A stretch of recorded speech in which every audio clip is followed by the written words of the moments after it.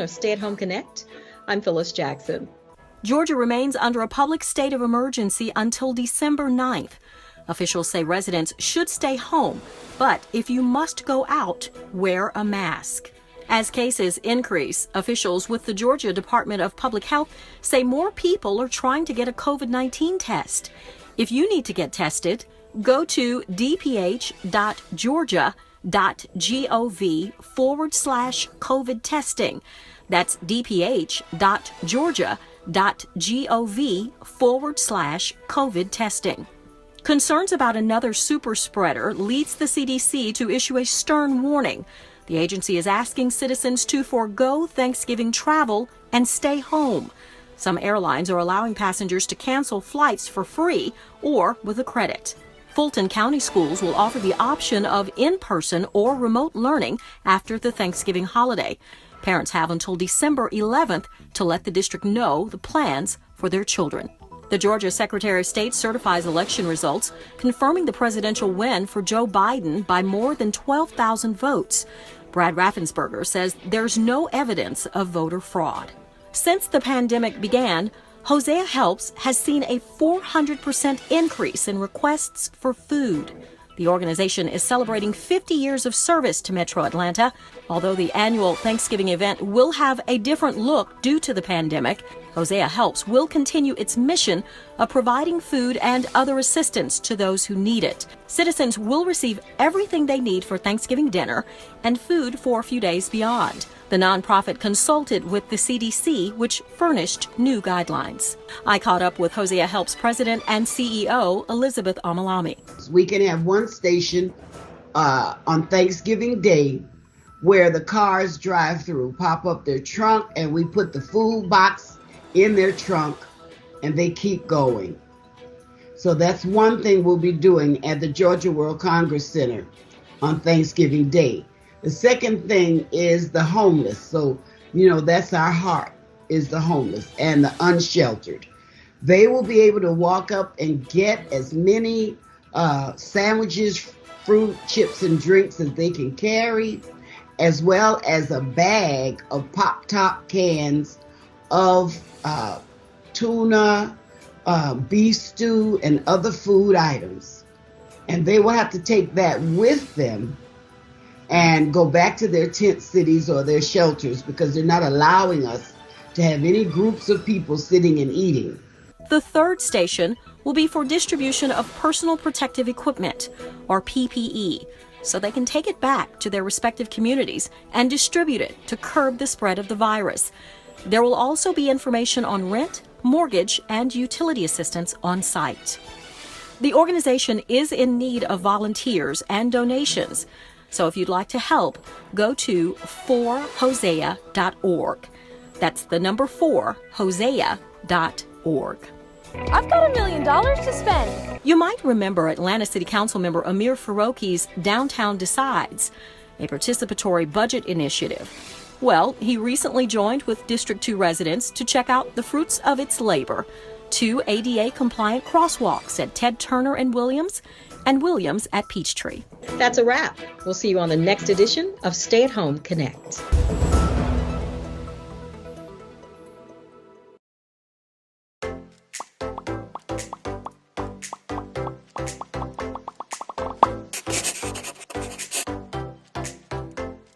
Okay.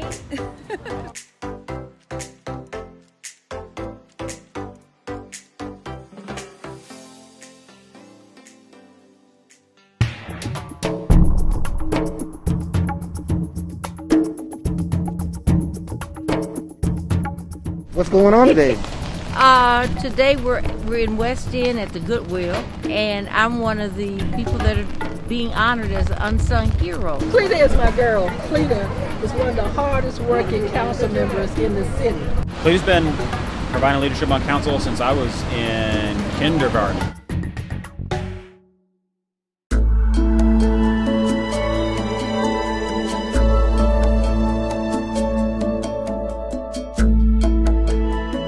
Talk to that girl right now. What would you say? What would you say to her? You mean from back then? Just talk to her. Just talk to her.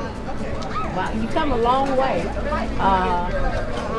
and you're not done yet. got many miles to go.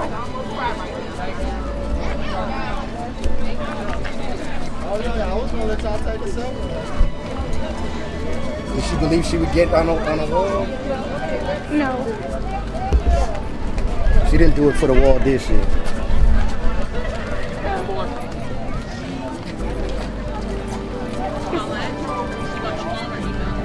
It's very special to be honored.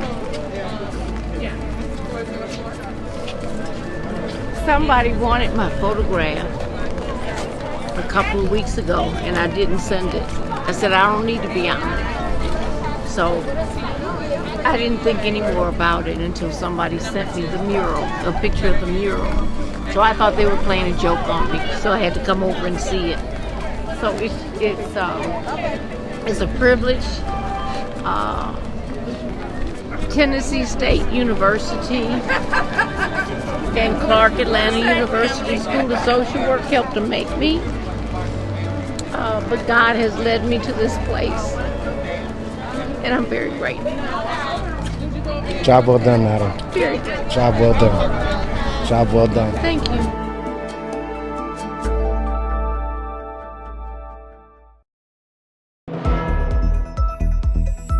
Welcome to Stay at Home Connect.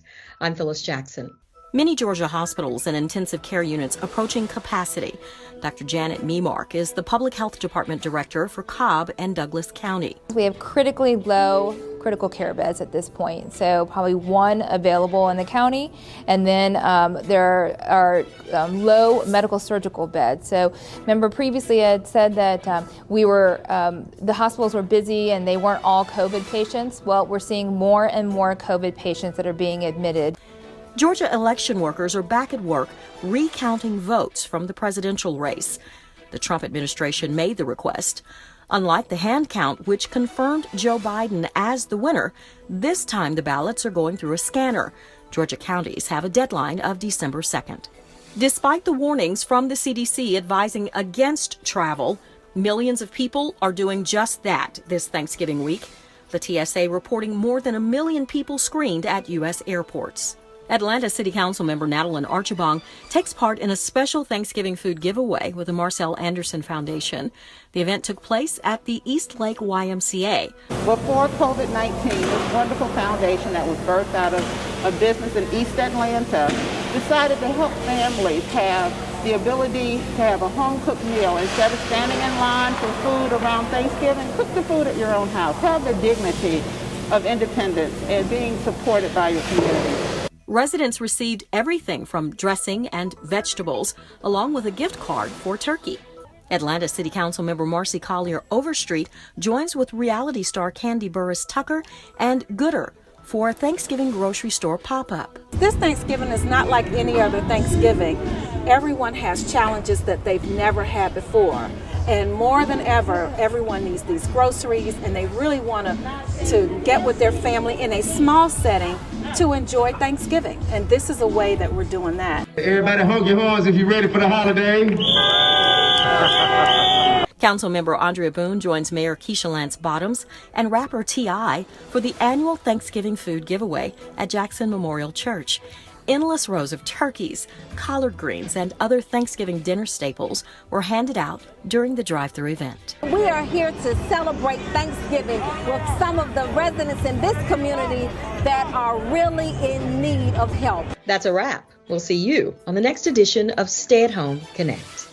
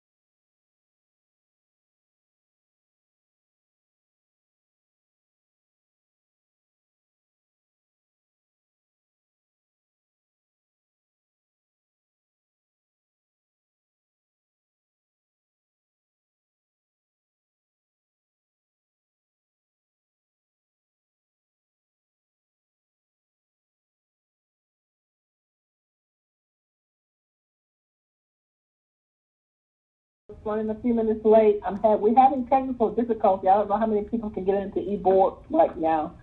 I'm still working with mine, but hopefully we'll get in. So, Corin, do you know how many people are actually on the call at this point? We have Councilmember Smith, Hiroki, Bond, Boone, Winslow. All right, so why don't we just go ahead? We're going to go ahead and get started. We may have to do a lot of remote because the system is down. We also need to make an announcement that Comcast is in the City Hall and they're working on the system also, as well as Damon is working on some issues we're having getting in. So, but we will officially go ahead and get started. This is Councilmember Joy Shepherd.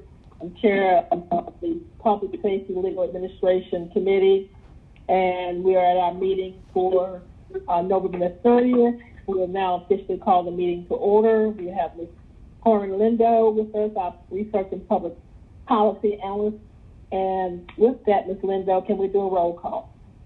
Yes, Madam Chair. We have, of course, Councilmember Joy Shepherd. Present. Councilmember Dustin Hiller. Present. Councilmember Michael Julian Bond. Here. Councilmember Carla Smith. Here. Councilmember Rhea Farelki. Here. Councilmember Cleta Winslow. Present. Councilmember Andrea Boone. Present. Madam Chair, you have a quorum. All 7 members are present. All right, thank you. We will now ask you to go ahead and read our remote meeting statement, Ms. Lindo. And I'm here as well, Madam Chair. Council President Moore. Hello, Ms. Moore. How are you? Thank you for coming. Thanks. Good afternoon. Today's Public Safety and Legal Administration Committee meeting will be conducted remotely as advertised and in accordance with the Georgia Code Section 50-14-1. The meeting will be conducted in conformance with Robert Rules of Order and the Rules of Council as authorized by the City Code. The public may access the meeting conference bridge toll-free by dialing 877-579-6743 and entering conference ID number 831-599-1256. This information was also provided on the Friday, November 20th, 2020 public meeting notice. The public may also view the meeting.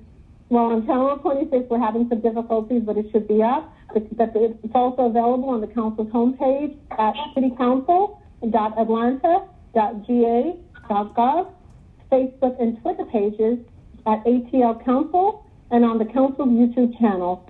All presentations are available on the Atlanta City Council website on the Public Safety and Legal Administration Committee presentations page. Today's meeting agenda was published and made available on Monday, November 23rd via the city's website at atlantacitygA.iqm2.com. In addition, the public was able to submit comments via voicemail at 404-330-6022 yesterday between the hours of 4 p.m. and 7 p.m. These comments will be played during the public comment portion of this meeting. All persons present on the remote council meeting conference bridge are requested to mute your phones and speakers.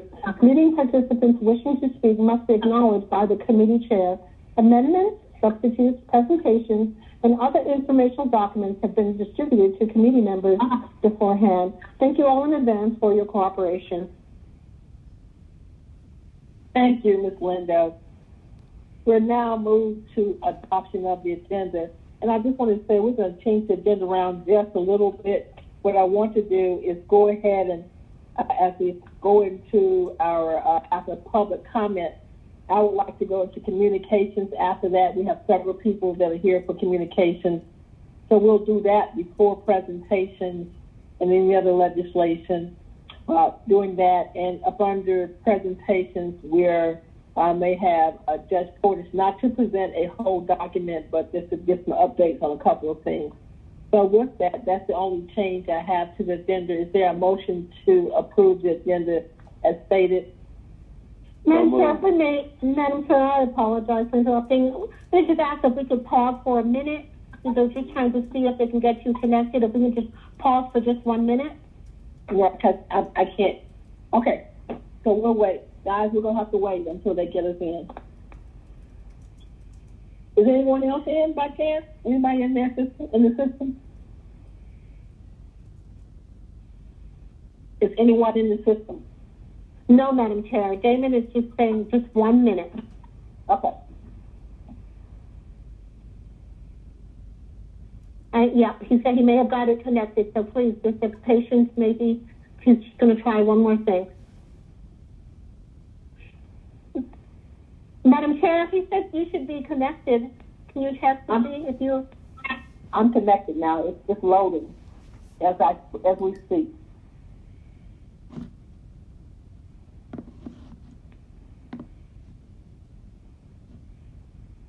So everyone else, Madam Chair, should be able to connect. All right. Okay, he said we should proceed. Sorry about that, Madam Chair. He said you should be able to vote while it's loading. So if anyone else is loading, we can go ahead and try to take the vote. Well, hopefully everybody's logged in, but we'll move forward as best we can. So there was a motion with some changes to approve the agenda, and did I get a confirmation, anyone? Second. Okay. Thank you, Mr. Bond. So we're ready for the vote, Ms. Lindo. 1 moment, Madam Chair. And Madam President, this is Councilmember Winslow. I'll be voice voting. Thank you, Ms. Winslow. So that's a yay for you on this particular motion? It is. Okay. And Madam Chair, that vote is open. Okay, the vote is open.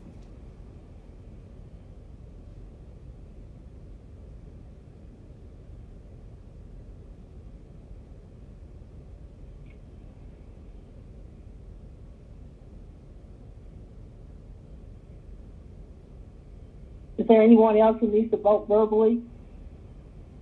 Councilmember Boone, yes. Thank you, Ms. Boone. Councilmember Kuroki, yes. Thank you, Mr. Kuroki. Yes. Hillis, yes. Thank you, Mr. Hillis.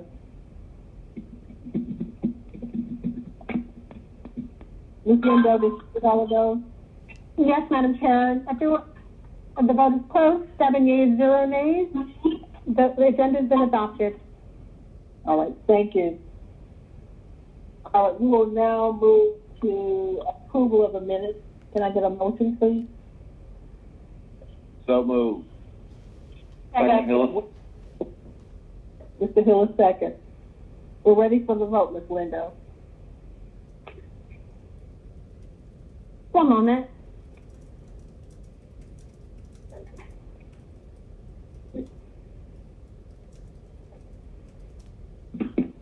The vote is open.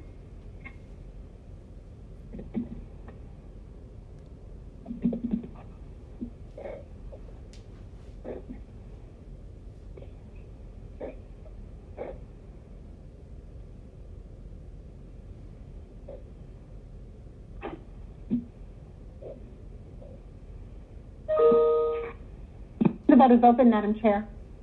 Okay, we're ready. I'm hoping please, guys, please vote. I'm sorry, Ms. Winslow. I'm sorry.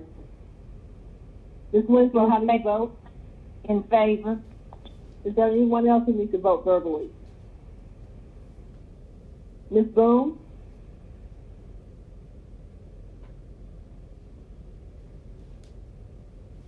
Has everyone voted? 1 moment, it's populating.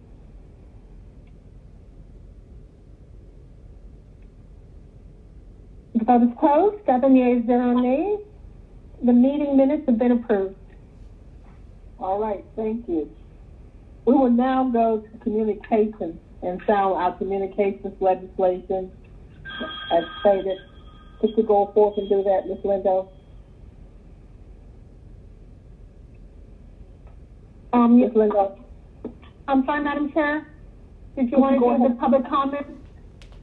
Oh, I'm sorry. You're right. I jumped ahead. I'm sorry. Public comment. I'm sorry, the public comment. I've jumped too far ahead. Go ahead with the public comment. Yes, one moment. I am Brother Anthony Muhammad. I want to speak into this committee this afternoon, the Trust Safety Committee. Let my words be known. I sympathize with righteous police officers, righteous works for the police service. I don't have no illusion. Police got started by running after slaves from plantation owners in the 1700s. But here in the 21st century, we have people that have lost the knowledge of self, that lost the knowledge how to love and be about the community, be about representing goodness.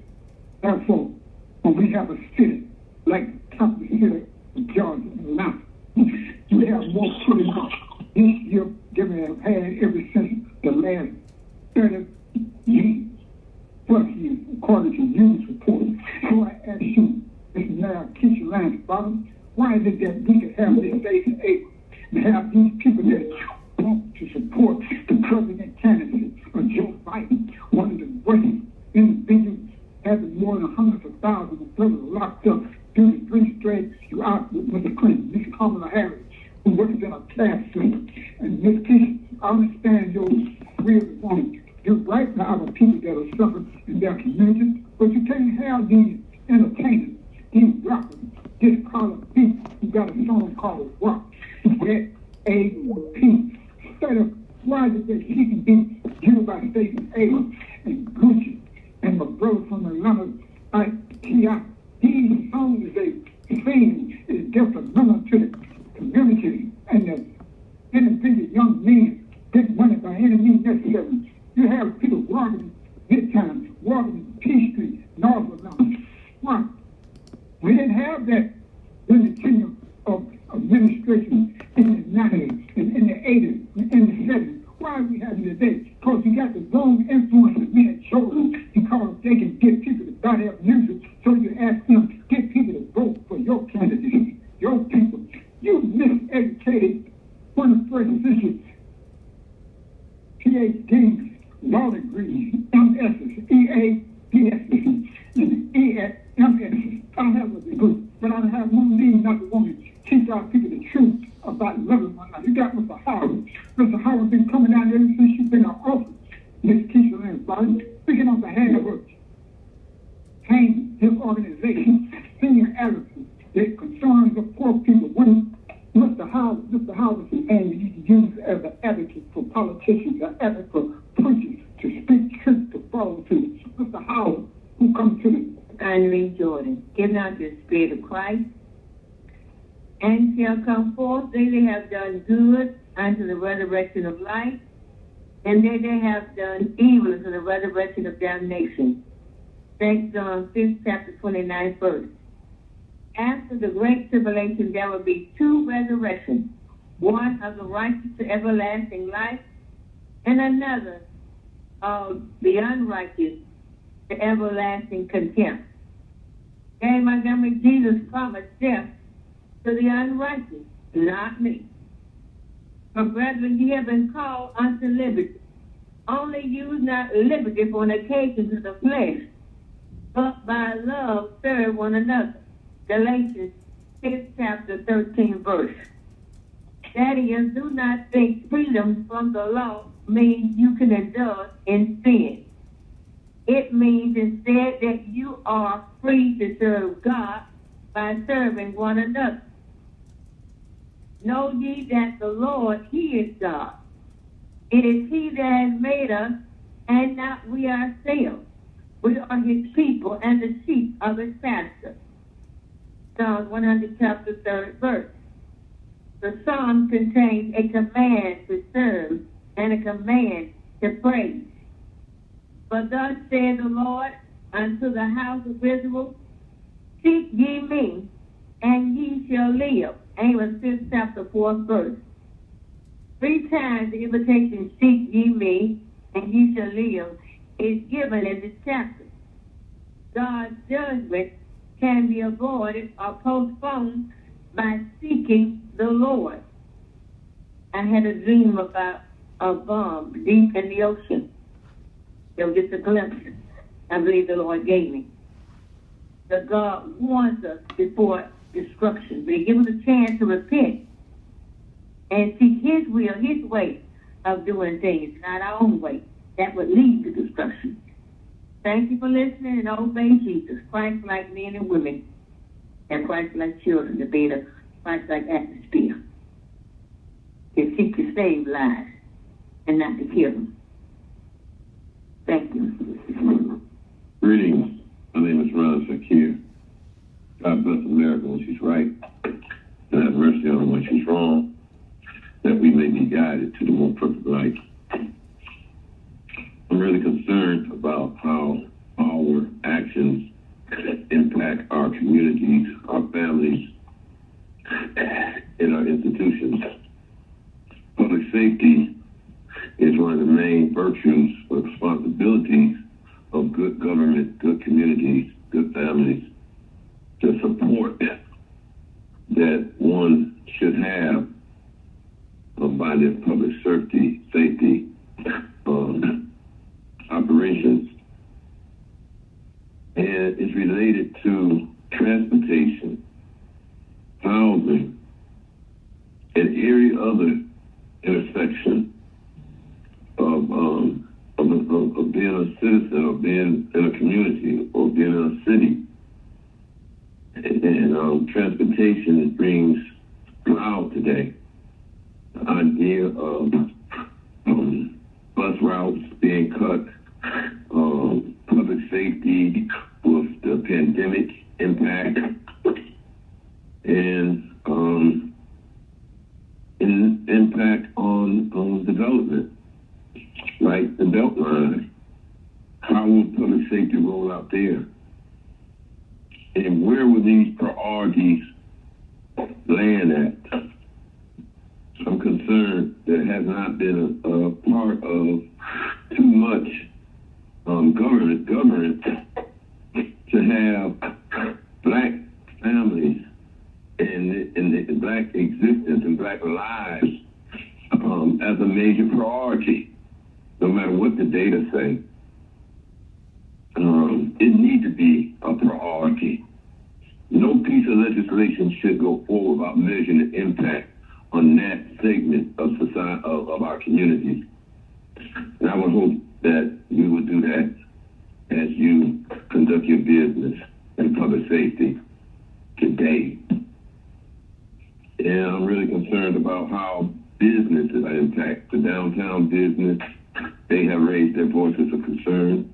The transportation industry have raised their voices of concerns after seeing people being injured by scooters that the public safety did not fit, about the designs of streets as our streets were not properly vetted or concerned to protect the safety of its citizens.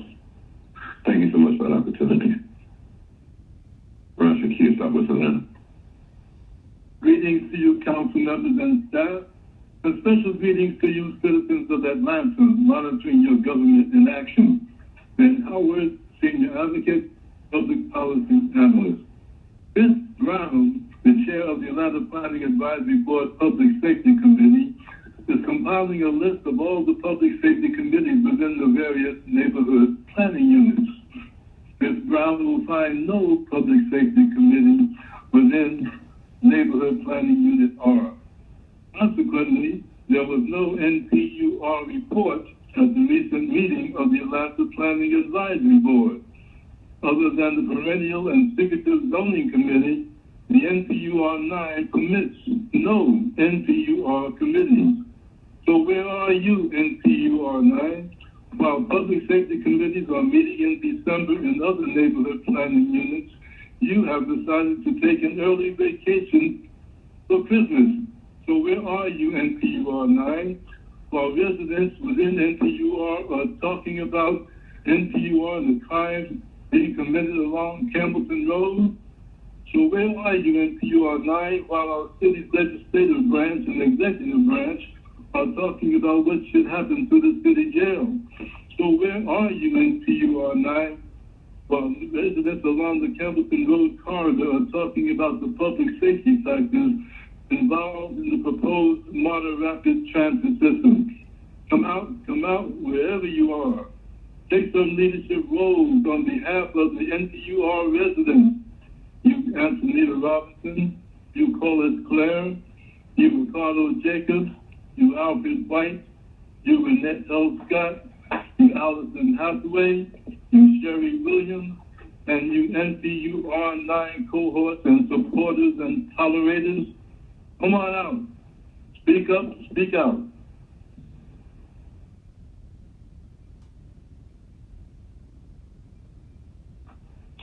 Is that it, Ms. Lindo? Yes, Madam Chair. All right, thank you. We will now move to communications, as I stated earlier, items J, and that's up on our regular agenda. Could you sound the first piece of legislation, please, Ms. Lindo, up under communications? Yes, Madam Chair. That's Communication 20C 0125. A communication from Mayor Keisha Lance Bottoms appointing Mr. Antonio Thomas to serve as a member of the License Review Board. This appointment is for a term of 2 years. I believe we have Thomas. Is Mr. Thomas before us today? I'm checking with staff who should be on the line. Mr. Thomas, if you're there, please come and introduce yourself.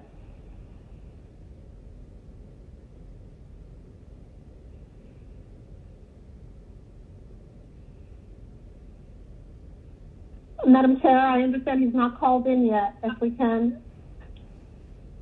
Okay, we'll just hold that and come back.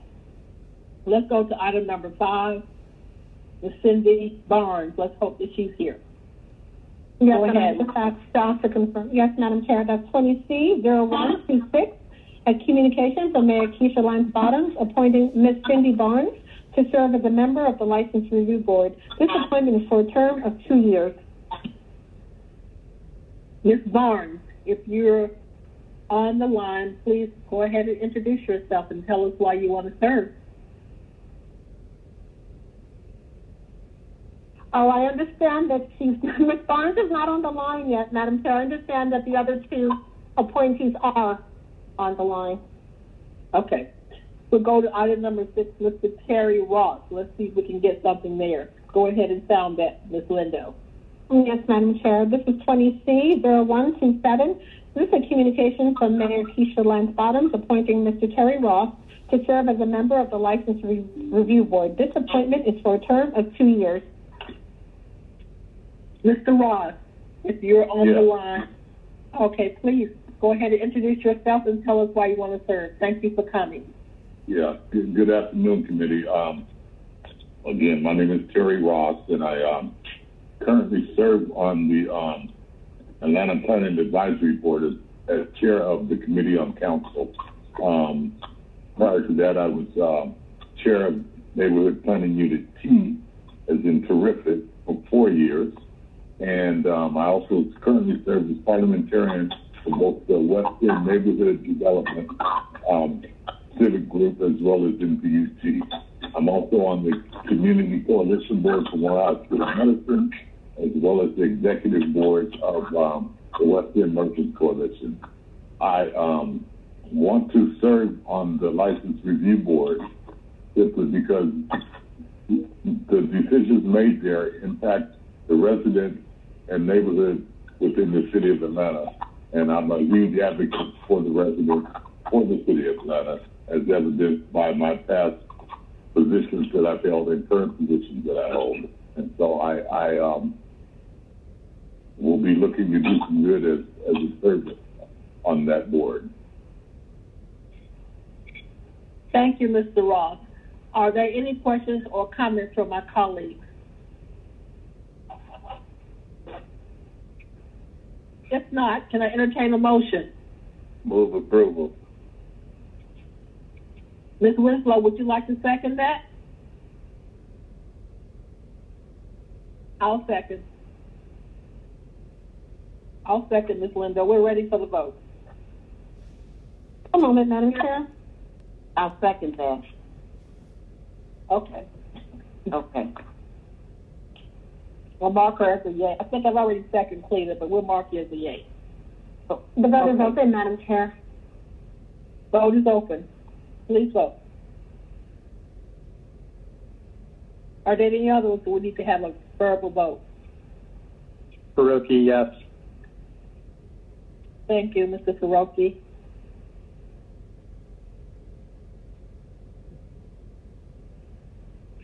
Councilmember Boone, Madam Chair. Okay, Ms. Boone. Ms. Boone. Yes. I'm sorry, Ms. Boone. Was that Ms. Boone? Here. Yes. Okay. Yes. Okay, thank you. I believe All right. that was Mr. Councilmember Hillis. Yes. Was that Mr. Hillis who said yes?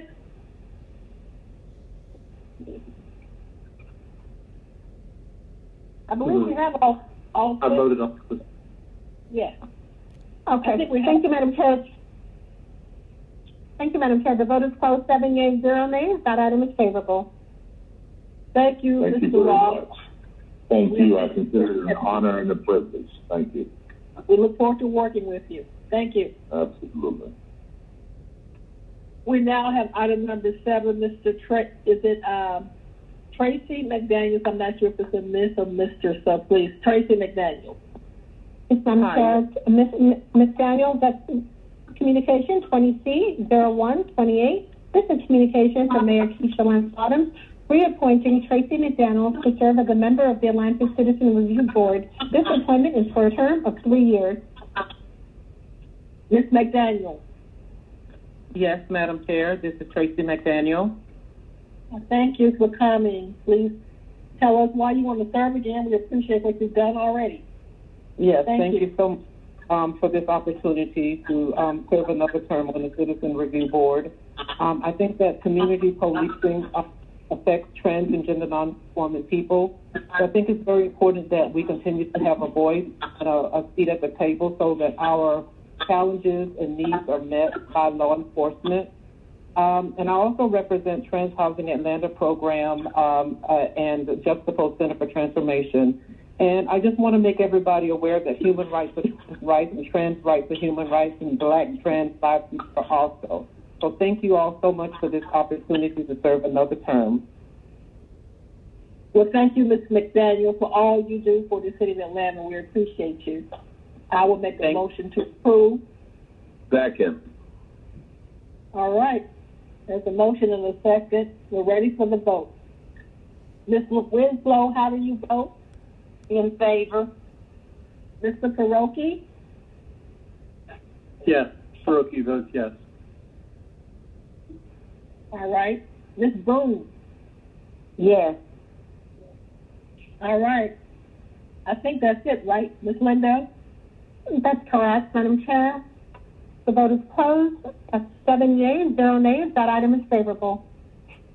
Thank you, Ms. McDaniel. Thank you so much for this opportunity. Stay safe and be well.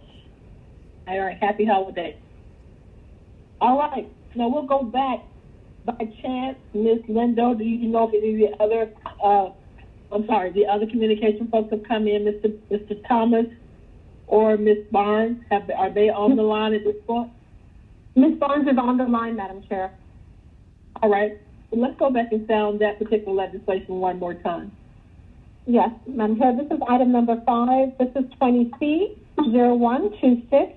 This is a communication from Mayor Keisha Lance Bottoms appointing Ms. Cindy Barnes to serve as a member of the License Review Board. This appointment is for a term of 2 years.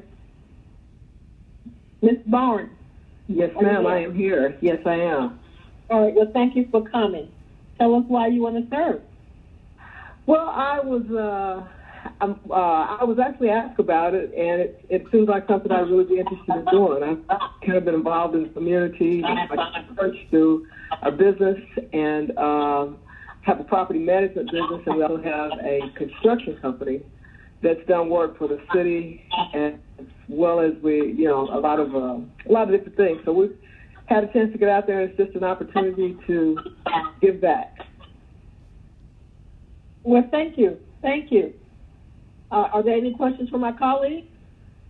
No, I'm just anxious to find out what it is that you need from and willing to give. All right, well, thank you. Motion to approve. Second. All right, there's a motion and a second. We're ready for the vote, Ms. Lindo. One moment, Madam Chair. The vote is open. Ms. Winslow, how do you vote? In favor.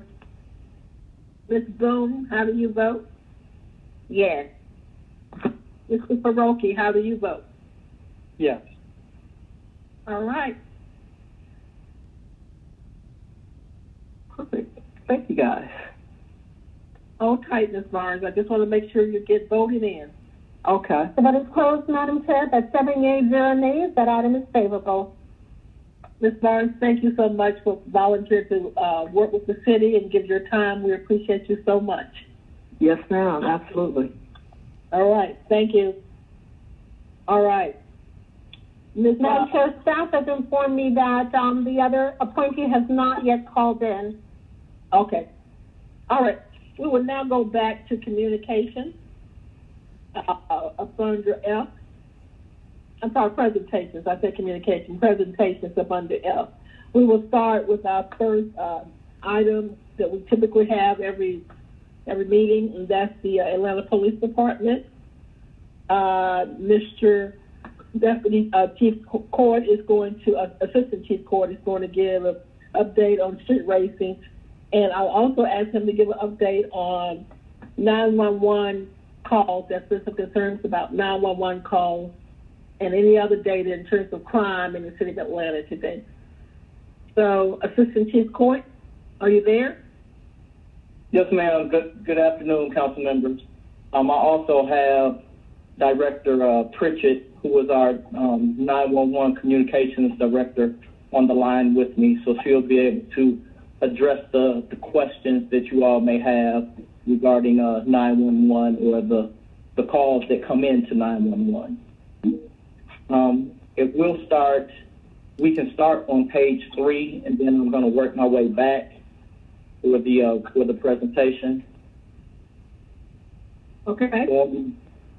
On page 3 of the PowerPoint, it shows that for November, we are down as far as calls coming in for street racing. Although the calls are down, we realize that it is still a problem, so we are still addressing that problem. Our predominant places that are causing big issues are the Zone 2 space, the Buckhead area, and also the Zone 5 space. Predictably, people go up and down Peachtree Street, typically late in the night. And we realize that we are getting a lot of calls to come in from residents that stay in the area. So we have been focusing on those areas. In the last couple of weeks, we have made what we feel like are some significant arrests. But as I stated, we realize it is still a problem. This past weekend, there were 3 individuals that we physically arrested. The past weekend, we gave out 84 citations, and we impounded 4 cars. I'm sorry, you can go to slide number 4. Slide number 4 will show where we made those 84 citations, and we impounded 4 vehicles, and 3 individuals were arrested. Okay, thank you. As you see, there was 1 individual that was arrested that was not from the city of Atlanta. 2 of them were. We have been continuing to find out that most of the individuals that come into the city to do the street racing events are from outside of the city of Atlanta. They are also outside the state of Georgia. This past weekend, there was a big event that was planned where a lot of individuals were going to come from Memphis, Tennessee. But our units were able to work with Memphis Police Department, Decatur Police Department, and DeKalb PD, and we went out, or they went out, Memphis PD went out and spoke with the organizers in Memphis to try and get them to stop coming down here or to not come down this past weekend. A good number of them did not come down, but some of them did. What we found was the individuals that did come down, they stayed in the Zone 3 space, which basically bordered the city of Atlanta and DeKalb County. We gave out a few tickets, impounded a few of those cars, but we still had an issue with those people coming down. A couple of weeks ago, there was an individual that was arrested in a car club that frequents Atlanta. This was when the individuals were throwing fireworks at the officers and basically creating havoc in the city. We were not able to arrest that individual that night, but because of the work of our investigators and using the LPRs, we were able to find out who he was, and we went and arrested him. Although it was several weeks later, we were able to take out warrants and go arrest him. So I'm bringing that up to say that, yes, it takes some time, but we are getting our message out that if individuals come into the city, we will arrest them and we will impound their cars. That's it for the part on the street racing. I wanted to cut it short in case you all had some questions, because as Councilmember Shepherd stated, she had some questions as far as the calls coming into our E911 center. So that's it, unless you all have some questions for me related to street racing. Any questions for my colleagues? Yes. Mr. Bond. Thank you, Madam Chair, and thank you, Deputy Chief, for your presentation. I got several emails over the weekend for some of the activity in the Buckhead area. I guess my question is, what makes an arrest as opposed to someone being cited with a ticket? And if you, I think you said you arrested 3 and impounded 4 cars. What makes the difference between someone getting a ticket and not getting their car impounded, or being ticketed and having their car impounded? Can you respond to that? Yes, it depends on the violation. One of those individuals that was arrested had an outstanding warrant, so that individual was physically arrested. Another individual had a DUI, or driving under the influence, so that person was also arrested. And there was another individual that had some narcotics on his or her person, so that person was physically arrested also. So basically, it depends on what kind of violation, a state violation that person has, which dictates if they would go to jail physically or if they would just receive a citation. So is it the inclusion of the extra violations on top of the street racing that causes folks to be arrested, or are some individuals just being arrested for street racing? Typically, nobody will physically be arrested for street racing. There will be some other factors or additional charges that will have them take a trip to Fulton County Jail or the city jail. So, I mean, you all aren't making arrests just on people that you catch that are deemed with street racing? Because I'm trying to get clarity, because I understand if someone's got a warrant, of course, if they've got something else illegal. But if it's just, I guess, the street racing violations, they're not being arrested? Well, there are a lot of, to give the report, there are several different charges that we combine to give the street racing report. If someone is out on the street racing, we would consider that reckless driving. So yes, that person would go to jail, or typically they will go to jail because it's reckless driving.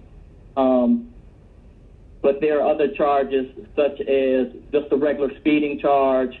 Depending on how fast they were speeding, they may not go to jail, or they may not have insurance. They may be out in the area with other individuals that are doing these acts, but these individuals may get stopped because they were speeding, or because they had an expired tag, or once we stopped them, they found they had no insurance. Those individuals typically will not go to jail. They will not be physically arrested, but they were in the area or with other individuals that were doing these street racing acts. Okay, so your report is reflective of the effort to cull street racing. And so in that effort, there are also additional traffic-related arrests. Correct.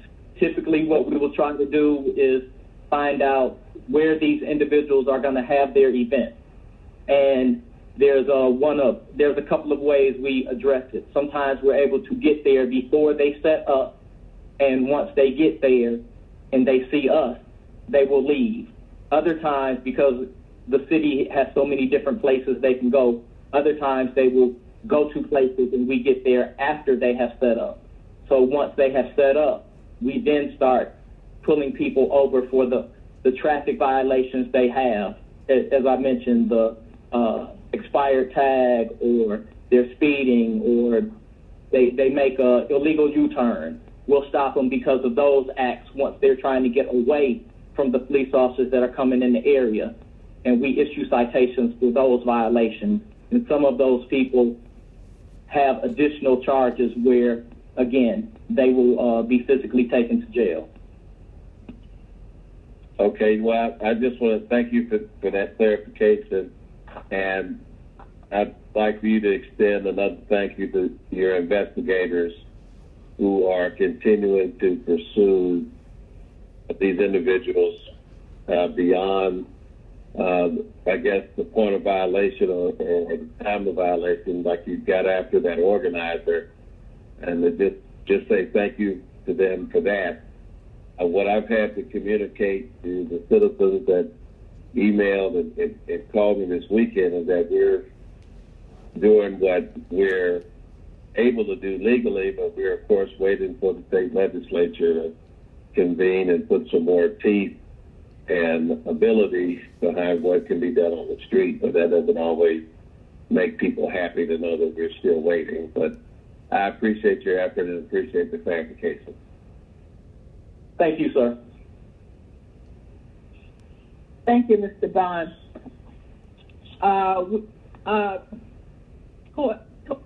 Can you go ahead now with the 911? There were some calls I got this weekend in reference to a long response time in terms of 911 calls, and they want to have some data. I'm not sure if Councilmember Mazzacott is on the line, but he was very concerned about it. There was a couple other things that happened also over the weekend, but can you have our 911 director to come on and address any data in terms of one of the questions that were asked specifically by Mr. Mazzacott to me was, are we short? What is happening in terms of 911, or is there any concerns around that? So if we can have our director to come on, I would appreciate that. I believe Director Pritchett should on the line. Hello, Mr. Pritchett. Hello. Oh, Ms. Pritchett. Hi, Madam. Hey, good afternoon. Thank you, Madam Chair and Assistant Chief Court. I appreciate you guys inviting me on. To answer your question, yes, there's some complex issues at 911 that directly impact how quickly someone is able to get through to the 911 call taker. So, in short, we are definitely short-staffed. We are not like any other public service agency that we are seeing across the country and in the state of Georgia that has been impacted with staffing shortages.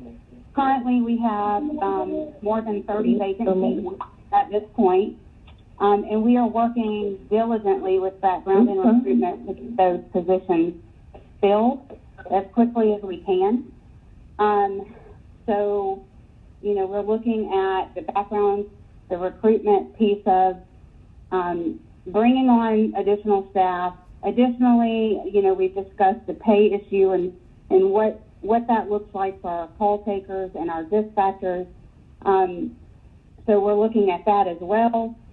But simply put, yes, we are short-staffed. There are some technological and operational pieces that we are exploring to help mitigate some of the call response times. What you've seen over the last couple of months is an uptick in the call volume over the beginning of the year. At the beginning of the year, it was pretty stable until we hit the pandemic. In March, April, and May, you actually saw a significant decrease in call volume, which assisted us with the staffing. But since June, we've steadily increased in our volume of calls. In fact, on average, we are taking more than 74,000 calls per month. So that's a pretty significant amount of calls per month. And in October, we saw the highest calls at 82,000 calls for the month of October. So with the staffing shortages and some technology challenges, we are working through those. That is what is leading to the response times in answering the phone. It is not unusual for a large city to have a recording that is answered if the line is busy. And that is typically what you see when the lines are busy.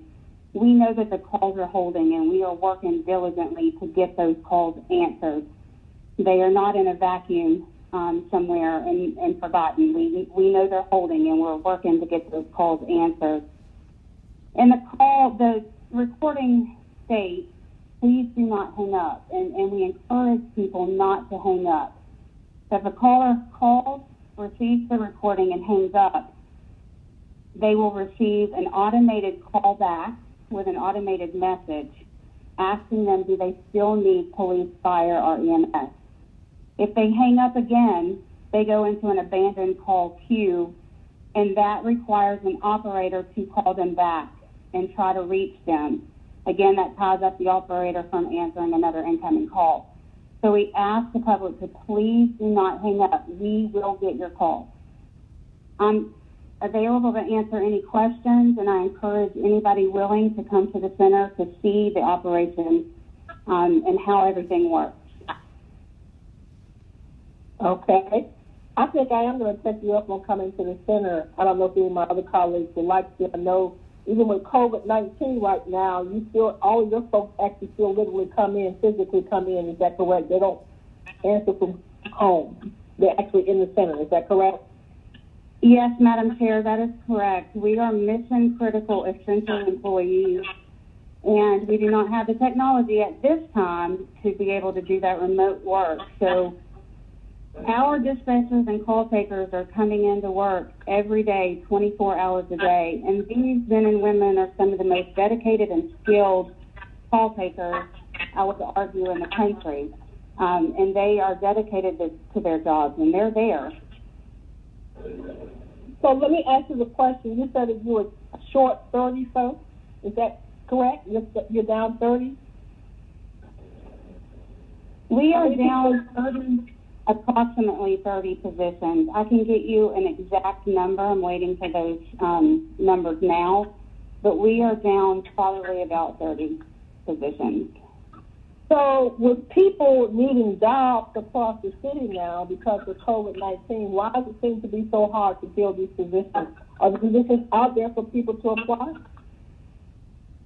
So, Madam Chair, there's a couple of factors that play into that. One is that it is a 24-hour operation, so oftentimes the work schedule is difficult for some people, especially with students being home and working and doing schoolwork at home. And then you have the pay issue. So our call takers typically start just above $35,000 a year. So we are looking at those different nuances that are preventing people from choosing the career path.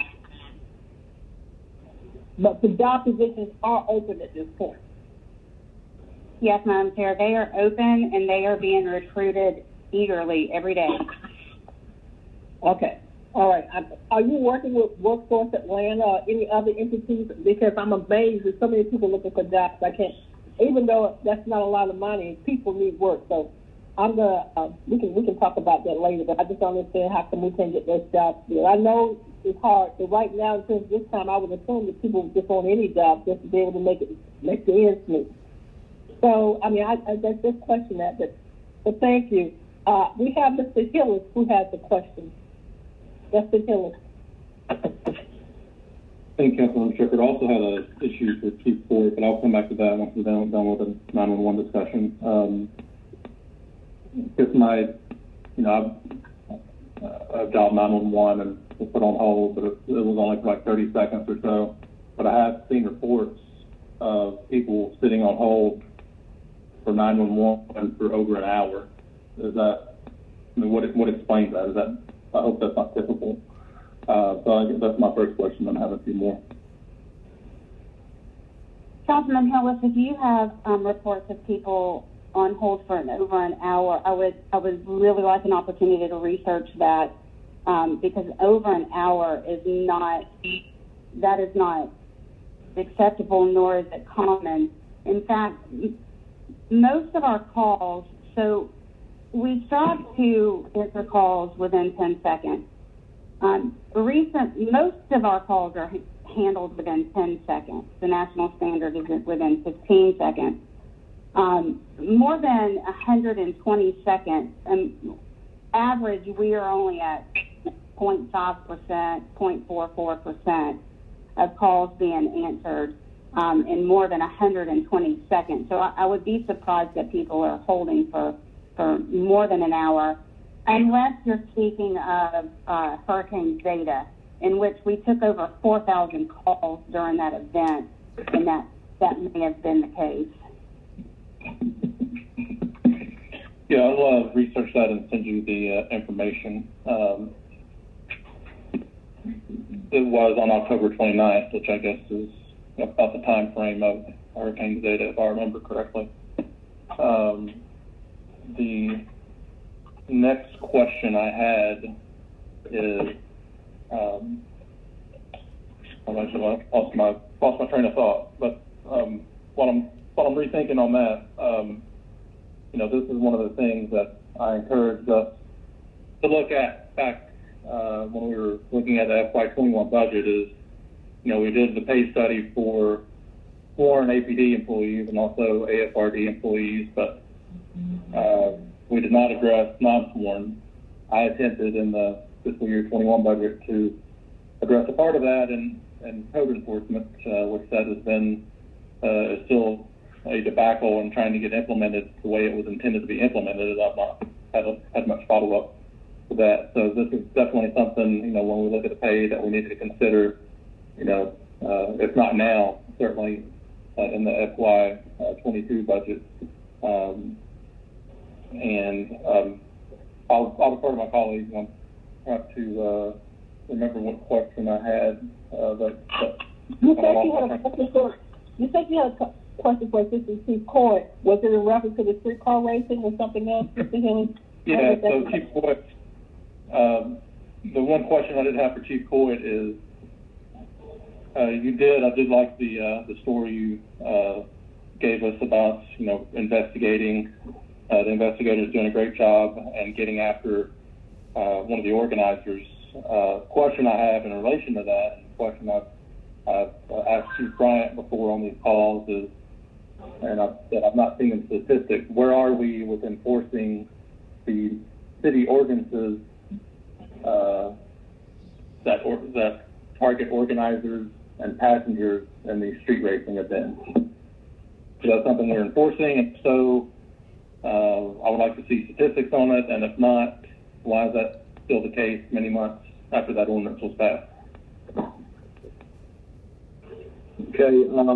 Right now, I know of 2 organizers that we have arrested. I am trying my best not to say the names of those organizers or their car clubs, because things like that typically give them added publicity, and that's what they want. But right now, I don't have the exact numbers in front of me, but I do have 2 names of 2 specific people with 2 specific car clubs that we have targeted and we have arrested. We have tried to do other things, as I mentioned, with Memphis PD. We tried to speak with these organizers before they come in, so we won't waste our man hours in dealing with it. But we will. I'll see what we need to do in order to get those statistics for you. Right now, it's hard to, I guess, give you a number because, as I stated, we try to stop the event before it starts. And there are other events where we may give someone a ticket for speeding or because they don't have insurance, but it's hard to get enough information together to actually charge them with organizing. That takes a little bit more time. Our investigators are still working on that, but it's not a quick answer for you right now. But they are still trying to gather information so we can put those additional charges on individuals. All right, thank you for that, Chief. And I did remember my other question for Director Pritchett or Chief Court, whoever needs to address this. One thing that I'm continually asked, and people find it surprising, is the fact that Atlanta does not have a non-emergency number, non-emergency line that people can call. That way, calls to be better prioritized. If I need a report for a crime that occurred 2 to 3 days ago, I have to call 911 to get an officer dispatch. Well, that's not an emergency when someone may be trying to get in touch with 911 because they've had a stroke or a heart attack.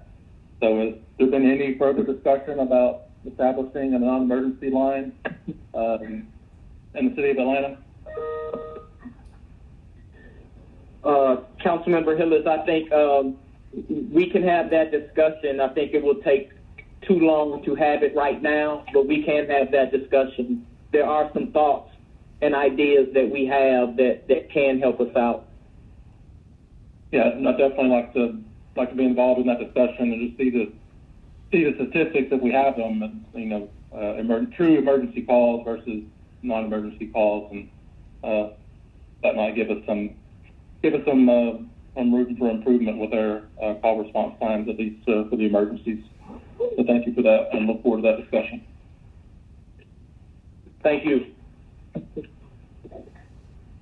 Thank you. That's all I have. Thank you. Also, Mr. Hillis, I want to say that I'm glad to see what really works for you over your incident that happened in terms of your theft with your car. It's unfortunate. I saw it on the news, and I didn't get a chance to talk to you, but I just wanted to say publicly that my heart was with you and your family, and I'm glad that you and your family and everything all right. You can always get another car, but you can't get nobody else's. So I'm just thinking, and were you all right with the police department in terms of how they handled that? Was everything good? Oh, yes. I did want to thank you for that, Chairwoman Shepherd, and also just want to thank the Atlanta Police Department for their efforts in the Georgia State Patrol. Was not a favorable outcome, but very thankful for their efforts and following up with me, and it was they did a great job. So thank you. Thank you. All right. Are there any other questions for Ms. Pritchett from 911 or? Yes, ma'am. Council President Moore, I've been texting you. Okay, I'm sorry. I did. Let Ms. Moore go first, Mr. Bond, And Yes, then ma'am. all right. If he's okay, Mr. Bond's on the committee, so I can wait or I can go, whichever he would like. I'm not going to make my mother angry. Ladies first. Thank you very much.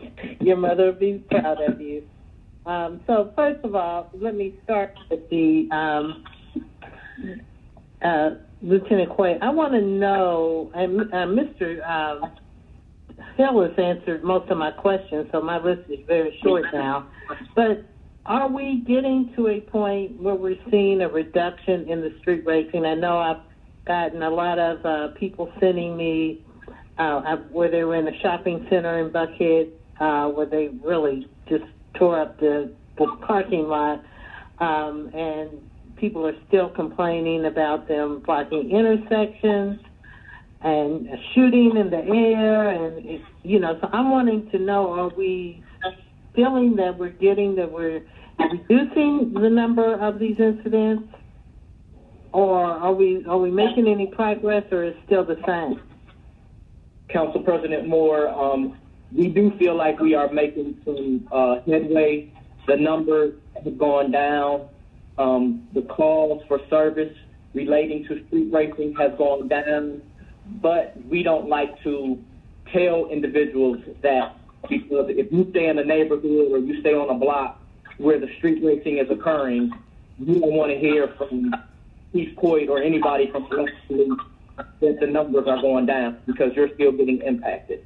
But yes, the numbers are going down, and we see that with some of the arrests we've made, and because of the partnerships we have with the surrounding jurisdictions and Georgia State Patrol, a focus has been put on Atlanta to ticket or give citations to the individuals that come into the city. So yes, is your and I understand what you're saying about the citizens, because if they hear it, it's not going down because they're hearing it. They want it to cease, period, and that's going to take a little bit more of a concerted effort. But I was interested in knowing if we are doing that, and thank you all for what you're doing. And I guess we need to continue to do it and do it a little bit more aggressively if possible, to make sure that we at least make it not an incentive for them to come into the city. And I'm sure the other jurisdictions you're working with are trying to make sure they don't come there, because they do go from one location to the other. And I think that's something the citizens miss, is when you come and they disperse or you arrest people, they just go somewhere else and then they come back maybe. And so it's very difficult. Yes, ma'am. One of our biggest complaints now are the vehicles with the loud exhaust. The last couple of weeks, we've given out 36 citations because of the loud exhaust. And that shows that we're trying to use any and every state law and city ordinance that we can. But again, there are a lot of citizens in the city that feel like we can be doing more, and we understand that. But we're trying to make this a priority where we stop this behavior. And then on the 911, I wanted to ask, because of the large volume of calls, would you attribute some of that increase in volume to the street racing situation? Yes, ma'am. A lot of that comes in. We have to remember that if we have one street racing event, we can have hundreds or thousands of calls coming in for that one event. So that's part of the increase that 911 is experiencing, is the number of street racing events that are occurring in the city has quadrupled the number of calls that have come in to E911. Yeah, and that's why I made the point, the street racing situation has other implications besides the ones that we know about, the noise, the blocking intersections, fireworks, shooting guns, all of that, but it also backs up the 911, which, if someone is put on hold and they have a severe emergency because you're getting inundated with 911 calls for street racers, then that puts other people's safety in danger. So I mean, the root cause is the street racing, and it's something we have to definitely stay on top of. And I think Mr. Hillis is on to something when he talks about, you know, maybe an alternate number, particularly for a situation like the street racing where we know, you know, that it can clog up the system. And then finally, I just want to say that, you know, the council, along with the mayor, did something unprecedented with the 30% increase over time for the police officers, which I'm sure they appreciate and was much needed. But we also need to remember that there are also other support staff and people in the police department that get overlooked because they're not sworn officers.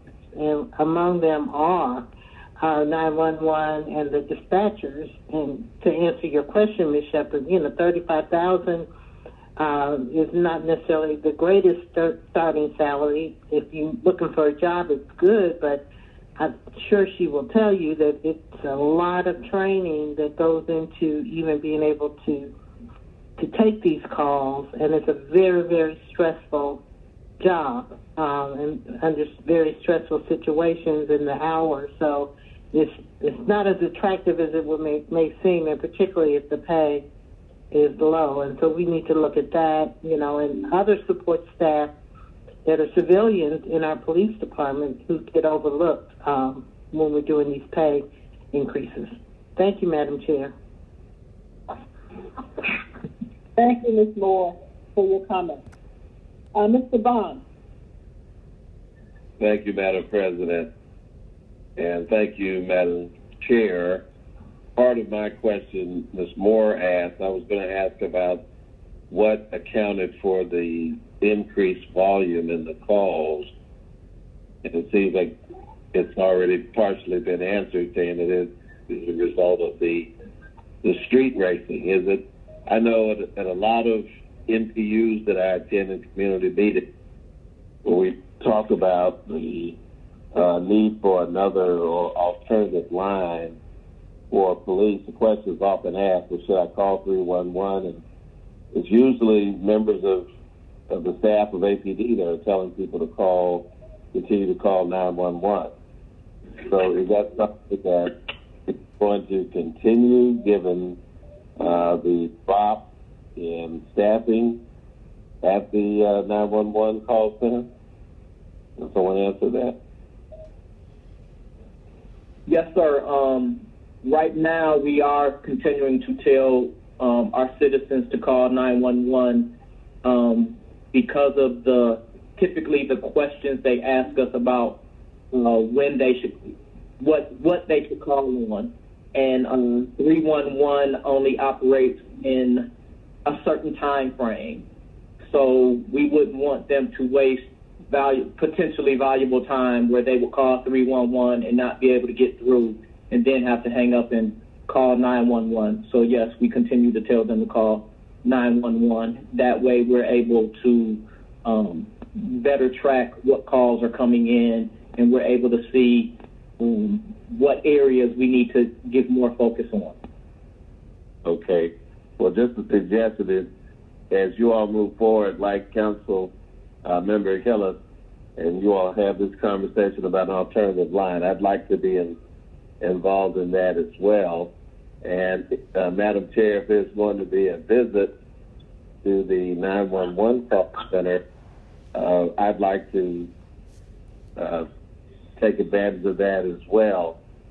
And I guess in the conversation of whether we're going to have an alternative line, if we already have 311 operating, you know, we probably need to look at their operation to see if perhaps, I know they stop at around 7 or 8 o'clock. Maybe they should go to midnight, or you know, or some other combination of coverage, so that we can pull some of this weight off of 911. But I guess, Assistant Chief, I've got one more question. It's really not about the street racing, but about the incident down at Atlantic Station. Are you informed enough to be able to speak about that, about what happened, and was that an organized event, or how did those young people get attracted down there, and how did it turn into a melee? And I understand that officer hurt. I'm sorry, I missed the last part, sir. That is my understanding that an officer, APD officer, got injured. No, there was a juvenile that was injured and had to be taken to the hospital. And no officers were injured in that incident. Okay, well, do you know what happened? Can you speak about it? Yes, sir. I got to talk about that as well. There was a loosely organized event where there was a dispute on social media, and being the dispute, it ended up morphing into several different schools, several different cities, where we had approximately 300 juveniles or young adults come down to Atlantic Station. Some of the individuals that were jumped did not know that it was a dispute and that they were going to get jumped. But once they got down there, they were attacked by several other individuals. We were able to apprehend a couple of them, but that was after one of the juveniles was hurt and taken to the hospital. But we were able to get a couple of them, and we are still looking into it to see what other information or intelligence we can gather from the incident. Okay, so the young person that was injured, was it serious enough that they might still be in the hospital, or do you know if they're out? You don't know if they're out or not. I am not sure. I believe he was out, but I'm not sure. I know he was taken to the hospital, and I believe he was released, but I'm not sure on whether he's still in or if he was released. All right. Well, thank you very much for that update. I appreciate it. I'm glad that none of our officers were hurt, and hopeful about the young person who was, that they're recovering. Thank you. Is that it, Mr. Bond? Yes, ma'am. Okay. Thank you. Are there any other questions from any of my other colleagues? Yes, Madam Chair, this is Councilmember Faruqi. I have a couple questions, if that's okay. Yes, go ahead. Thank you. This is Deputy Chief Coit. You referenced the increase in citations given for violation of the state's load exhaust statute, which is the modified muffler and the noise, which I'm very happy to hear. I've been pushing y'all to issue those citations for months, because even if take aside the reckless driving and the speeding and laying drag, the noise is perhaps just as, if not more, disruptive for many residents. And so I guess my question to you is, have those citations been issued as the primary cause for pulling someone over, or are those citations being issued alongside reckless driving, speeding, in other words, a street racing violation that causes the officer to pull someone over, or again, are these cars being pulled over simply for the noise issue? It could be either or. We have had conversations with our officers to make it a priority. So if the officers hear a car with a loud exhaust, they will focus in on that car and not wait on one of the other violations. But that's not to say that that's the reason they, I guess, initially stopped them. But so yes and no for your question. Yes and no. Sometimes that is the initial reason. Sometimes it is not. No, that's very helpful. I'm glad to hear that there's some proactive policing just on the noise issue, and it's not only being bundled with other street racing violations. I mean, I probably hear and see more of the muffler exhaust violation than the actual street racing at this point, because I do think it has decreased over the last 6 weeks. So I'm glad to hear that, and just want to thank you all for pushing on that. And that's all I have, Madam Chair. Thank you, Mr. Faruqi. Are there any other questions? Any other questions? Well, thank you, Chief Court, Assistant Chief Court, and Ms. Pritchett, thank you also. I will be reaching back out to coordinate a visit, and I'll invite any of my colleagues who would like to come with me. I'm going to try, we're going on recess the middle of December, but I'm going to try right before that to see if we can just go on a tour. Sometimes, guys, it don't have to be in the daytime. It can maybe later in the evening that we can do this because, they're open 24/7. So we'll look at a date that we can possibly do it. So thank you so much, both of you all, for coming today. We appreciate you so much. Thank you. All right.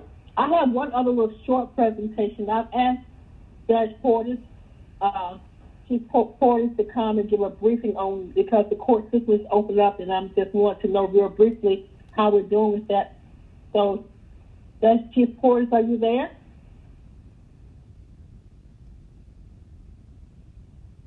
Judge Portis. Good afternoon, Madam Chair. I'm here. Okay, thank you. Madam Chair, members of the committee, as you know, we conducted a soft opening the week of October the 26th, and 2 weeks later began the process of hearing in-person scheduled cases the week of November the 16th. So far, with the electronic check-in and space management system that we're using for individuals who are visiting the court, we've had just over 4,000 visitors in that 3.5-week period, which is about, on average, 10% of where we normally are pre-COVID. Of those, about 2,300 of those folks were individuals who were reporting to courtrooms to have their cases heard or resolved in person. And over that 3.5-week period, we have resolved or otherwise closed just over 8,000 cases, which is on par with our pre-COVID average. At this point, based on our projections for traffic matters, we expect to cycle through the backlog of traffic cases that accumulated during COVID and the period before by the time we reach the beginning of February 2021. Also, the remaining code and criminal matters will be cycled through the backlog based on the pace that we're on now by the time we get to January 1 of 2021. Changes that we've made internally of particular note, we have a specialized division of the court that is handling the complex traffic and the hot button criminal cases such as street racing and those type of matters that arise of particular concern will be routed to a particular courtroom that will be headed up by the Deputy Chief Judge, Christopher Ward, so that we can streamline the process for those cases and make sure that they are routed to be heard for arraignment, especially after first appearance within a seasonable time, within 2 weeks. So far, with the measures that have been put in place, the operation has been smooth. However, it is something that we are keeping an eye on hour by hour, day by day, to continuously assess where we are with the realities presented by COVID, while at the same time making sure that we are in tune with the projections by the public health officials and making sure that we are up to date with the guidelines that are in place. We're still working very closely with Atlanta Information Management to continue to roll out our virtual court capabilities, and for the foreseeable future, we will continue with an enhanced list of payable offenses that will allow the public with different options and different avenues to resolve their case, short of having to appear in person for those who wish to do so. Madam Chair, if there are any questions that you have for me, I'll be happy to take them. Thank you. No, I just want to give a brief update. I want you to give us an update because I think that's important in reference to all the things that are happening in terms of crime right now that our court's back open. So I just want to let people know about that. Are there any questions for Judge Porter? Thank you so much, Judge. Absolutely, anytime. All right, thank you. We'll now move on to the next. I'm sorry, was there hello? Did someone say hello? Yes, Madam Chair. I wanted to let you know that Mr. Thomas was on the line and was waiting. I don't know if you want to dispose of his. Yes. Yes. Okay. Well, let's go back to communication. That's item number 4. So, Mr. Thomas, are you there? Mr. Thomas. Yes, Antonio Thomas here. I was on the line and had been on 10 minutes before when I was told that it was muted. I couldn't speak. Oh, wow. I'm so sorry. So you can hear us? Hello? I'm sorry. So you were hearing us call your name? Yeah, I heard you call me number 1. I mean, that was the first one that was called. Okay. We apologize. So we'll go ahead and sign your legislation. Thank you for your patience, Mr. Thomas. Okay. Thank you. Appreciate it. Ms. Woodbuck. Yes, Madam Chair. This is item 20C-0125. This is communication from Mayor Keisha Lance Bottoms appointing Mr. Antonio Thomas to serve as a member of the License Review Board. This appointment is for a term of 2 years. Mr. Thomas, thank you again for your patience. Please tell us why you want to serve. Yes, thank you, Madam Chair. I give thanks to Mayor Bottoms for asking that I serve. Since coming to this city back in 1962 as a student, I have been active in different kind of ways other than electoral. I mean, being elected to office, providing service to the city. I did that as a member of the student committee, AU student committee back in 1962, and had continued. I was offered and asked to serve in different capacities through the years that I've been here. The first was by former Councilman C.T. Martin, who asked that I accept the position of, believe it or not, night mayor after it was abandoned by the previous person. Well, rather than appoint a black person to that position, the mayor then decided to abolish it. Well, later on, I was asked to serve by Maynard Jackson as a member of the Community Relations Commission, which I served for a number of years. Then later on, served as a board member of Mayors Jackson Imperial Welcome House. Not only a board member, but organized and ran that for him for a period of about 10 years. My volunteer effort was somewhat curtailed because of family responsibilities. However, I have been doing a lot of work in and out of the city, and some of you on this committee know that I have worked with you in different capacities. I am prepared and I'm willing to serve. I think that I have the experience, and not only in a volunteer capacity, but also as an attorney. I became a member of the bar 50 years ago on the 18th of November, having been one of the first students to finish Emory, and have been involved in litigation, some for and against the city. But that will not in any way impair my ability and my desire to serve in the capacity which the mayor has appointed me.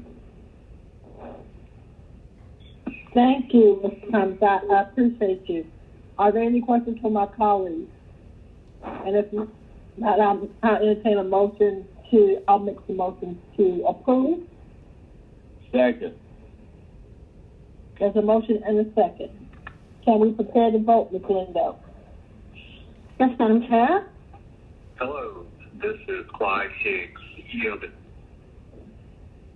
Ms. Councilmember Winslow, Madam Chair? I'm sorry. In favor. Thank you, Ms. Winslow. Ms. Boone? Ms. Boone? Mr. Faroki? Yes. All right. And Ms. Lindo, count me in as a yes. I kind of blanked out on my computer for a minute. Yes, Madam Chair, and I understand Ms. Boone has voted online. Okay. Thank you. One moment. The vote's closed. 7 yeas, 0 nays. That item is favorable. All right. Thank you, Mr. Thomas. We appreciate you so much. All right. We'll now move to presentations. The next part of our presentations, we have the Atlanta Fire Department, Chief Randall Slaughter, and Deputy Chief Byron Kennedy. All right. Good afternoon, Madam Chair, Council President Moore, and other distinguished members of the committee. I am on the ground floor of Public Safety Headquarters, which typically does not have the best reception. So let me just ask, can you hear me okay? Yes, we can. I can. Yes.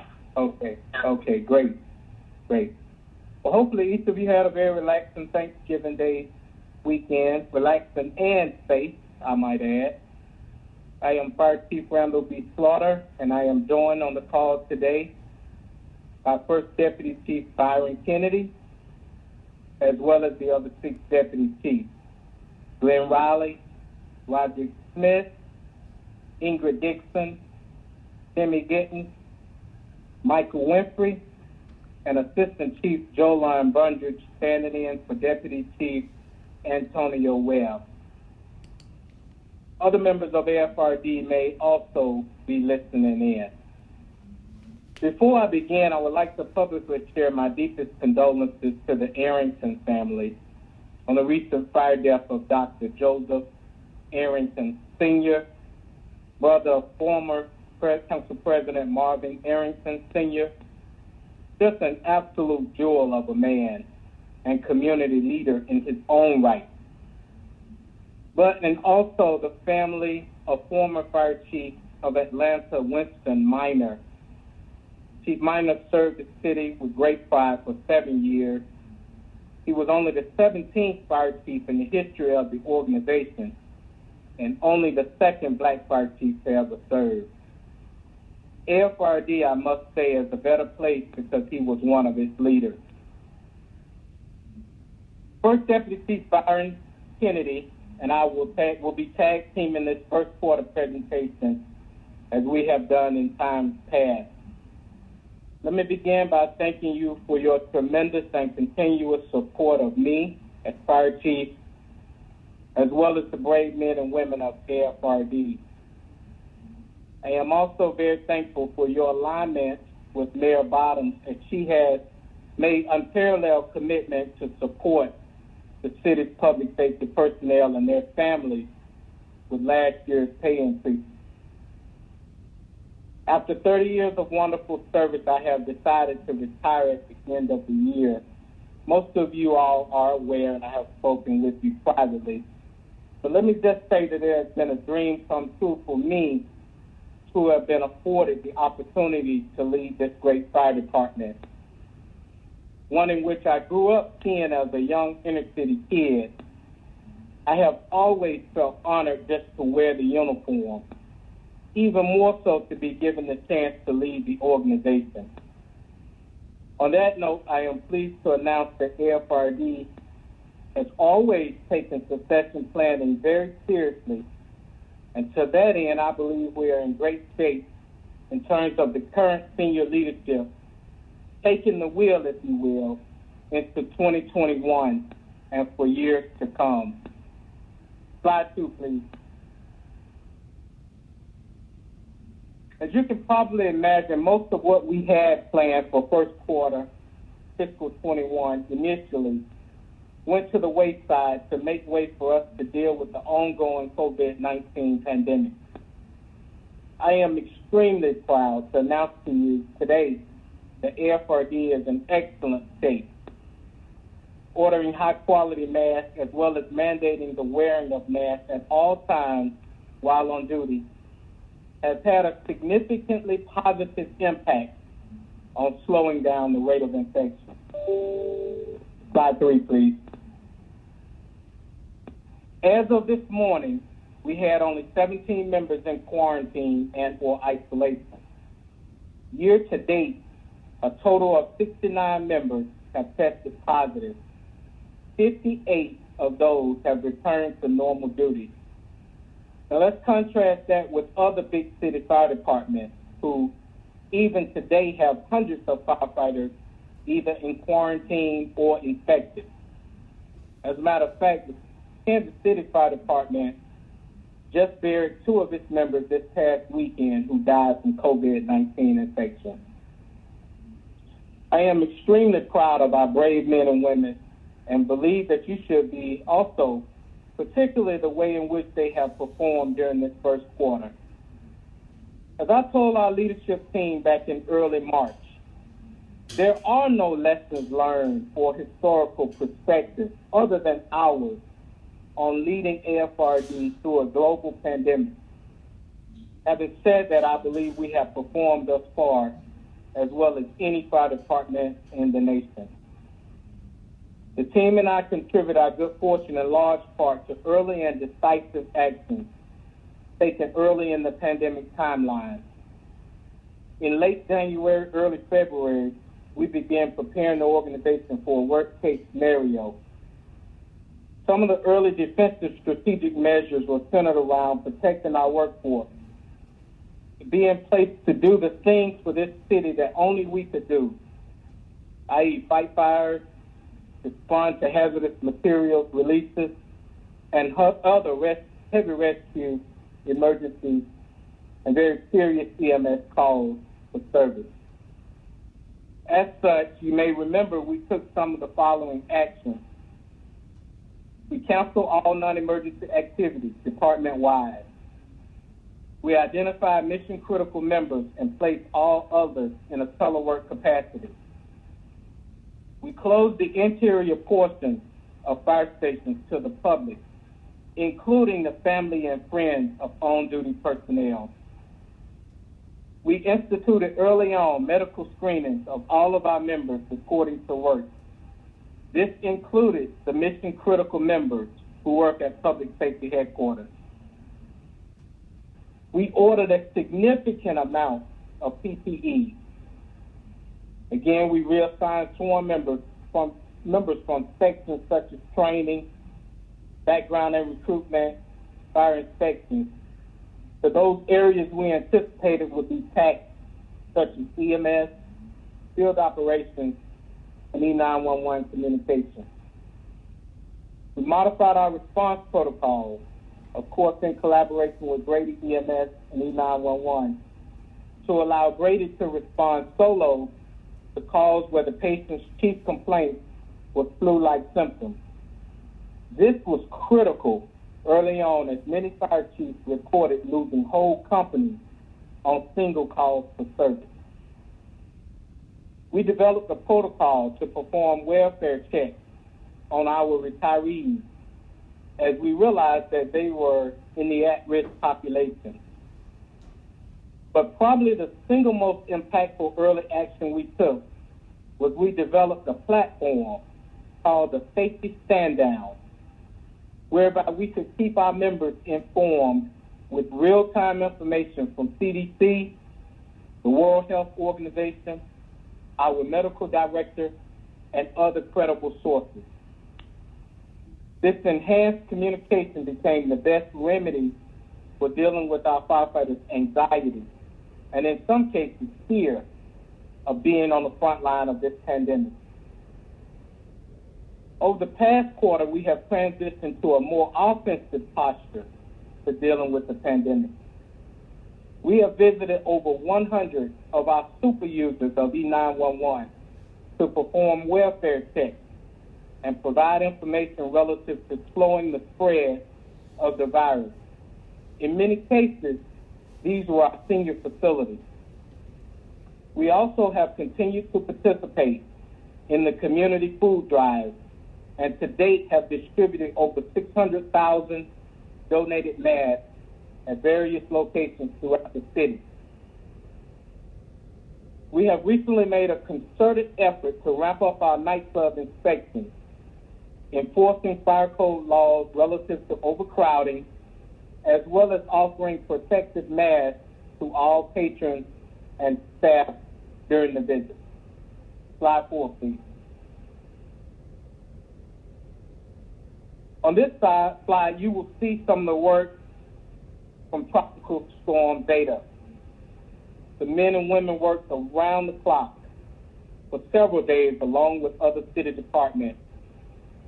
I would like to publicly acknowledge the great work of the Office of Emergency Management, E911, Public Works, Parks and Recreation, Department of Watershed Management, and APD.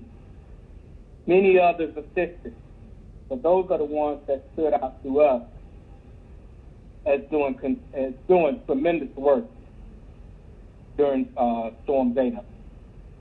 All in all, I report today that AFRD is in great shape. We are doing extremely well, and I believe we will be an even more resilient organization when we get to the other side of COVID-19. With that, I will turn it over to First Deputy Chief Byron Kennedy to cover the rest of our slides, and subsequently we will answer any questions you may have. Dr. Kennedy? Thank you, Fire Chief Slaughter, and greetings, Madam Chair, Madam President, as well as the other distinguished council members and attendees. A moment ago, Chief Slaughter mentioned transitioning into retirement. It is definitely well-deserved, and he will surely be missed by his Atlanta Fire family. However, 30 years is a very long time to run at 100%, 24 hours a day. Most of you are familiar with John Maxwell. He once wrote that a leader's lasting value is measured by succession. I am confident in the vision that Chief Slaughter has shared, not just since he has served as our fire chief, but his entire career. I am confident in the succession plan that I have had the honor of playing a major role in. Finally, I'm also confident that our momentum will continue to propel this organization to even greater levels of achievement and accomplishment, department and industry-wide. So thank you again, Chief Slaughter, for all that you have done for our members, our communities, and most importantly, our great city of Atlanta. It has truly been an honor to serve with you. I will start my portion of this presentation off with slide number 5.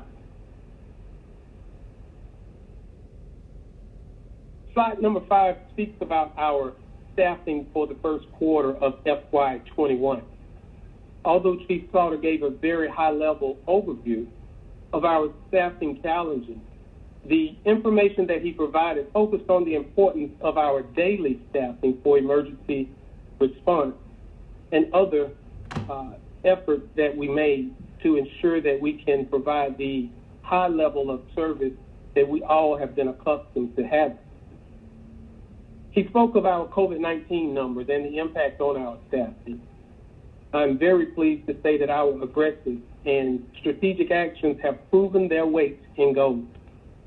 The data presented on this slide represents overall department-wide numbers for sworn persons and civilian persons during this reporting period.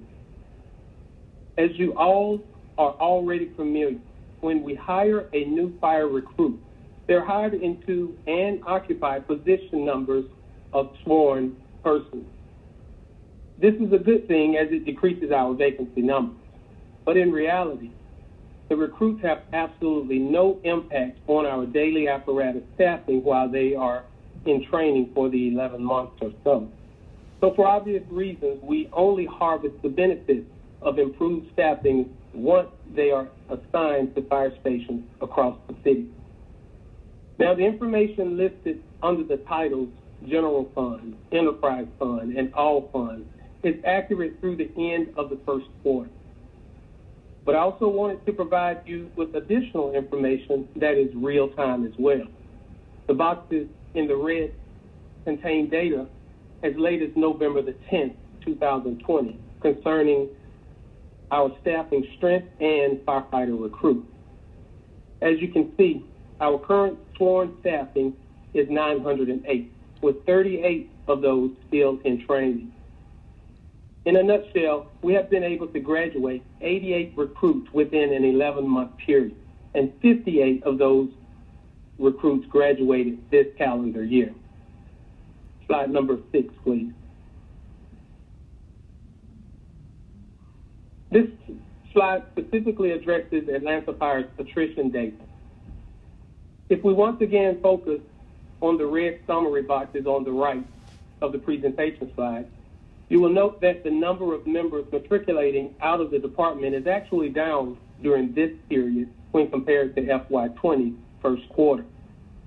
This reduction is, of course, music to our ears, which indicates that we're moving the needle. I would also like to remind everyone that during the second quarter that we're currently in, we typically show an uptick in members separating. This second quarter spike is predictably related to the number of retirements that mature near or at the end of the calendar year. So basically, we had a total of 11 persons, inclusive of sworn and civilians, separated from the department during fiscal year 21 first quarter. 6 of those were resignations, 4 were retirements, and 1 member was dismissed. Slide 7, please. This slide goes into a little more detail about the recruits who have recently graduated from fire training and have been promoted to firefighters. In 2019, we were able to hire 3 different recruit classes. We refer to them as 19-1, 19-2, and 19-3. 19-1 was the first class to start training. As they were getting started, we were able to start 19-2. One class was on the fire side of training, and the other class was on the EMS side of training. As COVID-19 began to impact our entire globe, it severely impacted our recruits of 19-1.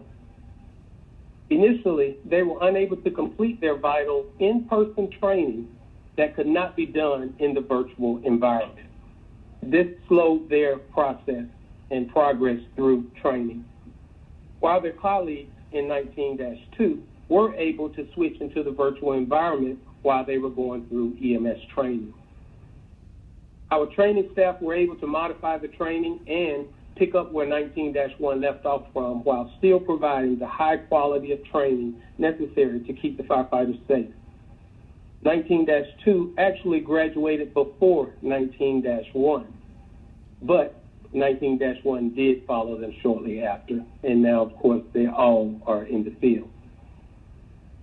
We still have one class in training, and that is 19-3. It's comprised of 36 motivated, hard-charging recruits who are determined to push through this training at all costs.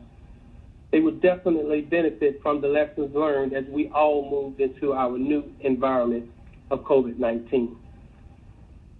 Slide number 8, please. Slide number 8 is in reference to our calls for service. We're actually maintaining considerable consistency while in our new arena of the COVID-19. However, department-wide, the total number of incidents are lower than when compared to non-COVID impacted data sets. Still, EMS responses by far account for the greatest number of incidents both at the airport and at downtown stations. I won't go through all of the numbers, but as you can see, of the 1,030 incidents at the airport for this particular first quarter, 881 of those were EMS or medical related incidents.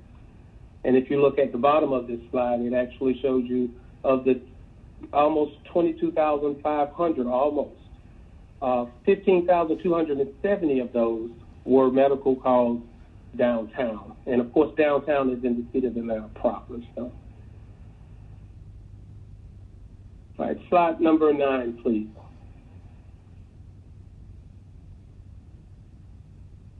Our response time for both downtown and aviation are shown on this slide. AH represents alarm time handling. TOT represents our turnout time. TT represents travel time. URT represents unit response time. And finally, TRT represents total response time. As I've mentioned on other presentations, we have the most ability to control our turnout time. This is the time at which it takes fire personnel to get on the apparatus and in motion from the receipt of the alarm. Currently, our goal is to have a turnout time of less than 2 minutes and 3 seconds for structure fires and a turnout time of 1 minute and 50 seconds for medical incidents. The additional seconds that we allow for structure fires allows firefighters to don their appropriate personal protective gear and seatbelt themselves in the apparatus prior to motion. As you can see, the men and women of Atlanta Fire are doing an outstanding job of getting on the apparatus and en route to whatever the emergency is. The ultimate message to our members who are responsible for operating these apparatus is to get to the alarm and from the alarm safely. This is one of the reasons why we emphasize getting on the apparatus as quickly as possible and getting out of the fire stations to positively impact the response time numbers. Slide number 10, please. As you all are aware, we have many projects that are ongoing related to our facilities. Multiple renovations along with appliance and furniture upgrades have been a welcome for all. Station 22 is really close and hot on the radar right now as we work closely with DEAM on scheduling a groundbreaking ceremony with the administration. The burn building is also another very, very valuable project that we are all currently moving towards with the replacement of the former burn building that has since been demolished. This will be a huge asset and a benefit to the department. As for now, we basically reach out to other fire departments and ask if we could go to their location to train our firefighters. So I will keep this body informed as we continue to push forward and get this new burn building established. Slide number 11, please.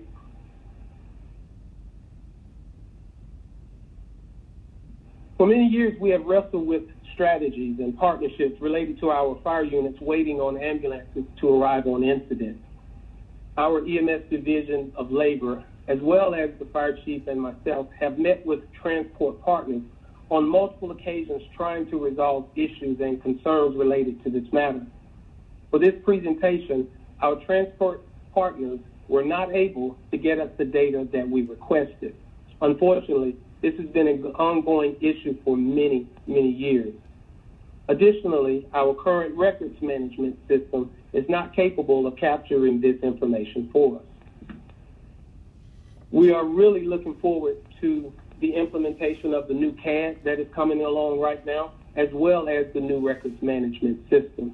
I've listed some highlights of the reasons why our transport partners are having difficult time getting to the incidents in a shorter time period on a more consistent basis. I won't take for granted, before going into this information, I won't take for granted that everyone is aware, but many people, many other cities, many other major cities across our nation, fire departments actually transport throughout the entire department. Yes, we do transport at the airport, and they do an outstanding job there. However, within the city, we do not transport. And many people find that as a surprise when I have conversations with them and when they start really thinking about it, the fact that currently we don't transport. We depend on outside private companies. So as we look at slide number 11, a couple of the things that have came or that have risen to the top are basically staffing issues.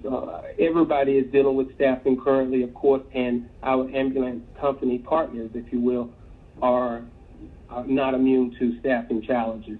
Additionally, quarantined ambulance employees, many of the members who work at these private companies, they are having to be quarantined because they are coming into contact with persons who may have been impacted by the COVID virus and so forth. So it requires them to be quarantined, so they have reduced staffing and reduced number of ambulances on the streets.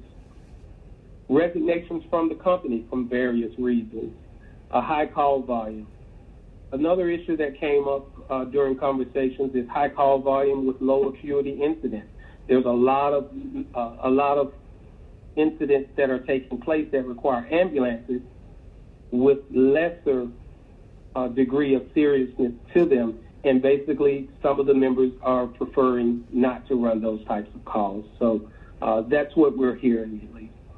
Hospital wall times is something that we've talked about during this presentation before. Councilmember Hillis has brought it up on several occasions, and it's a very real situation. So we are constantly working with our ambulance partners to try to see what can we do to help with those wall times as well. There's a lot of different things that that the EMS section is actually doing. Transporting area hospital for distribution purposes.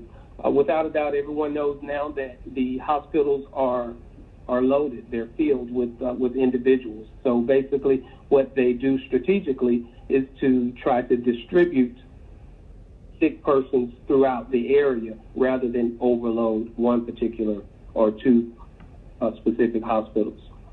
And finally, diversion outside of the Atlanta area. Many times when hospital emergency rooms become inundated with persons, they will basically stop taking patients, and the ambulances will actually have to travel outside of the area, which of course impacts their ability to get back into the city of Atlanta to assist us with transportation. All right, slide number 12, please.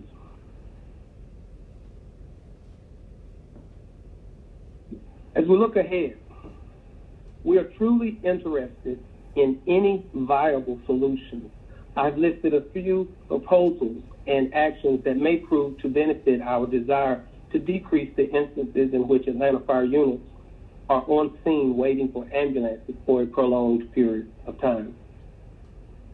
The first one that you see here is the possibility or proposal of adding rescue units with transport capability. There's a number of different platforms that we could use to do this, but that's definitely one in which when Grady or AMR goes on level 0, for example, which means that they don't have any units to transport, we can actually step in and transport units if we have those units up and running and available. Another option is to partner with Grady as well as AMR to strengthen mobile integrated health systems. Another option is to increase our partnership and presence with local hospital facilities on receiving the patients. That's the impact that we were talking about, that I mentioned earlier in reference to the wall time. Also, evaluate our internal response for service and patient transport needs. Finally, capture ambulance companies on scene times with the new CAD and new RMS. I think that would provide us some extremely valuable information that we just can't put our hands on now. Of course, we can easily pull the data and say that this unit was on scene for 30, 40, 50 minutes, but the way it's captured, it does not say why they were on scene or why they were out of service and so forth. But with the new CAD, we're expecting that we're going to be able to do it with the new RMS. Slide number 13, please. On slide number 13 is basically a collage of photos that we have for incidents that we've ran recently. There's one in the top left corner of your screen if you can see it.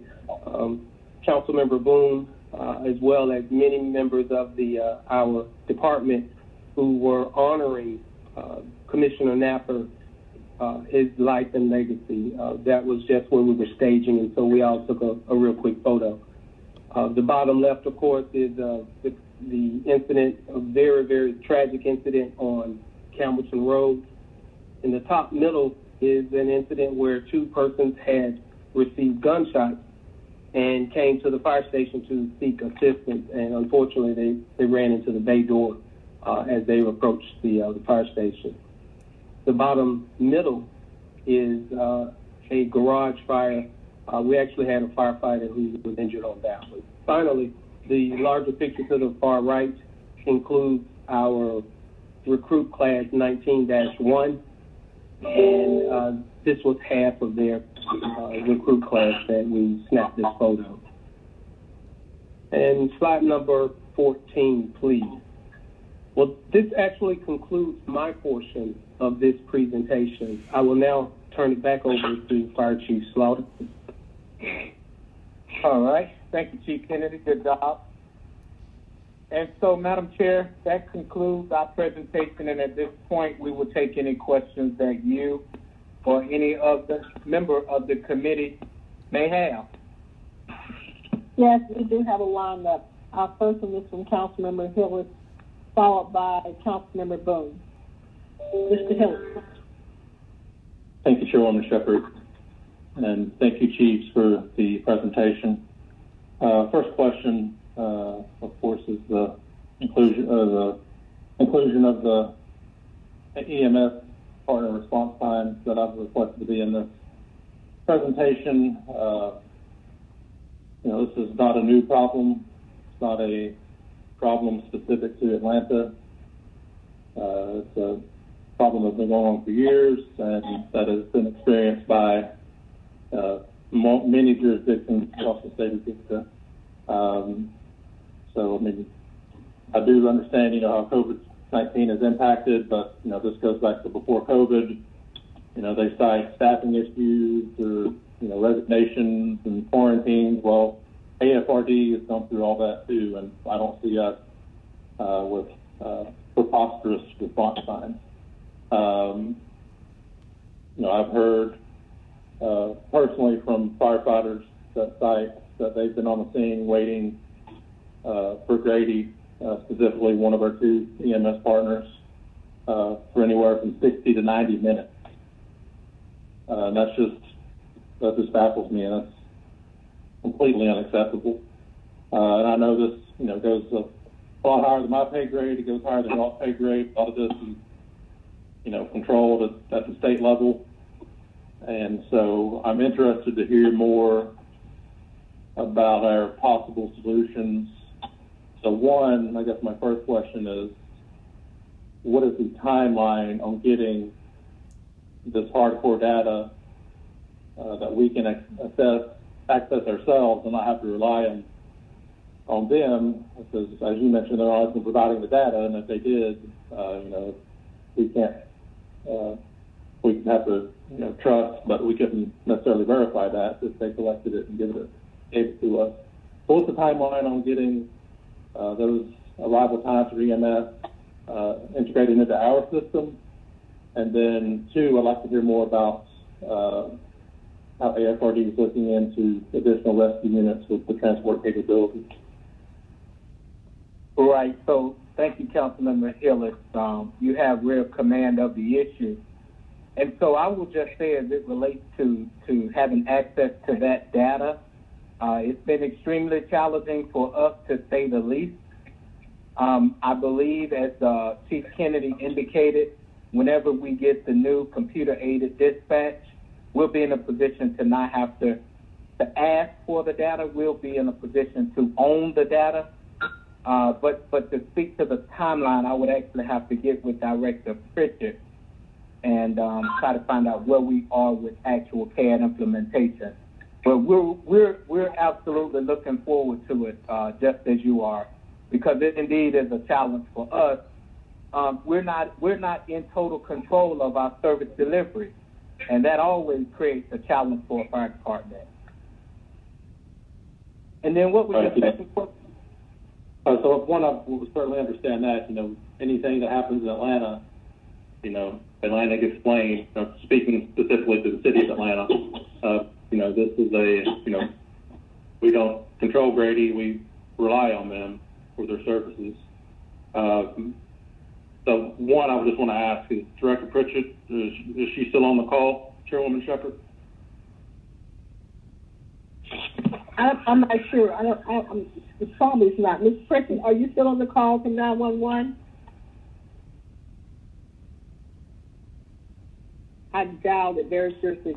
We can get her back if you want, Hillary, so you can ask her later. I would just ask that Karine put that down as a follow-up, that we follow up with her as to when this new CAD system will be readily available and usable, so we can pull these EMS response times on our own.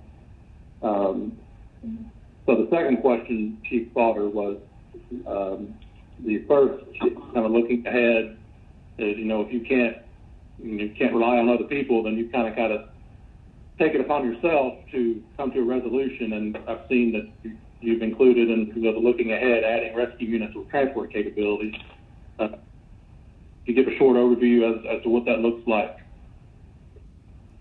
Right, and so after talking with the Deputy Chief of Emergency Medical Services, we suspect that a city our size, both in terms of population as well as geographical land space, we really need about 30 staff ambulances.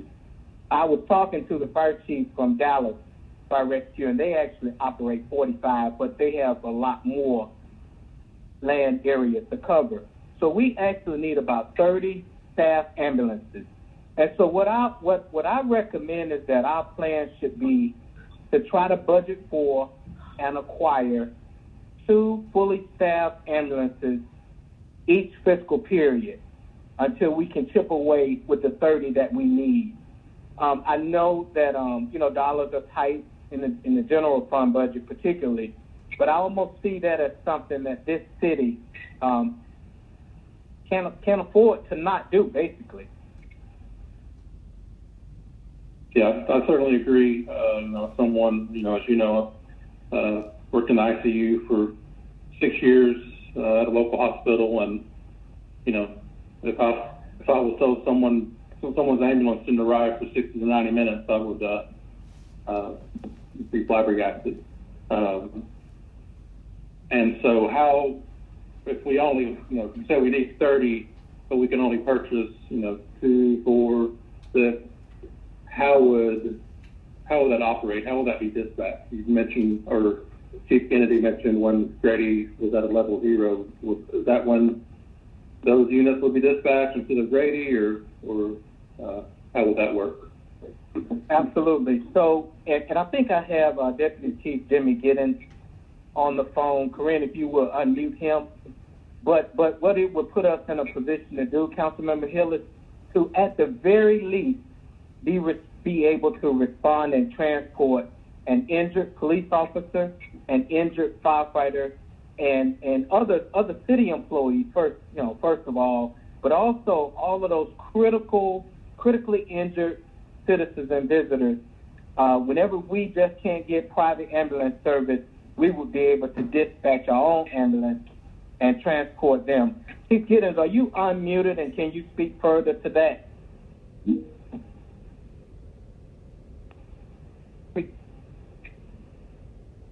Can you hear me now?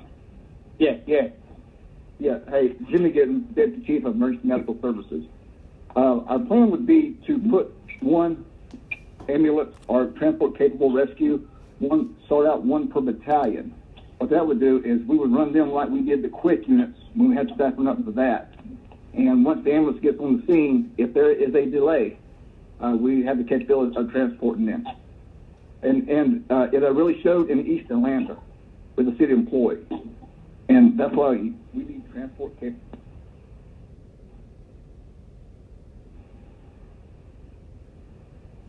Did we lose him? Hello? No, I'm here. Hello, I'm here.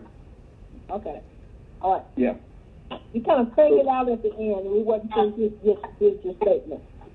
I apologize. Like I said, our goal is to start out with 6 of them, 1 per battalion, and they would run like our quick units did on regular calls. But if there was a delay in transport and the patient was critical, they have the capabilities of transporting. That's it, Chief Slaughter.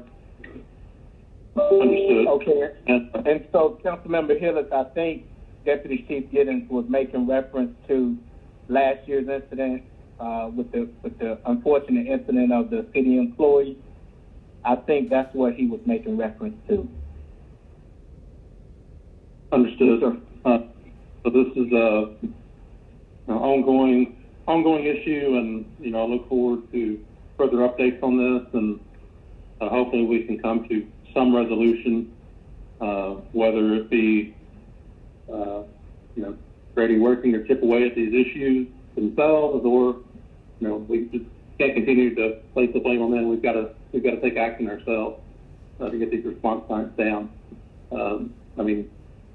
Holding our rescue personnel is one thing, but these are people's lives, and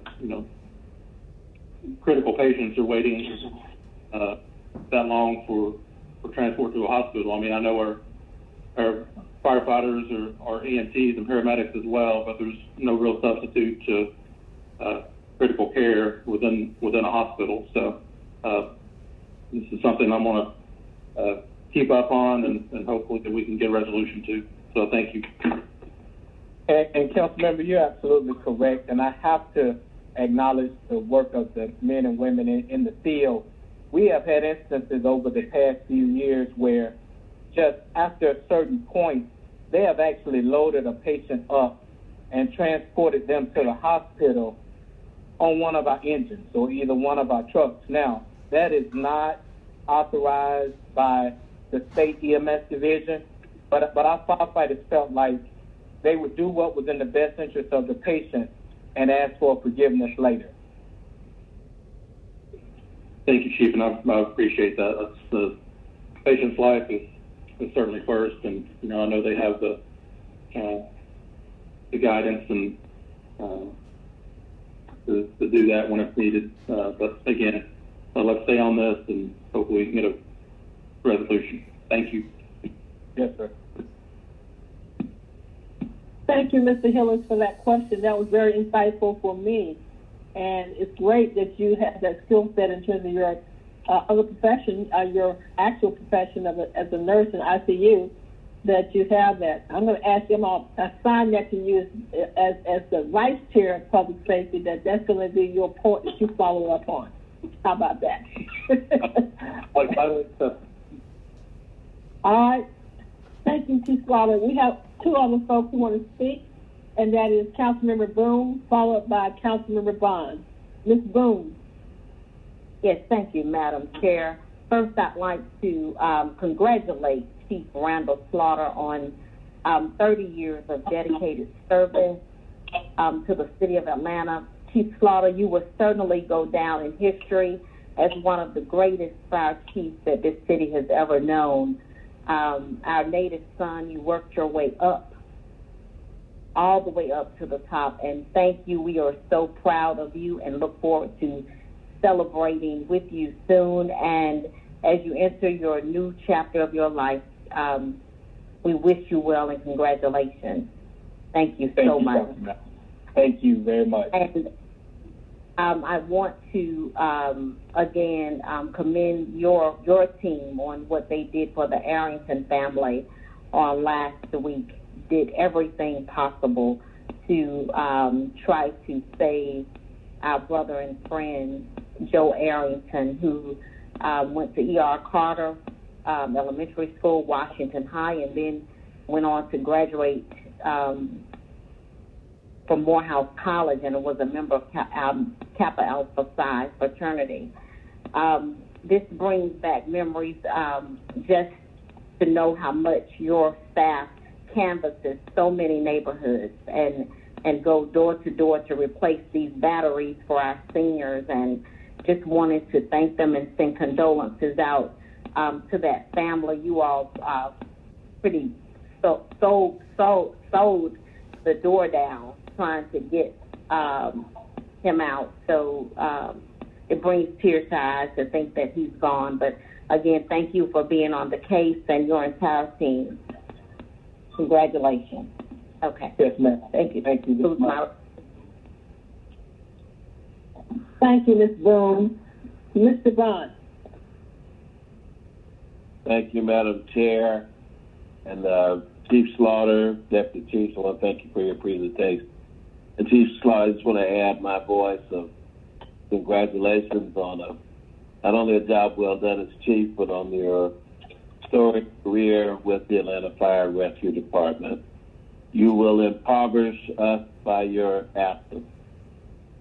But I believe what was stated is that the test of a good leader is how well he prepares those who come behind him, and those who make presentations today. When you look at the men and women of the Atlanta Fire Rescue Department doing their jobs during these perilous times, you have prepared them extremely well.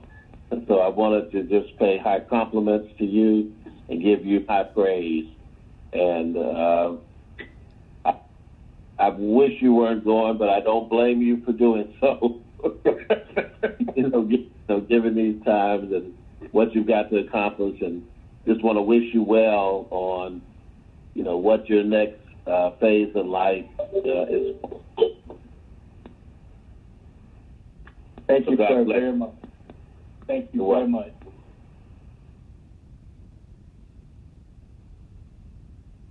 Thank you, Mr. Bond.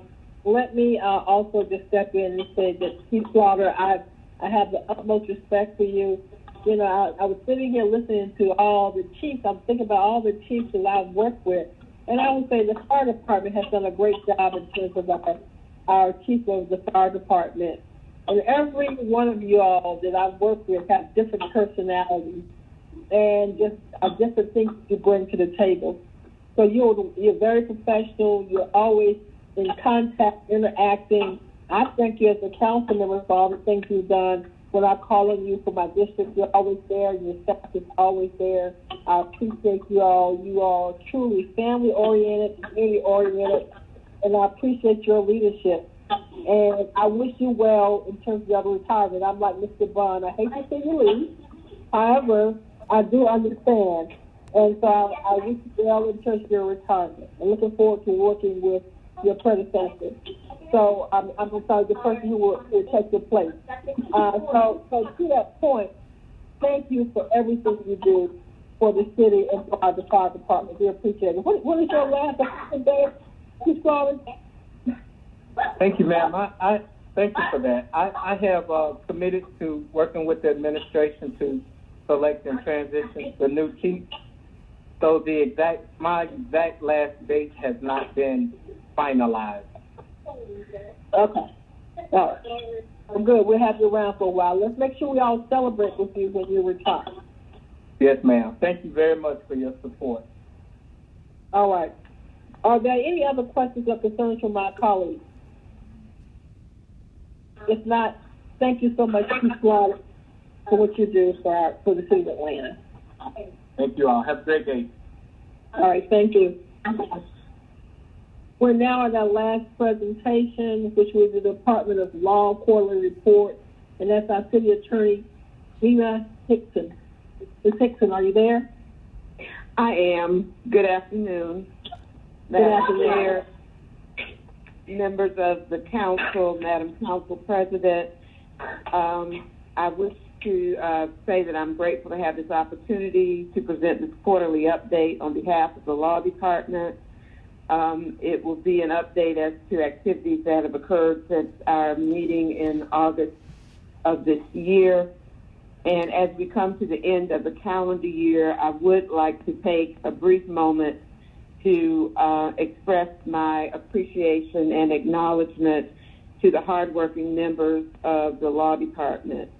Notwithstanding the fact that they've had to work remotely and with some degree of uncertainty, the staff has continued to provide excellent service to the city and on behalf of the city. They've been responsive and professional, and for that I wish to thank them and acknowledge them at this time. I also wish to thank the members of council for your support of the Law Department as we come to the close of 2020, which has been a very challenging year for all of us. but we've managed to continue to look out for the city's best interests and appreciate your support in doing so. Today, I will present highlights of the activities of the Law Department since August 24th. And let's go to slide 2. Briefly, I will talk about the COVID-19 highlights, the accomplishments of various team members, the highlights and major matters across the division accomplishments, the total claims and settlement payments for the quarter, and outside counsel spending. Moving to slide 4, please. As it relates to our COVID pandemic response highlights, we provided the following support in response to the pandemic. We drafted, negotiated, and closed 5 separate agreements for the emergency dispensation of more than $70 million of coronavirus relief funds awarded to the city pursuant to the CARES Act in support of various city programs, including the food program for seniors, small business initiatives, rental assistance, coronavirus testing and tracing, and programs for the homeless. We also drafted and closed an emergency agreement for the collection of debris, trash, and recyclables by a private contractor due to the unavoidable absenteeism of multiple city sanitation workers who were impacted by COVID-19. We also drafted and closed an emergency agreement for temporary hotel accommodations for high-risk, unsheltered persons experiencing homelessness to limit the spread of COVID-19 and as a part of the city's program for the homeless. If we can move to slide 6, where we will talk about law staff's accomplishments.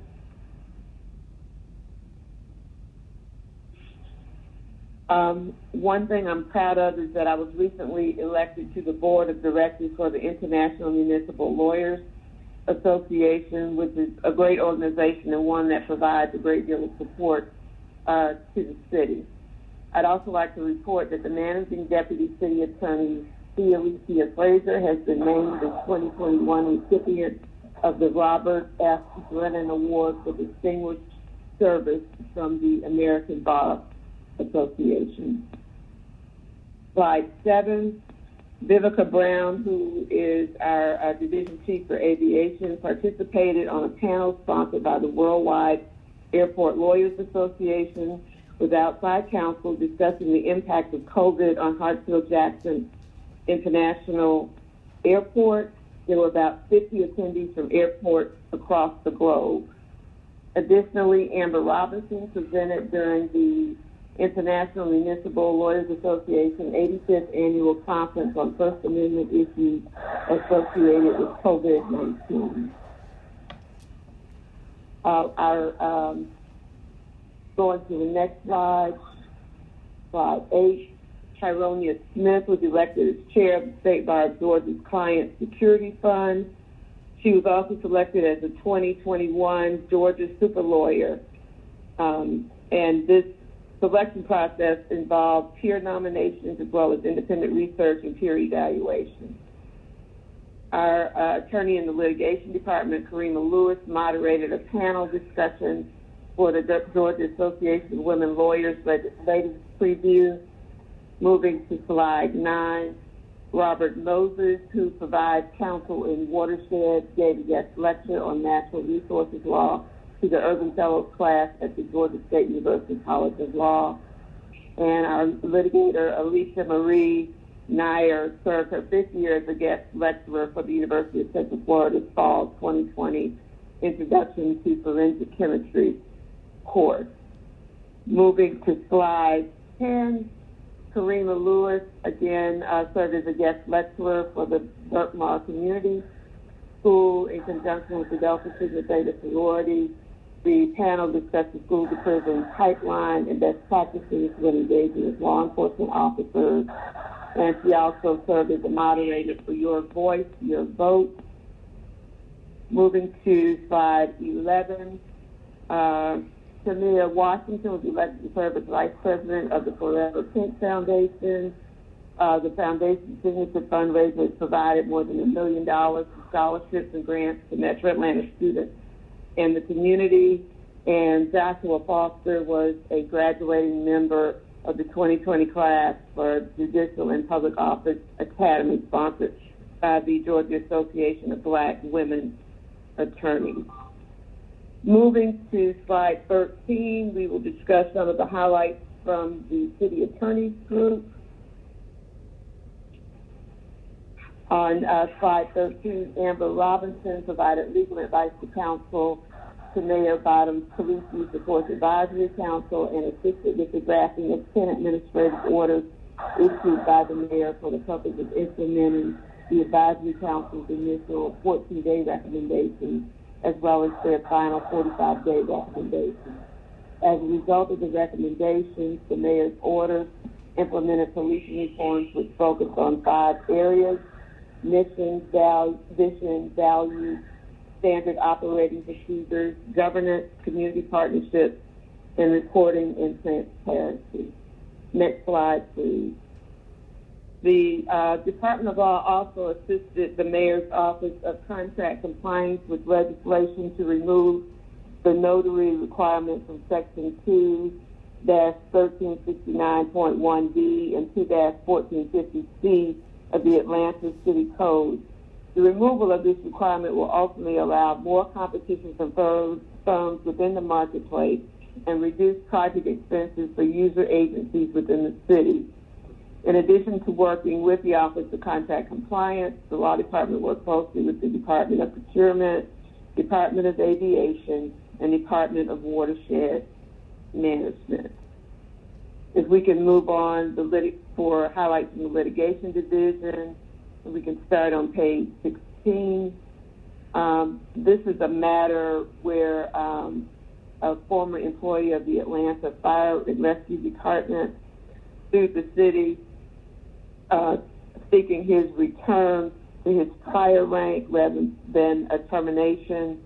The city prevailed in this matter, and the court granted the city's motion for judgment on the pleadings, saying that the petitioner was terminated from AFRD and not entitled to resume his previous position as captain.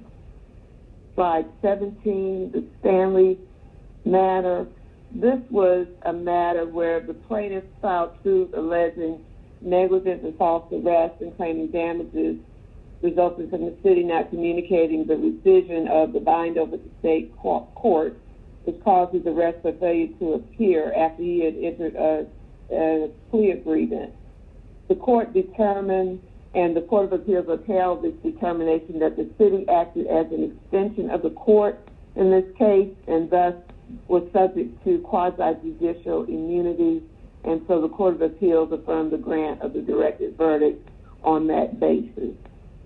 Slide 18,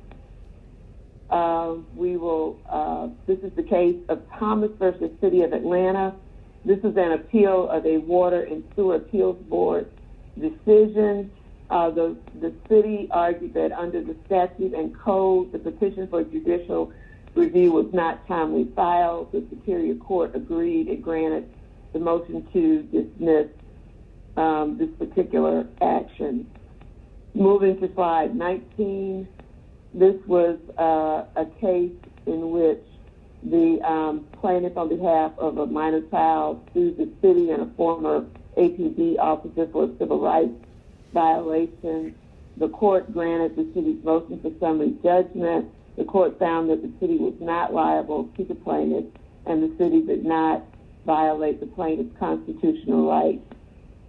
Additionally, the court found that the city was not deliberately indifferent to the need to train or supervise officers. Also on that page, we successfully had a motion for summary judgment granted in a case where a plaintiff alleged injuries when she tripped and fell on an uneven segment of the sidewalk. We argued that the city was entitled to sovereign immunity and that the sidewalk condition was open and obvious, and the court agreed with that particular position. As relates to the next slide, slide 20, This was the case of Walton versus Atlanta police officer in the city. The plaintiff alleged that the police officer erroneously cited her for making an improper U-turn, and she brought a series of claims under a series of different liabilities. The district court granted the city's motion to dismiss, which the plaintiff appealed, and the appellate court upheld the plaintiff's appeal as frivolous in that particular case. The second case we discussed is the Wilson case, where this individual brought a suit against the city for allegations of violations of his federal civil rights, as well as battery and negligence. The city filed a motion to dismiss, which was granted by the court. Moving to page 21, Atlanta Metro Leasing. If you will recall, this matter came about when Uber and Lyft began to operate in the city, and several of the taxi cab companies alleged that the city were allowing them to act unlawfully or as unlicensed taxi cabs. The court affirmed that the city did not allow them to act illegally, and that the city was preempted from regulating these particular rideshare companies by state law. The Court of Appeals also found that the city acted correctly and that the company-owned permits were not contractual agreements. The Georgia Supreme Court denied certiorari on this appeal, and so the decision stands in favor of the city. Case 22, Armstrong versus City of Atlanta. The plaintiff filed a complaint in response to his January 2020 water and sewer appeals board decision. He claims that he was owed $1,300 water bill adjustment for bills received in 2018 and 19. The city filed a motion to dismiss, and the court agreed with the city and issued an order dismissing the case with prejudice. Moving to slide 23, we do a breakdown of the first quarter of fiscal year 2021 and the number of cases that were opened and closed during that time. Although we were in the midst of the pandemic, the order of the Supreme Court Justice Melton, which essentially back in March caused the courts to shut down, with the exception of those cases dealing with health and safety, as well as indicating that the jury cases could not go forward, as well as grand jury cases. And so there was a standstill in terms of the service of cases from March until approximately July. And so beginning in July, we began to receive service again for cases that are being filed against the city, which has necessitated us having somebody present at City Council to accept service on behalf of the city. And so during the first quarter, we opened or received 45 cases during that time period. We also were able to close 12 cases during that time. We settled 7 cases during that time, and we won 5 on motion of those 12. Moving to slide 25, which relates to our transactions division. The business services division of the department has worked have been quite busy during this time, and among its work, if you look at slide 25, the work done by the contract division. The contract division has drafted, negotiated, and closed a multi-million-dollar service agreement with Motorola Solutions in support of the city's Astro 25 radio system, which plays an integral role in public safety operations. The contract division has also drafted, negotiated, and closed a critical emergency agreement securing technical personnel providing maintenance and support of the city's E911 system. They also reviewed and drafted a special procurement agreement for a legislative management system providing support for, among other things, broadcasting and live streaming of standing committee and full council meetings for the council, and redevelop master templates for 2 of the city's construction contracts. Moving to slide 26, the contract division has also been instrumental in the development of a newly established Department of Law e-discovery team to conduct in-house review of documents in response to governmental agency subpoena requests, including requests from DOJ, which we believe in the end will allow the Department of Law to avoid the high billings that we've had to pay over the past several years in connection with our response to the Department of Justice as it has conducted its investigation, as well as to the Department of Labor, the SEC, and the FAA when we've had to respond to subpoenas and other matters requiring e-discovery. So we hope that you will see that in the long run, a significant cost savings to the city. We've also provided advice and counsel to Watershed to resolve a change order dispute involving Astro Road Fox UPC joint venture, resulting in a 33% labor cost savings to the Department of Watershed. We've provided advice and counsel to the city's ethics office to successfully resolve vendor performance issues under a contract in support of the ethics e-filing system, which resulted in a total cost savings of over $70,000 for billed services. We've reviewed and provided comments on 9 solicitations in support of the procurement department, as well as provided comments on 21 pieces of legislation in support of the Department of Procurement. Moving to slide 27, the contract division has also provided advice and counsel to the Department of Aviation in response to contracted claims arising from a cargo expansion construction agreement between the city and Matthews Kelly joint venture, resulting in a $2,971,137 savings to the Department of Aviation.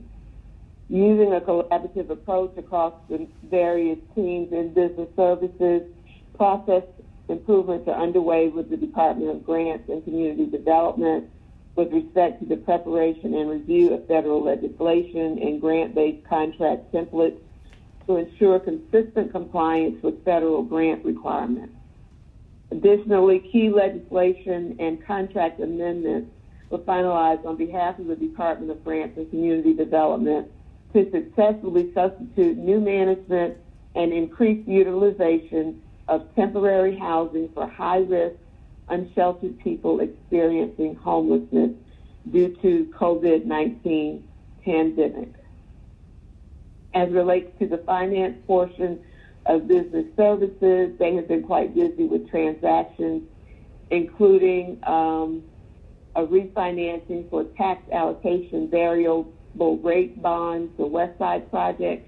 These were Series 2001, 2005A, 2005B, and Series 2008 bonds, which allowed us to have a change in interest rate from 1.68 to 1.39%. There was also a refunding of the Airport General Revenue Bond, Series 2020A and 2020B. This issuance saved Hartsfield-Jackson and Atlanta International Airport $102 million in annual debt service payments. Additionally, there was a refunding of water and wastewater revenue bonds.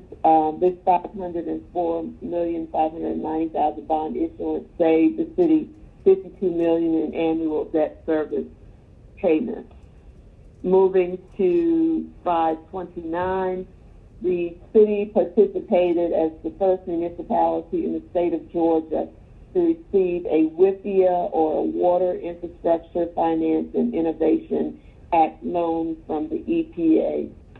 The par amount for this bond issuance was $69,949,715, and the city again was able to receive a low interest rate for this particular transaction.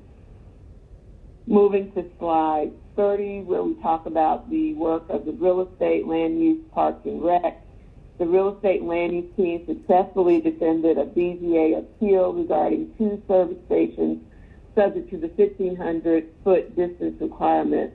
The issue on appeal was whether the Department of City Planning correctly prevented another service station from being built within 1,500 feet of another service station.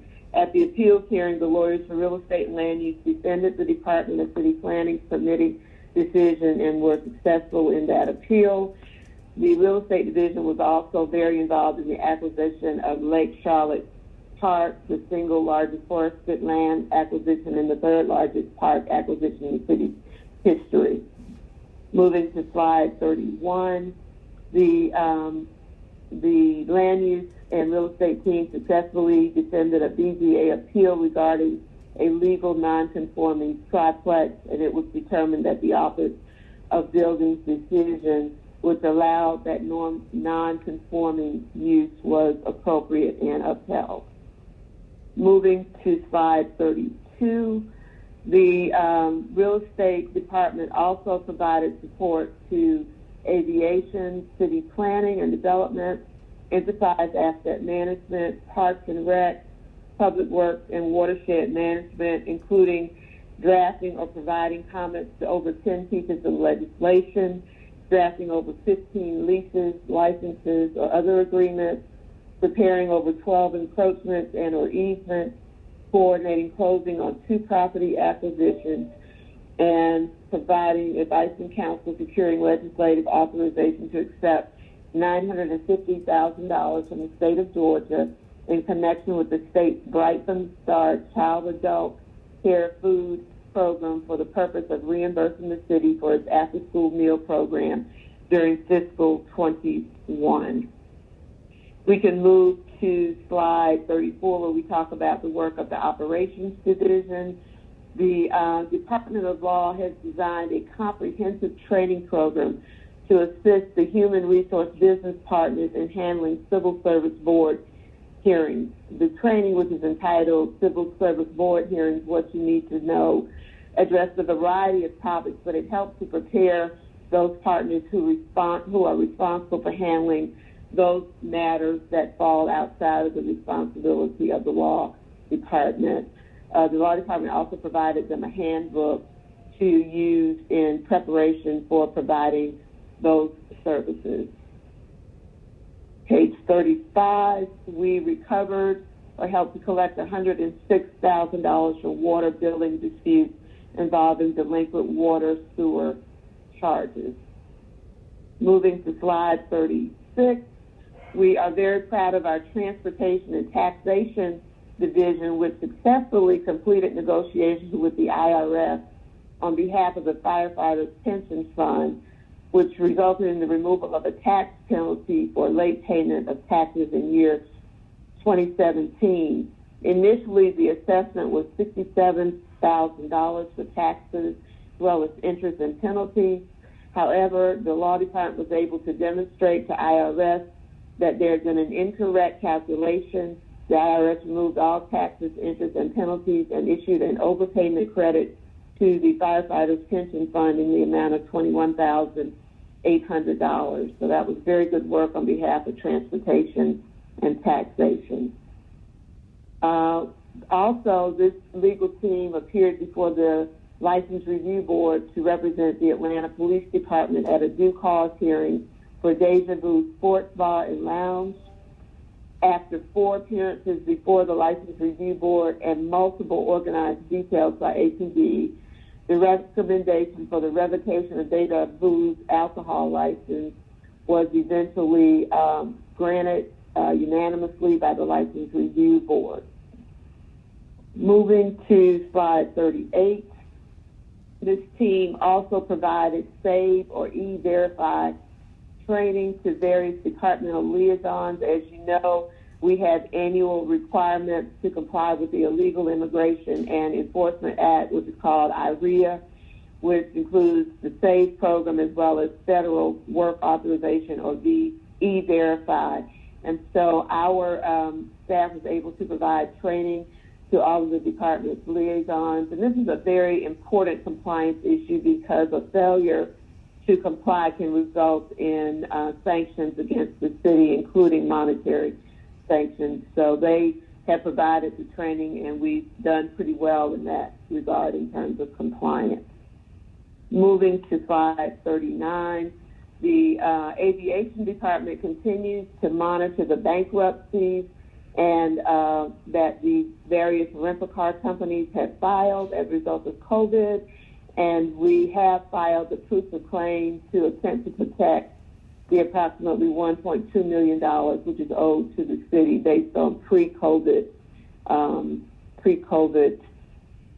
activities.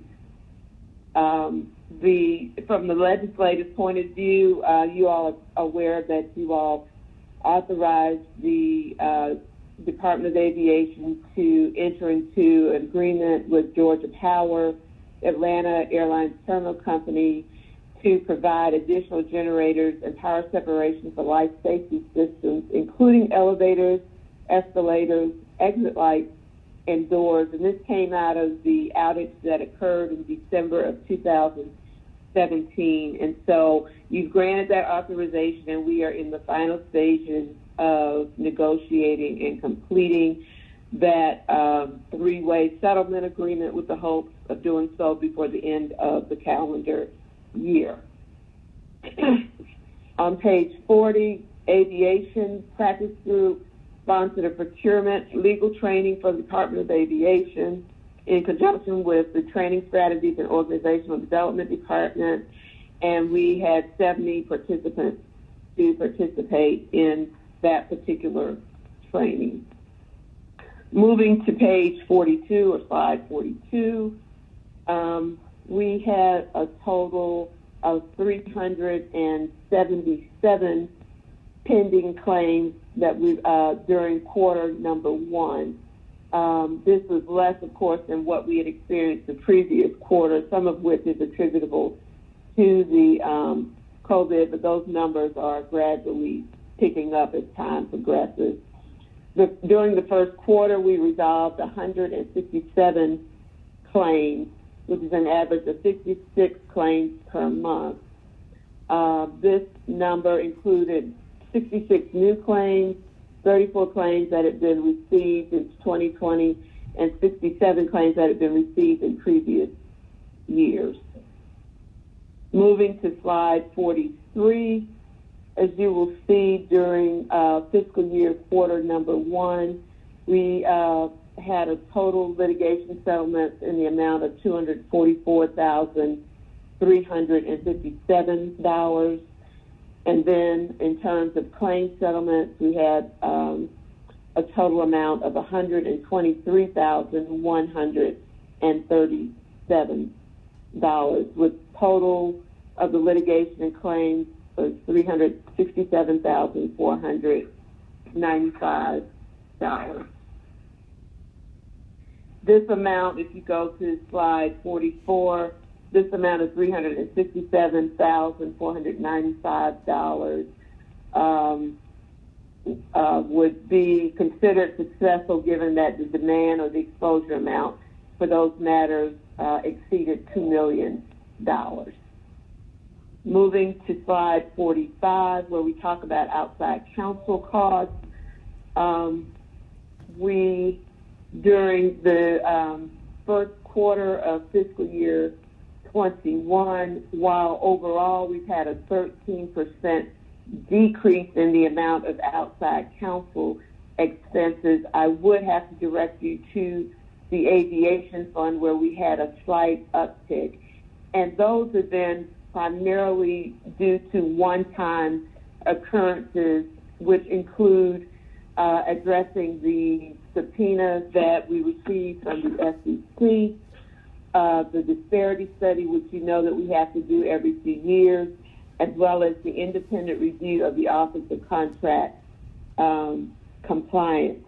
An additional increase to the general fund spending during this quarter was attributable to the Kemp litigation, which of course had not been anticipated. And so I would also direct your attention to the amount related to the DOJ investigation, As you know, this has been going on since 2016, and so there's been a total spending of $34.7 million. This particular quarter, we saw a slight reduction in the cost attributable to the DOJ investigation, and that is it's due in part to our formation of an internal group to begin to attempt to address these requests for information and to substantially reduce our outside counsel expenses in that regard. Council members, that concludes my report. You can move to slide 46, and I'm available to address any questions that you might have at this time. Thank you, Ms. Hickson. Are there any questions from my colleagues? Madam Chair, I do have one. Go ahead, Ms. President Moore. Yes, I wanted to go back to the DOJ investigation. At one period in time, we were spending about $1 million a month. Has that reduced now?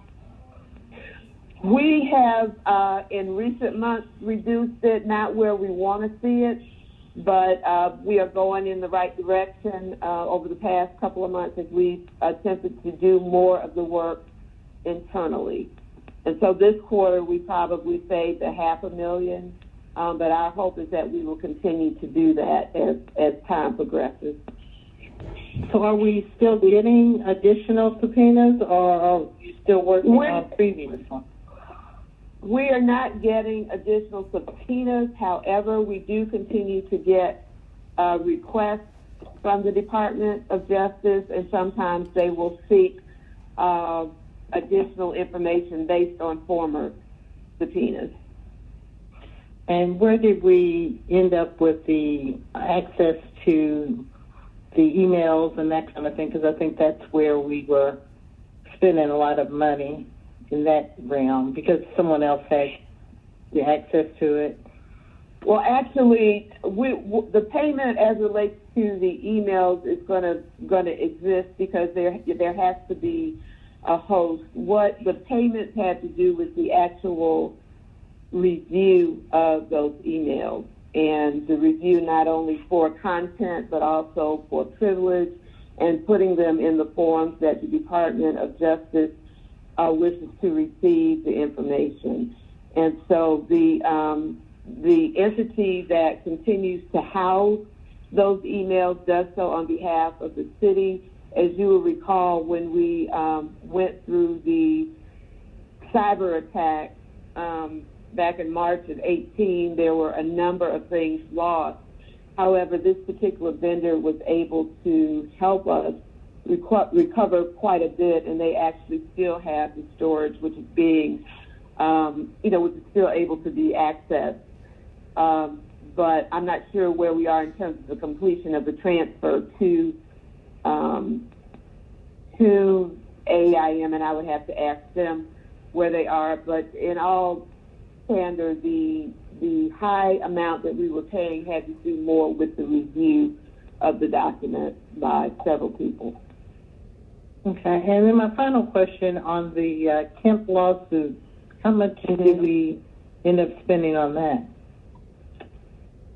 Oh, I'm going to ask somebody if they can text me and give me that number rather quickly. Okay. And I will get that to you. Okay, thank you. I apologize for not having it on the tip of my tongue, but I'll get that to you. No problem. Is that it, Ms. Moore? Yes, that's all. Thank you. Okay. Any other questions from my colleagues? Well, Ms. Hickson, I want to thank you. That was a very thorough report. Congratulations on your election to the board, international board, and all your other colleagues for what they did. And I appreciate your thoroughness and all the things that you have done to keep us on track. You're doing very good. I appreciate you. Thank you so much. All right. Thank you. We'll move on now to our consent agenda. So, Ms. Lindo, are you there? Yes, Madam Chair, I'm here. Okay, so we're gonna move now to resolutions playing with favorable and unfavorable recommendations. Is there a motion to accept all favorable claims, items 1 through 5? I'll make a motion to accept. Second. Second, who was that second? I don't know who was first, second. Bond. Okay, there's a motion and a second. We're ready for the vote, Ms. Linda. A moment. The vote is open. Ms. Winslow, how do you vote? In favor. Ms. Boone, how do you vote? Yes. Mr. Faroki? Yes. All right. Thank you. Ms. Linda, did we finish? Yes, Madam Chair, the vote is closed at 7 yeas, 0 nays. Those items are favorable. All right, thank you.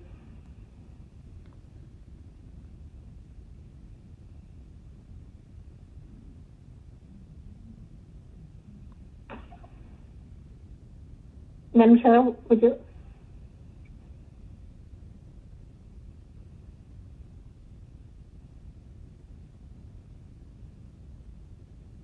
Madam Chair, are you there? I'm sorry. I was talking and I didn't realize the phone was muted. I'm just talking. Okay, so that was favorable 7, so that motion passed. We will now move the claims of unfavorable recommendations. The motion is to adverse, and those are items 6 through 36. Is there a motion? I'll make a motion to approve. Second by Mr. Bond. We're ready for the vote, Ms. Lindo. One moment. Ms. Winslow, how do you vote? In favor. In favor. All right. Ms. Boone,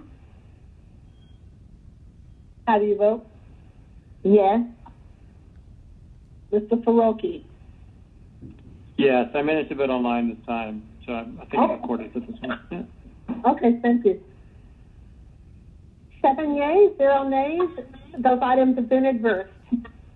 Very good. We're now items for ordinance for first reading. Ms. Lindo, do you want to sign all those as one block, please? Yes, Madam Chair. Item number 1 is 20-1751. This is an ordinance by the Public Safety and Legal Administration Committee authorizing the mayor or his designee in accordance with Section 2-1163C, Article 10, Procurement and Real Estate Code, to ratify contract FC 7522, Pharmacy Services with Correct Pharmacy Services, Inc., on behalf of the Department of Corrections, and exercise renewal number 1 for the term of 1 year, retroactively effective from May 13, 2020 through May 12, 2021, in an amount not to exceed $350,000. All funds shall be charged to and paid from accounts listed herein. Item number 2, ordinance 20-1752. This is ordinance by Public Safety and Legal Administration Committee authorizing the mayor or her designee in accordance with Section 2-1163C, Article 10 of the Procurement and Real Estate Code of the City of Atlanta Code of Ordinances to ratify contract FC 7175, Inmate Dental Services with Quality Plan Administrators, Inc., on behalf of the Department of Corrections, and exercise renewal number 1 for a term of 1 year, retroactively effective from June 1st, 2020 through June 3rd, 2021, in an amount not to exceed $130,000, $130,671,096. All contracted work to be charged to and paid from accounts listed herein. Item number 3, 20-1753.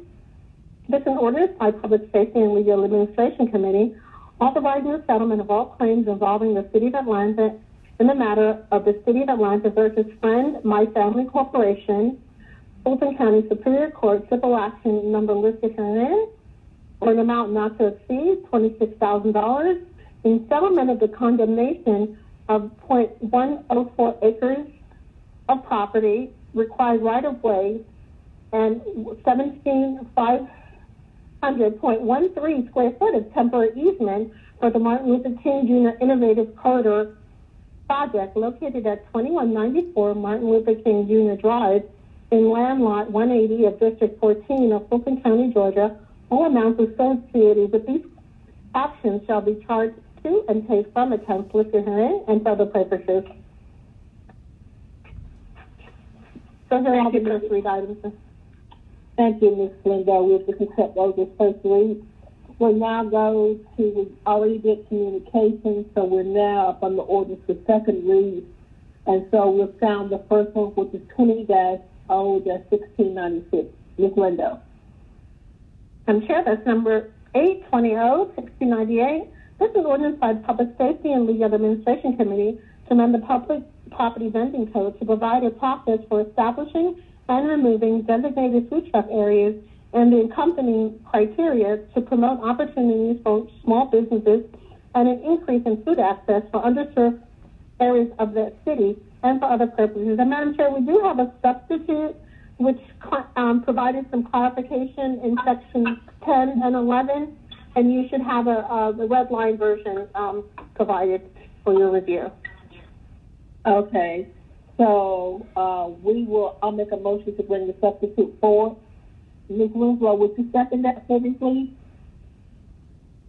I will. Second. All right. We're ready for the vote to bring the substitute forward.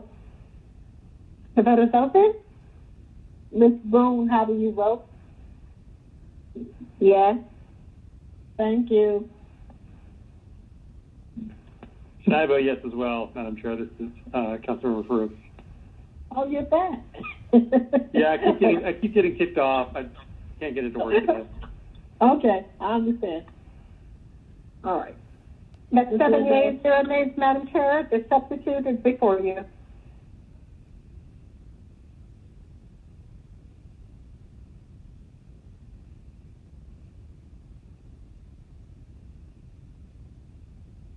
Madam Chair? I'm sorry. I'm running my mouth and it's on mute again. I'm sorry. So we will bring the substitute forward. You need to read that? No? There were no changes in the caption, so the substitute is before you. All right. We will have Commissioner King, I believe, is here to present on this legislation. Is that correct? That's correct.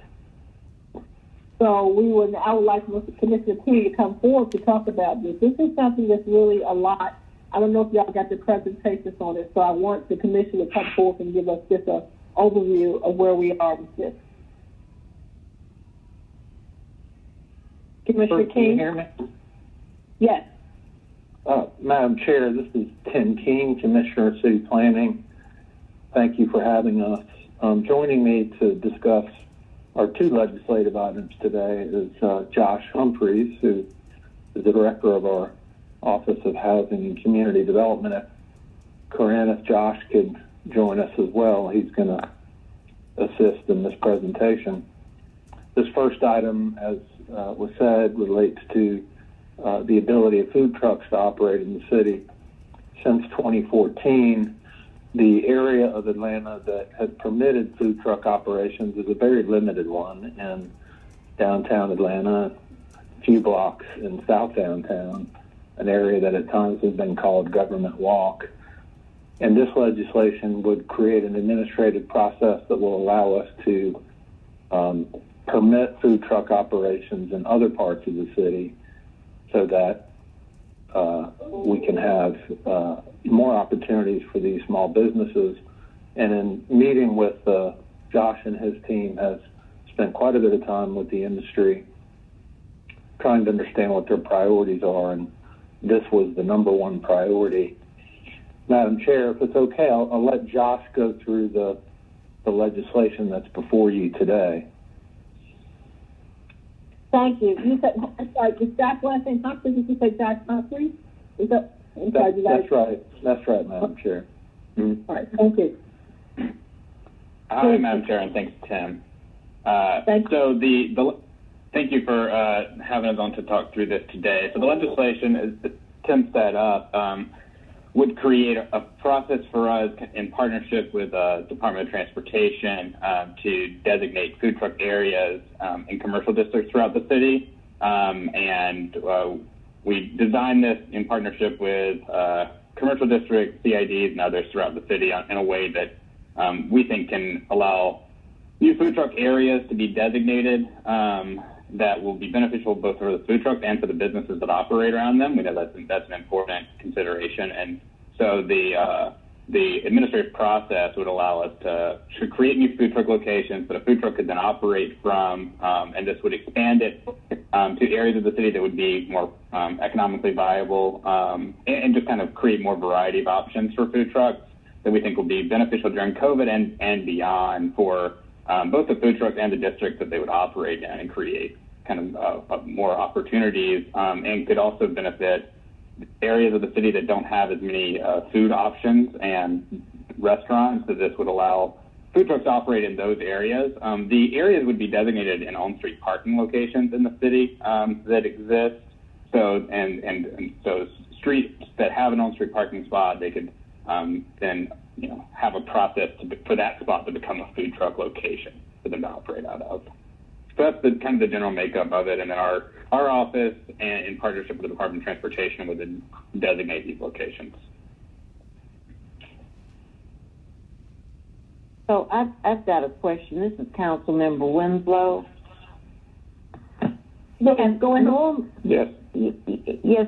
So normally, I guess, and I guess when you say the CIDs, so the CIDs have been, all of them have been consulted in the city? Yes, we met with quite a few of the CIDs in the city as we were formulating this, and business associations, otherwise. So let me ask a question. So generally, when legislation like this comes before the council, there's usually a work session that's done so that we can hear from the various entities. So have I missed something where there was a work session and all of these folks came together? I may have missed something, just don't. No, Ms. Winslow, you haven't. And now, Commissioner King did send a Atlanta City Council brief, but it's a huge amount of information.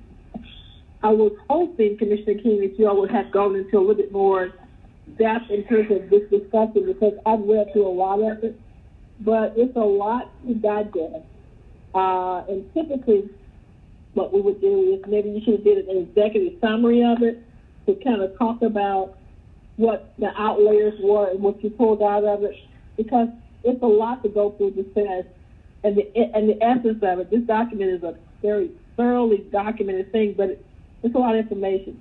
So what I was hoping to get from you all was the actual recommendations. I've read some things that you all met with some of the kiosk operators downtown. There were some pros and cons in terms of that. I know that some of them have reached out to me because they have some opposition. They don't necessarily agree with some of this. I believe Mr. Vaughn has also talked to a group of kiosk operators who have actually hired someone to look at some of the issues and concerns. And I think you also have recommendations in terms of where dates and times that you all expect for this to happen. I personally think that we need to do a little bit more vetting, as Ms. Winslow said. This is something that we need to go over as a council. I don't think we can, there's no way that we can just arbitrarily vote this up. This is something that's going to have a major effect on the city as a whole, not just downtown, or whether that's Central Atlanta progress in terms of what they thought in terms of that. And as I also want to follow this up, I believe this legislation is a follow-up to something that Mr. Brown had introduced about a month or two ago in terms of vending in the parks and other parts of the city. And we asked them to hold that until we came forth with this particular piece of legislation. And we even talked about the possibility of this going before the NTU for input and discussion. I do see that you all have I did see that you all have a committee of folks who are involved with it. Mr. Winslow, that we can't just accept this in as this virtual, what you all were saying in terms of amendment. This is something that really has to be thoroughly discussed, and we have to understand it thoroughly as a council before we can vote this up. So I don't know how you all going to respond to that, but I agree with Mr. Winslow on this. Councilmember Shepherd, Madam Chair, this is Tim Keene. One aspect of what you were discussing is there's actually two separate pieces of legislation on the agenda today. This first one relates only to food trucks and where they operate in the city, which was to Councilmember Winslow's question. The second piece, which is number 9, and we can speak to that as well, relates to the kiosks. So we have two separate ones here. This first one that relates to food trucks, included in the package we sent you, that brief was truly a brief. It's not a very long explanation of the food truck proposal that we've had before you, but it also does include the letters of support that we received. As Josh said, we engaged with business associations around the city before bringing this legislation.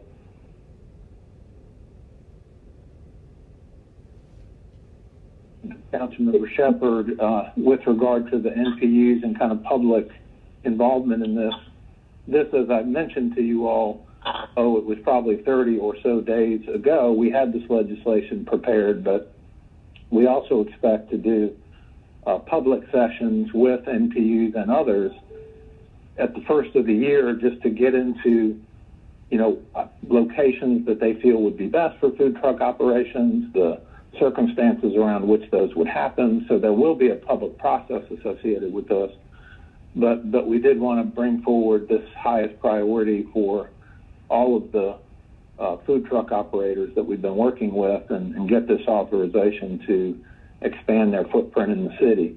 This is separate from that kiosk discussion, Councilmember Shepherd, which is part of number 9 here, the next legislative piece on your agenda. And I respect the work that's been done. That's not my concern. My concern is that it's not a normal process for us to do things behind closed doors and not bring it to us, and then for us to hear from the people that you've been talking with. That's my angst. So this is a new way of doing things. And even if it's done behind closed doors and you have letters, I want to hear from people. I want to hear from the CIDs. I mean, there are a number of CIDs there's a BID in Buckhead, there's a Midtown Alliance, there's several CIDs. Councilmember Hillis has one in his area. I've got one in my area. There may be other CIDs around the city. I'm not saying food trucks should not be expanded. What I want to hear from everybody. So maybe if there's an area where there are not any restaurants, okay, and food trucks need to go into that area for a time, that's fine. So then my question is, so I just have some angst because you're telling us what people are saying, but I'm not hearing it. I'm not hearing what they're saying. So you're saying the food truck vendors have talked to you. So what is the problem, I guess, with having a work session and having all of these people come and express themselves? And I just want to say that I want to make sure that people who have brick and mortar restaurants are not pushed out, okay, by the food truck vendors. So if there are food truck vendors that need to be in locations where there currently aren't any services, I don't think that's a bad thing, but I'm not getting a clear picture. Okay, and so that's the issue that I have. It's not with the work that's being done. It's just that I want to make sure that we're not having competition between the food truck vendors and the brick and mortar restaurant. And I haven't heard from anybody. So I'm not saying anything one way or the other. I just want to hear from everybody.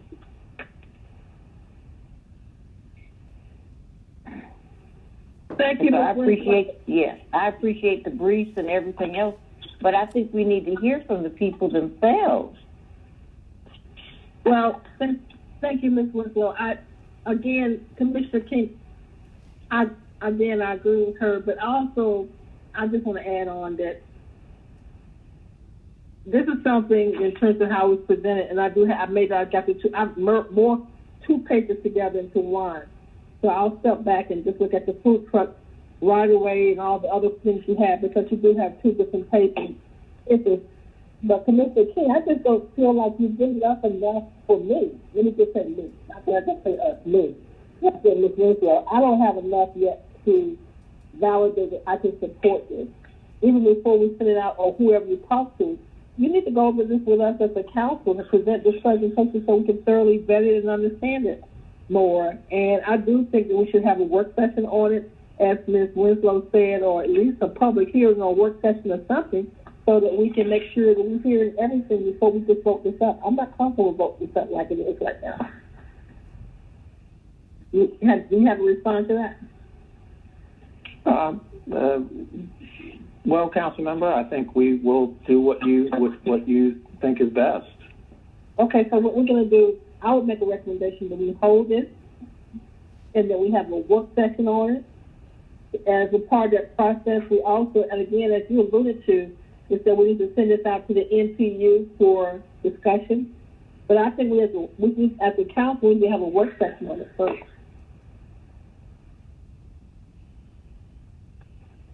Yeah, because I don't know what I'm voting on. I mean, other than the concept of expanding the food truck business.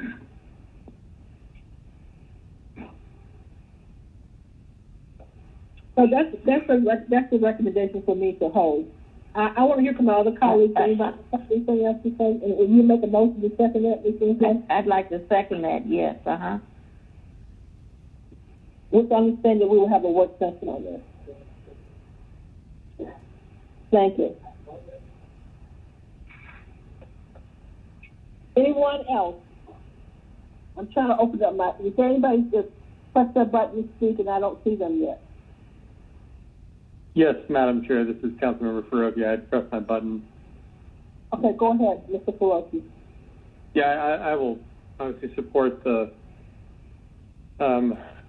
move to set up a work session on this, but I will say I'm in full support of this legislation.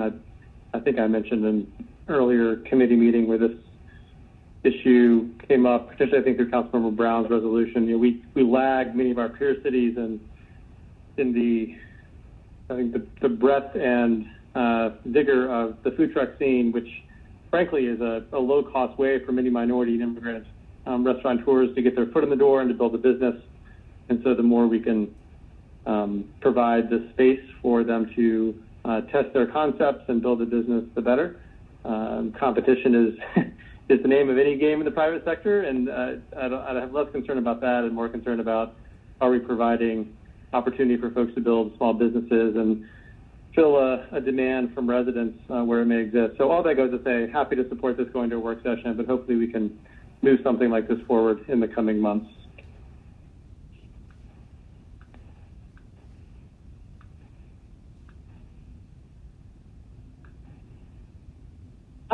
Okay, so thank you, Mr. Farokhi. Ms. Smith, can you speak? Yes, I'm here.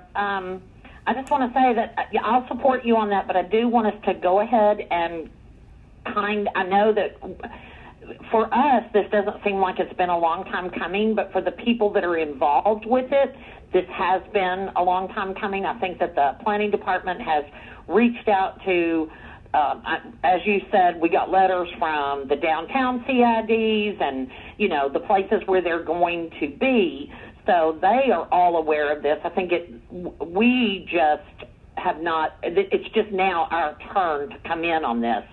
So, and I learned in college in an economics class that, because sometimes even if a food truck were to pull up in front of a restaurant, you're going to get twice as many people going there. That's why the gas stations, at some of our corners, there are 4 gas stations on the corner, and the business of the gas station isn't hurt by the business across the street, except to drive prices down maybe on the price of the gas, but that doesn't really happen anymore. But the more like things that you can get together, it's been proven, because the food trucks have areas where they can go, and if several of them get together, then the whole place gets a lot of business.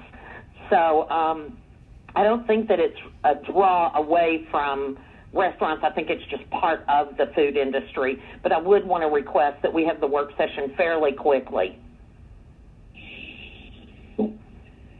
Thank you, Ms. Smith. Now, when you said quickly, we're getting ready to go into recess. And the other question, and Ms. Lindo, I want you to help me with this, because we talked about this earlier. It does have, this particular legislation, I do believe, goes before the NPUs for input also. But I know when it goes to NPUs, a lot of times they're going to ask the council members what their position on it. I can't even speak to this until I go have a work session. The question is, are we going to have a work session before the end of this year? Or are we going to wait till the first of the year? Well, let's ask Mr. King exactly what does this legislation do? Does this allow you to send it out to the NPUs? Or does this allow you just to go into business, like after the mayor signs it, if we were to pass it next Monday? Could we send it forward with no recommendation, or with a recommendation that we have a full understanding of it before it goes out to the NPUs? Mr. King, can you? Well, yes, Councilmember Smith. I had mentioned going to the NPUs in January. That's not a requirement of this legislation. This is not a zoning proposal, so it's not required to go to the NPUs. I was just offering that as something that we were going to do in association with the discussions we've had around, a food truck program in the city. So were you expecting us to pass this today, or what was your expectation? Yes. Yes, it was to pass it today, yes. Mm-hmm. Right. And then does this, if you're going to go to the NP, was it just for review and comment, or was it just to tell people what was going on? Well, it was more just to tell people what's going on, and in the spirit of the discussion that you all had around the resolution that Councilmember Brown introduced, listening sessions, or more than that, education and conversation with the NPUs around food trucks and the food truck program and what else to do beyond this in the city related to food trucks. So we were submitting this for consideration for council to vote on. What I had mentioned is something we were going to do in addition to that with NPUs at the first of the year. Okay, so yeah, go ahead, Joyce. I hear what you're saying. I do not believe that we should expedite this. Why? Why do we have to do that? Why do we have to do this now? Even though they're waiting, this is something as the legislature, we need to be looking at this very thoroughly to make sure we understand every part of this. So I can't support this right now, and I'm not going to support sending forth on Monday with what? No, I can't do that. I think we need to have a work session on it. I do. So that's just my position. But you go ahead. Well, I will not make a substitute motion. I was just wondering if maybe there was something that we could do to keep it moving down the road, but it sounds like we are going to have to hold it and then I guess go to the MPUs and have a work session in January. So then the quickest we could get this done would be in, probably February? I can't say that either, but what I do remember very explicitly when we talked about the resolution with Mr. Brown, that Mr. Faroki and I referred to, was that it was about the fact that we was waiting on this particular legislation. I remember very specifically us in terms of that resolution saying that we would actually, as a part of the process, have Mr. Brown's legislation go before the NPU, but it was only after we had this particular legislation that Mr. King is bringing forth to us.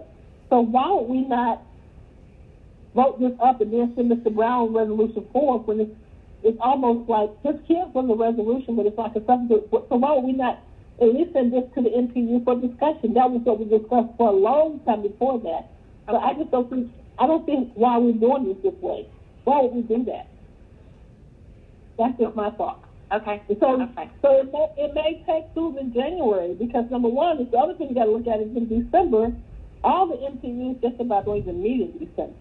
So it's going to go through January anyway, because it may be through February because of the fact that most of the MPUs are not going to be up and running again until January.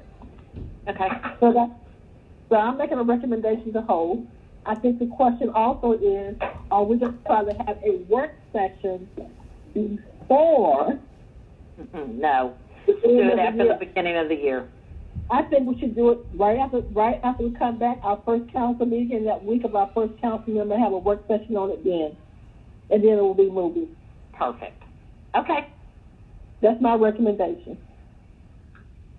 All right. I think you have a second, and I'll vote in the affirmative. All right, thank you. So there's a motion and a second on the floor. Ms. Linda, are we ready for the vote? I have a question. One moment. Oh, I'm sorry. I am so sorry. Mr. Hillis, I apologize. I didn't think your name, but go ahead. I didn't.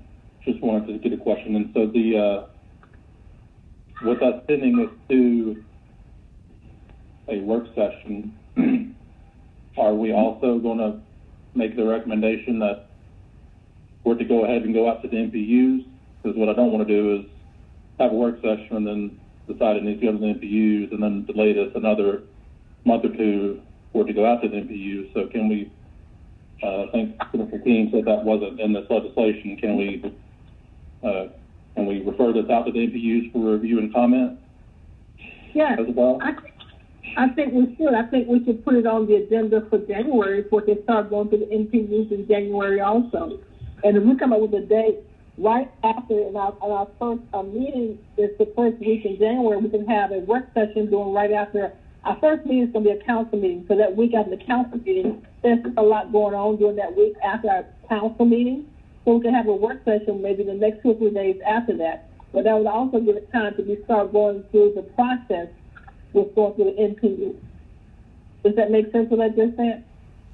Yes, I just wanted to make sure to go ahead and send it out to the MPUs for their January meetings. Yes. So we can get that feedback back yes. By the end of January and move this along. Yes. Absolutely. That's my recommendation. And Commissioner King, I mean, since all the CIDs and all these folks have approved this, is that information that's been sent to us? It may be something that I missed. And I may have got some emails. Councilmember Winslow, yeah, that should be with the brief that was provided to you by council staff, Corinne, right before Thanksgiving. Okay. Okay. You're talking about within the staff comment. No, this was a brief we put together that included the organizations that are supporting it. Okay. So, well, I need to get a copy of that. I haven't gotten a copy of it, and sometimes things don't pop up in my computer since the hacking. So that's something that I missed. So is that something that was sent by you, Commissioner? If you were on the Public Safety Committee meeting, I think Ms. Lindo sent it to everybody, but it was a pretty thick document, which is why I think we still should have a work session on it, because there was pages and pages of just reading. Right, but what I know that there's some things that are in my computer, but they don't pop up, so I don't think it pops up. I'll get with Ms. Lindo. Don't worry about that. I'll get with Ms. Lindo. Okay, you go on and proceed. I'm sorry. I think we're ready for the vote. Ms. Linda, are we ready for the vote? I think I made a motion, Ms. Winslow seconded. So I believe we're ready for the vote, unless somebody else has another question. All right, we're ready. One moment, Madam Chair.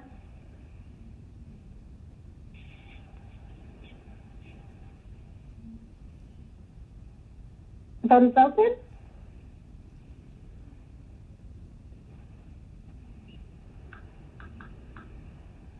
The vote is closed. 7 yeas, 0 nays. This item has been held. Thank you, Ms. Linda. Now with item number 9. Ms. Linda, would you sign that? That's the public vending kiosk program.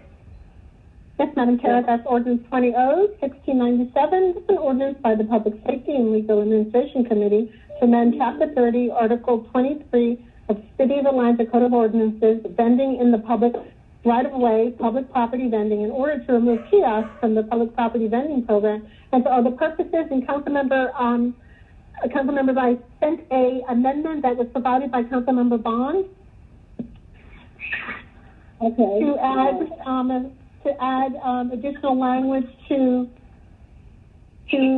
Section 9, and I can read it for your benefit if you'd like. Yes, go ahead and read the amendment, and then you'll have a discussion on this item. Because Councilmember Bond added to Section 9 that which sort of outlines all the vendor permits, and they should be issued prior to December 30th. And the end of that statement, he added that provided, however, all eligible vendors holding lawful vendor permits associated with kiosk locations through 2024 shall have the right to renew said vending permits at existing locations. The right of existing vendors to continue to operate as vendors at their former kiosk location contemplates that they comply with all other leasing requirements adopted subsequent to the effective date of this section or to renewal thereof.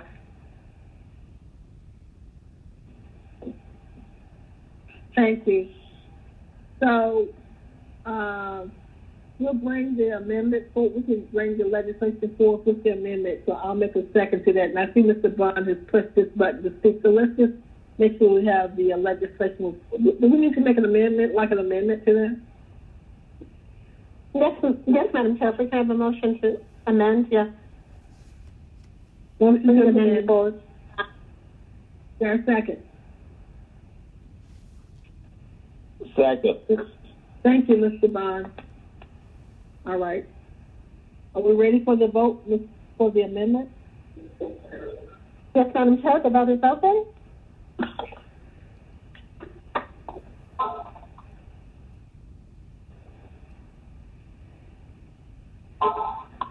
All right. Ms. Winslow? Ms. Winslow, how do you vote? Yes, in favor. In favor. Ms. Boone, how do you vote? Yes. The vote is closed, Madam Chair. The amendment is before you. All right. Mr. Bond. Mr. Bond, you may speak.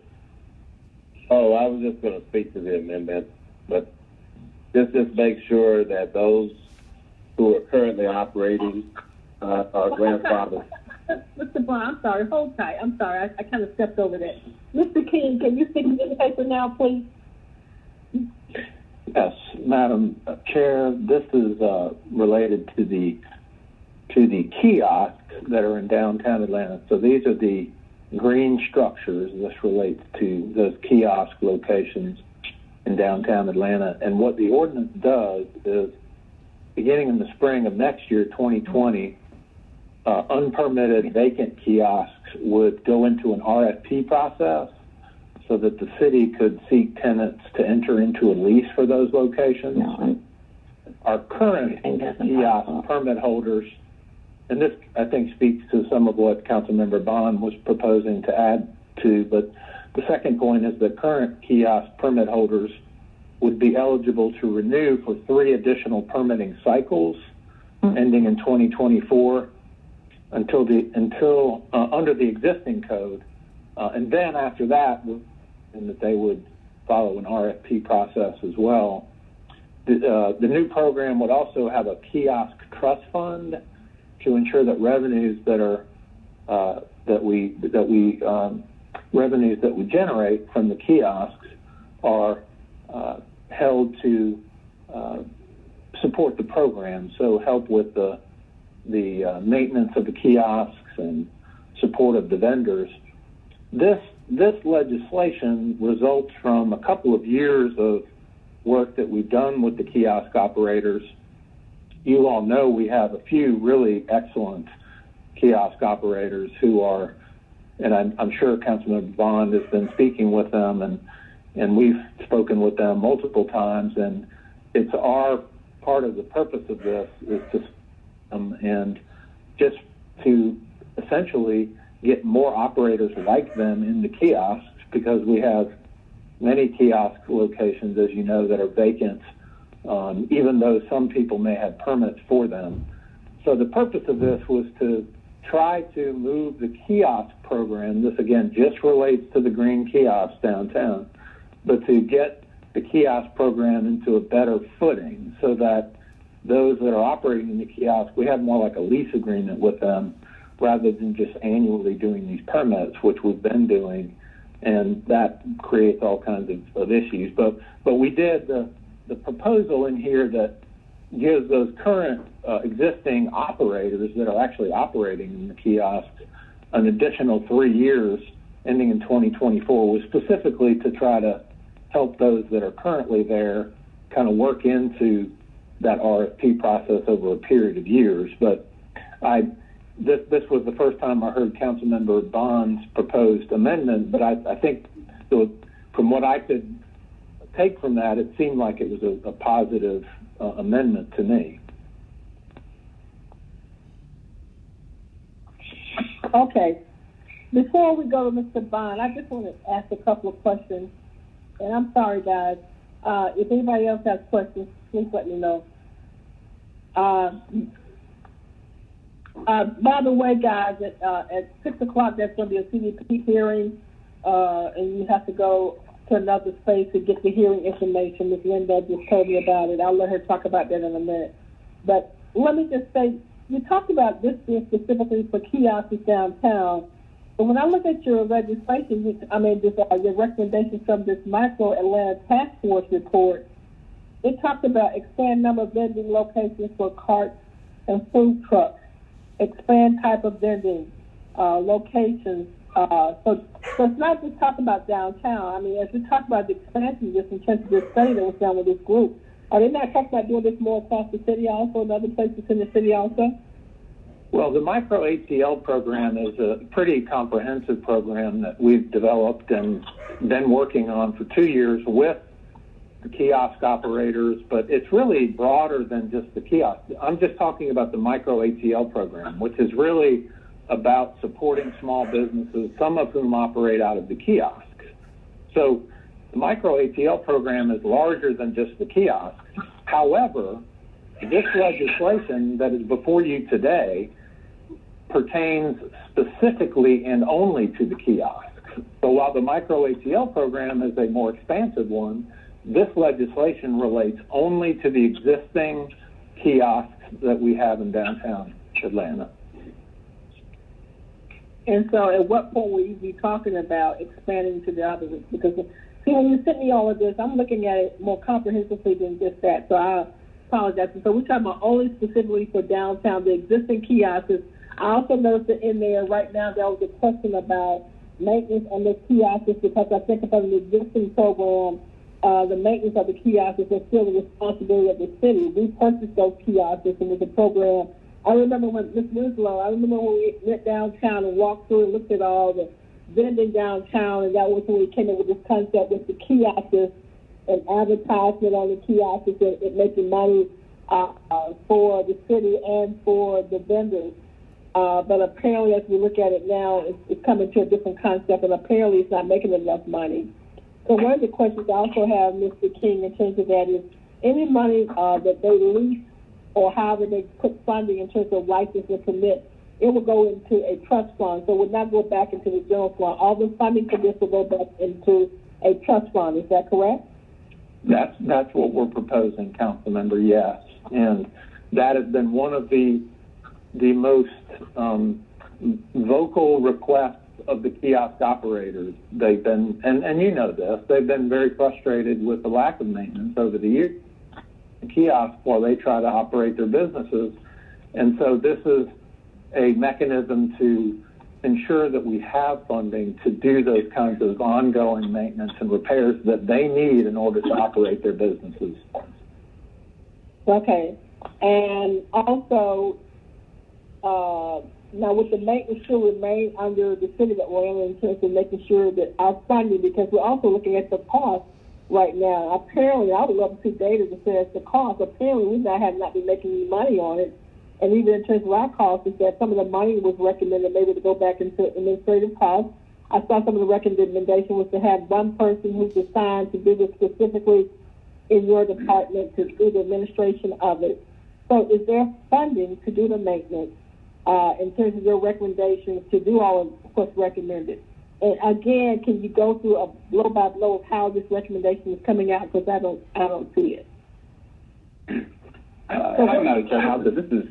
Yeah, go ahead, Josh. Mm-hmm. Yeah, this is Josh. This is Josh Humphreys again.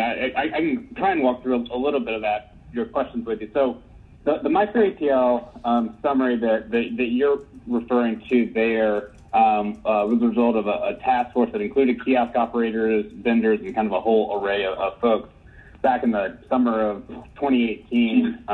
And it included a lot of recommendations that included food trucks, which is actually connected to the food truck legislation that we talked about earlier, recommendations around the vending cards, and then recommendations on the kiosk. And so what we're looking at here, and the section that's highlighted in your briefing packet, is the only area of that summary that we're talking about today. In order to kind of accomplish all of those goals, we've had to kind of break those down into individual pieces, and one piece of that is the legislation that would create this leasing opportunity for kiosks, and the other is to create the trust fund. Now, the maintenance challenges we've had in the past, we think that creating the trust fund and the dedicated revenue source for it can help us to cover the cost of revenue for those. And the kiosks themselves, we're not in any space looking to expand those. They're physical brick and mortar spaces, so that it's not something that we're looking to expand. And we're not revenue producers for the city. They're something that we support to support micro businesses downtown, not something the city is generating excessive revenue off of. So this is not something we're looking right now at this point, at least to in any way expand the program. It would be the 17 kiosks, and they all operate downtown.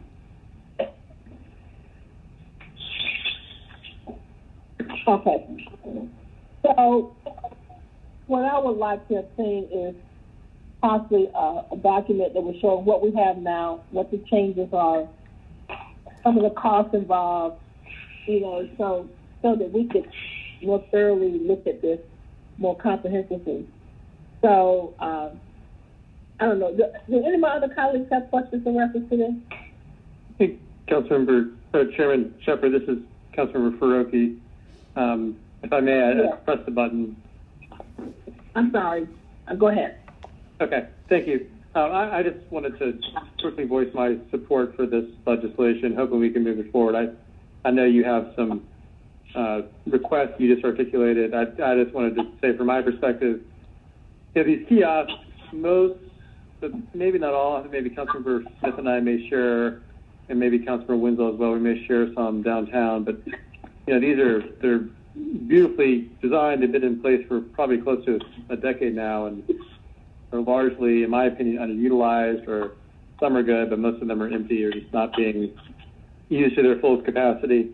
And so I'm all for tweaking the program in a way that supports these entrepreneurs and small businesses, hopefully in ways that meet demand downtown. I think that the question for everyone right now, whether it's your restaurant, a food truck, a kiosk, whatever it is will the foot traffic and people density return in ways that support starting a business in a kiosk. But all that goes to say, I commend the Department of City Planning, Commissioner Keene, for doing this work, and not to step on Councilmember Bond's toes, but I would move to approve. And I know Councilmember Shepherd, Chairman Shepherd, you may want to hold it, but my motion is to approve. No, I hadn't voted to hold it. I hadn't made that recommendation yet. But I approve it on the condition that I have more in-depth questions with other people don't, and that I'd like to be covered before Monday. And let me just say, and Commissioner King, this isn't about you, it's about our process that council has done in the past. And maybe some of my younger colleagues, they're more in depth than I am, and that's good. And it's not that I'm not against any of the things that you're talking about. Generally, the way it's been done in the past is that we would have a workshop just so we could have a better understanding of what's being presented to us. So it's not anything that's against all the hard work that you and others have done in the past. It's like the scooters. When the scooters came before us, it was like, just approve this. And there wasn't any kind of background information on anything regarding the scooters, and it caused some kind of chaos, within the city. It eventually got all worked out, but it took a while. So it's not that. It's just that if we just take a step back and breathe for a minute and then say, okay, council, let's have a workshop. Those are the kind of things that we're used to. So I want to understand if that's, I guess I'm struggling with, you may have a different formula of working, and that's okay. I think sometimes we can marry the two so that everybody comes in agreement. I'm not against the kiosks being, activated. That's not it. I want to be able to say to people, yeah, we've been able to do this, and this is how we're doing it, so that I have a better understanding of it. And perhaps my colleague Amir and Carla Smith, they already have a great understanding of it, and that's wonderful. I was just talking to my secretary. I didn't realize that some of this information came in over the weekend because I wanted to relax. So I guess I missed some stuff that came in on Saturday, all right, in regard to both of these pieces of legislation. So that's all that I think that that I'm talking about is you've done the hard work and you're asking for it to be passed right away. And I think sometimes people in the past, we've just been used to having people come and explain it to us, not at the committee level, but in a workshop to where we can ask questions. So is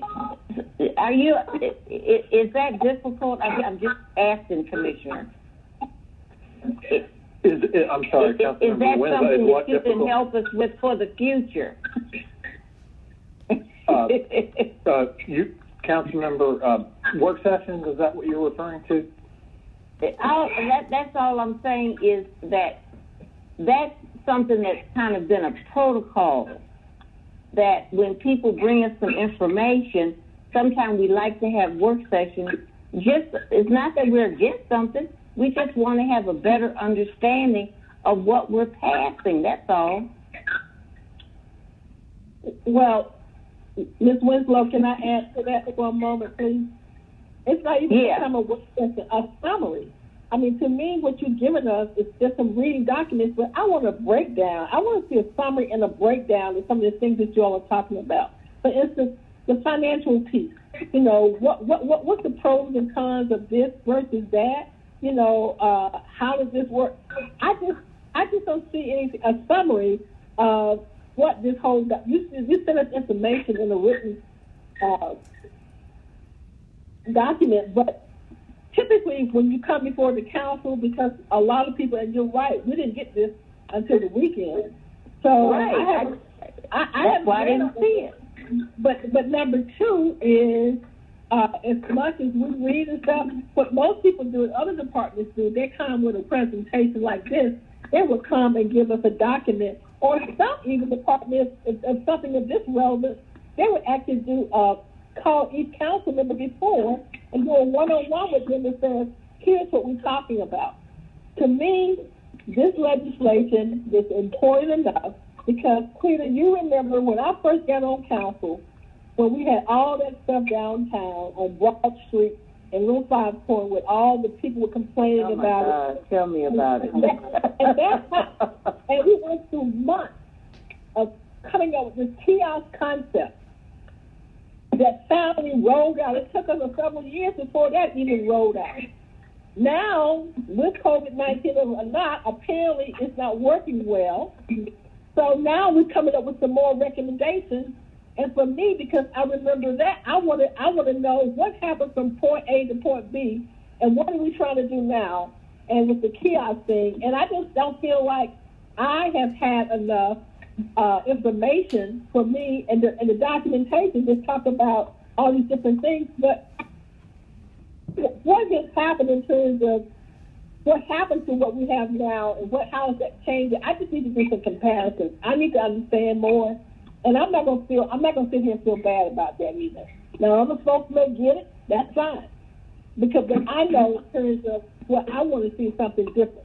So I'm not gonna be able to say that I'm just gonna arbitrarily pass this without somebody giving me some information, some much more detailed information. And I don't think the way it's presented today is detailed enough. So I'm just saying that. And so that's where we are. That's where I am. Mm-hmm. Now I'm with you, Cleta. Yeah, so Commissioner, I'm just asking, is that something that, so talk to me. Well, Councilmember Winslow, you want me to talk to you about what this legislation proposes? No, listen. Commissioner, this doesn't have anything to do with you per se. This has to do with just how things are rolled out to us as council members. So what Councilmember Shepherd is saying is correct. I mean, people give us a presentation, they explain things to us. And so I said, well, maybe I missed something because maybe my elevator's not going all the way up to the top. And I didn't see something that came to us a couple of weeks ago. But I didn't realize that this information just came on Saturday. So I really wasn't looking at my emails on Saturday and Sunday. So I missed it. So I'm sorry I missed it, but I just missed it. And she's correct. I mean, a lot of times what commissioners do is, they'll call us, they'll say, this information is coming. Would you please look at it, read it, da-da-da. And so that hasn't happened. So I'm just kind of at a loss. It's not that I'm not supportive of the kiosks. We need to use the kiosks. They're there. The city paid a lot of money to have those kiosks in place. It's just a level of, it's a level of understanding. It's a level of respect. As council people, that this information be explained to us, as opposed to being rushed. You don't think it's being rushed because you worked on it maybe 6 months, a year and a half. I don't know how long you've worked on it. But by the time you bring it to us, we need to have a little time to digest it. That's all we're saying. You've had 9 months, 12 months to digest it. You're asking us to digest it in one meeting. That we can't do that. Well, I don't know. The other people maybe. I'm not going to say that. I can't digest it in that short of time. I'm done, Chairman. Madam All right, Chair. I'm going to make a recommendation to move it forward. I don't know if Mr. Hiroki made I don't know if he got a second on his move it forward. I would like to make a motion, a substitute, if he did, to move it forward with no recommendations based on conditions that he actually covers council members of the committee on it. You know, there's a lot more down there even if you do that. You know, we got I will second that, Councilmember Shepherd. And then somebody just said make a motion to hold it. I'm moving forward for recommendation. There's no recommendation.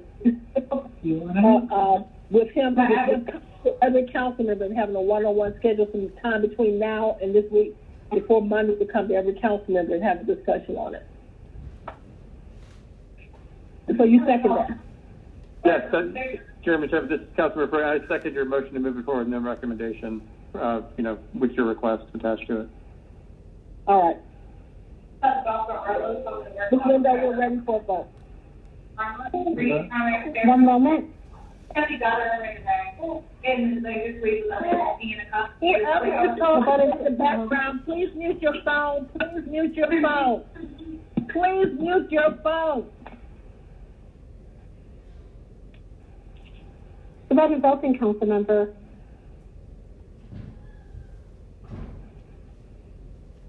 Ms. Winslow, how do you vote? I'm just going to abstain, but I do want the commissioner to call me. I'm not against. I'll call you, Councilmember Winslow. Okay, tomorrow. Thank you so much. Mm-hmm. I appreciate that. Ms. Boone? Ms. Boone? Yes, in favor. Thank you. Mr. Kuroki? Yeah, I believe he was the second. I seconded it, yeah. Thank you. Thank you. The vote is closed. 6 yeas. One is I didn't hear Mr. Bond. Mr. Bond. We have 5 yeas, 2 abstentions, and it's forwarded with no recommendation, pending consideration of discussions with each council member prior to Monday, December 7th. Thank you. Thank you. All right. Thank you, Mr. King. So you need to call us and create a schedule for us to have a discussion. Thank you so much. Thank you, Councilmember. All council members. All right. Thank you. Madam Chair, if I may make an announcement for the closed quarter public hearing before we move on to the next item? Yes, please.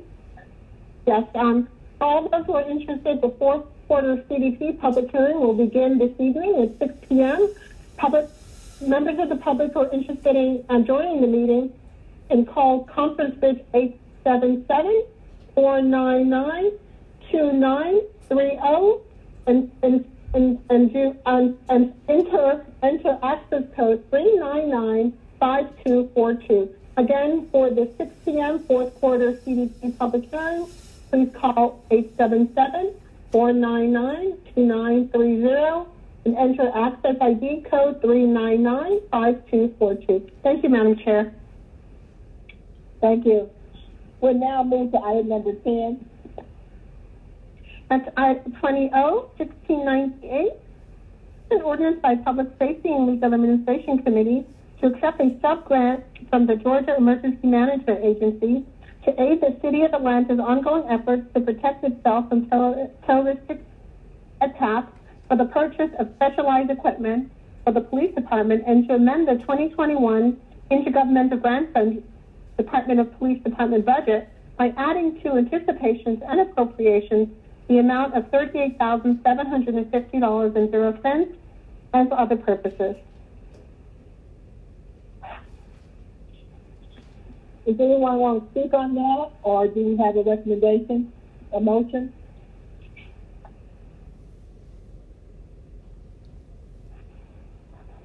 Motion to approve. Second, Boone. All right. We're ready for the vote, Ms. Lindo. One moment. The vote is open.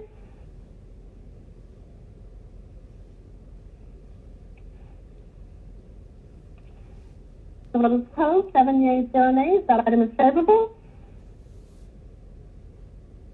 Thank you. We're now at item number 11. Can you sound that, Ms. Lindo?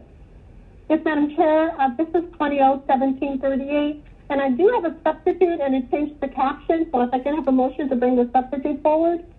Motion to bring the substitute forward. Is there a second? Second, Hillis. Thank you, Mr. Hillis. We're ready, Ms. Lindell. The vote is open. Ms. Winslow, how do you vote? In favor. Ms. Boone, how do you vote? Yes. Mr. Faroki? Yes, I'm now on the system, so I should be voting online. Okay. All right, thank you. Once closed, 7 yeas, 0 nays. This item's been substituted. This is an ordinance by Councilmember Andrea L. Boone as substituted by the Public Safety and Legal Administration Committee, waiving the competitive force selection requirements contained in Article 10 of the Procurement Code and authorizing the mayor on behalf of the City of Atlanta to execute an agreement with the Atlanta-Fulton County Pre-Arrest Diversion Initiative, a not-for-profit 501(c) organization to provide pre-arrest diversion and community referral program services in an amount not to exceed $1,951,465.0 for a term of 1 year with 3 one-year renewal term options commencing retroactively on July 1st, 2020, to ratify the acceptance of services provided from July 1st, 2020 through the execution of the agreement, authorized hereby to authorize all contracted work to be charged to and paid from accounts listed herein and for other purposes. And Madam Chair, the substitute just changes the amount from $1,500,000 in the caption and throughout the legislation. Okay, thank you. Now, do we have anybody from the pad here? Smokey here by chance? Is there anyone here to speak on this? Hi, Council Member Shepard. I'm here. It's Smokey with Pre-Arrest Diversion. Thanks for having me on. Okay, thank you. So we're finally at a point where we're going to actually give you some funding to expand the program in the city. So that's great. So the question I have is, I know this is not a lot. Are we going to do this citywide, or we talk about in sections of the city? How are we proposing to do this?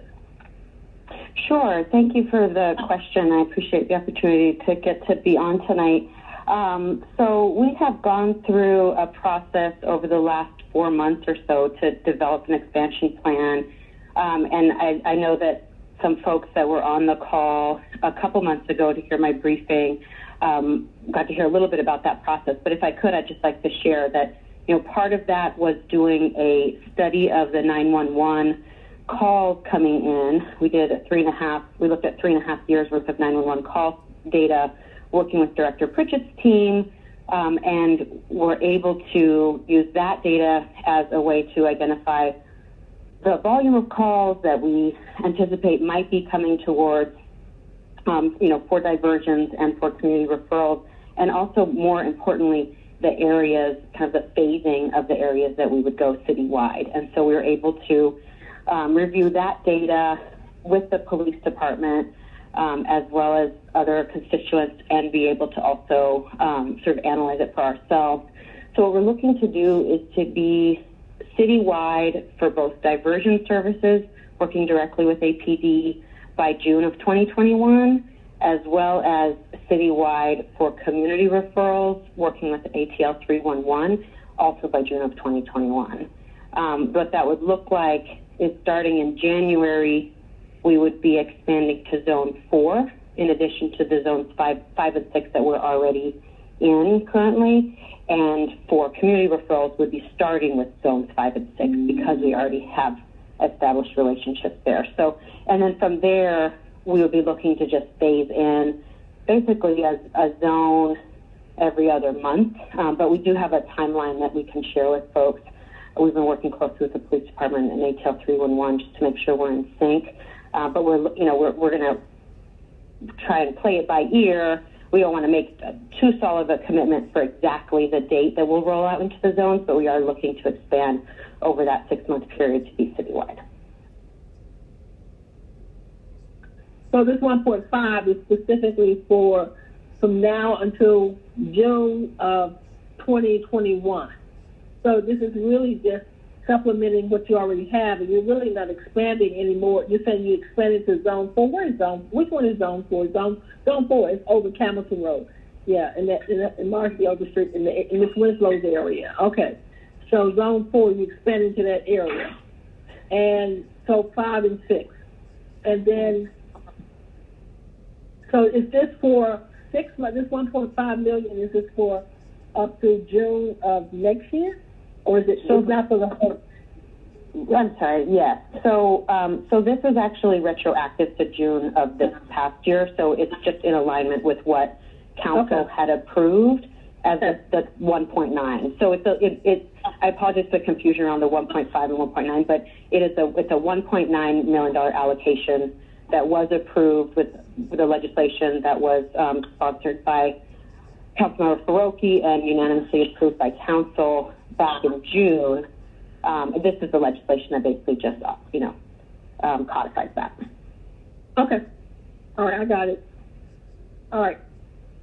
No other questions?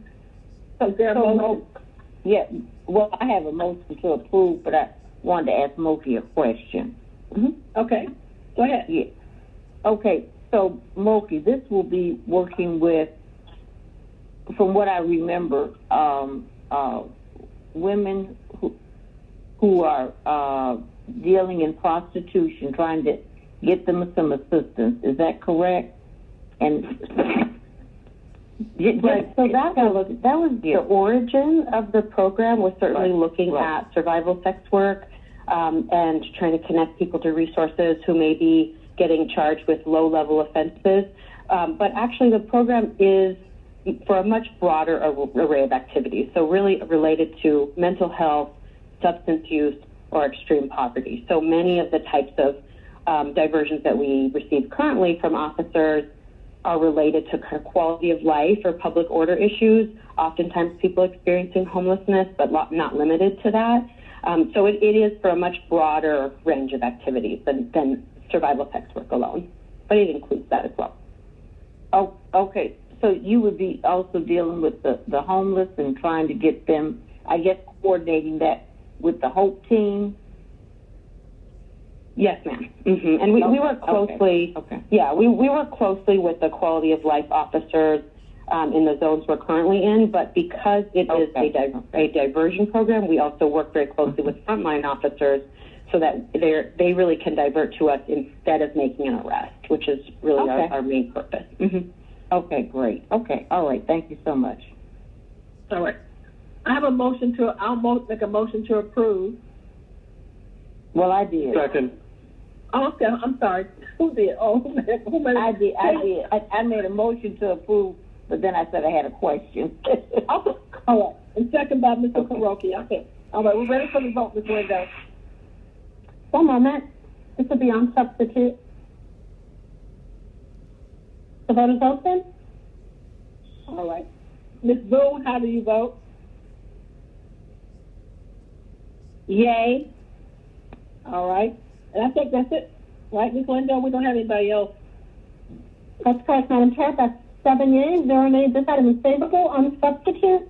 This is a dual referred item, so will now be forwarded to the FEC committee. Thank you. But now Thank you. I appreciate it. Thank you, Ms. Moki. Item 11 or 12? 12. Item number 12. This is 20-1741. This is an ordinance by Council Members Jennifer N. Ide, Joyce M. Shepherd, Howard Shook, and J.P. Mazakite to amend Chapter 10, Alcohol Beverages, to require that the Chief Financial Officer shall conduct annual forensic audits of the financial records of a sample of establishments licensed for the sale of alcoholic beverages by the City of Atlanta to confirm that establishments licensed to sell alcohol for consumption on premises as eating establishments in accordance with state law or restaurants in accordance with the City of Atlanta Code of Ordinances, and establishment licensed to sell alcohol for consumption off premises, such as packages stores in accordance with the City of Atlanta Code of Ordinances, remain entitled to exemptions from certain distance requirements and other alcohol regulations for which they have qualified based upon a percentage of gross food and/or alcoholic beverage sales to require that the sample of establishments subject to the forensic audit required to be conducted in accordance herewith shall contain no less than 1% of the number of establishments licensed for the sale of alcoholic beverages by the City of Atlanta on September 30th of the year prior to that in which the audit shall be conducted, to authorize the Chief Financial Officer to promulgate administrative regulations by which the sample of establishments subject to the review required hereby shall be chosen and for other purposes. Thank you, Ms. Lindo. Ms. Ide, I'm not sure if Ms. Ide is on. If she wants to speak to this. I know she had texted me earlier, so I don't know if she's listening. If not, I also like Ms. Amber Robinson, to come on and just kind of give a brief clarity to this in terms of what we're doing, because we're not going to be able to audit everybody. It's just going to be spot auditing. So, Ms. Robinson, are you there? If not, Ms. Ide.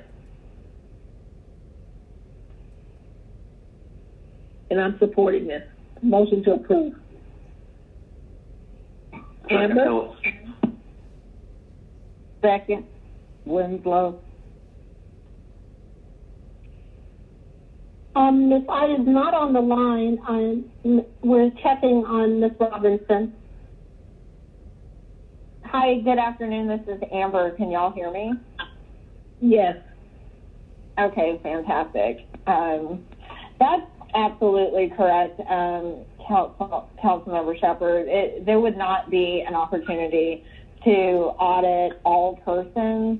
All licensees that would fall under these categories, such as restaurants and certain convenience stores.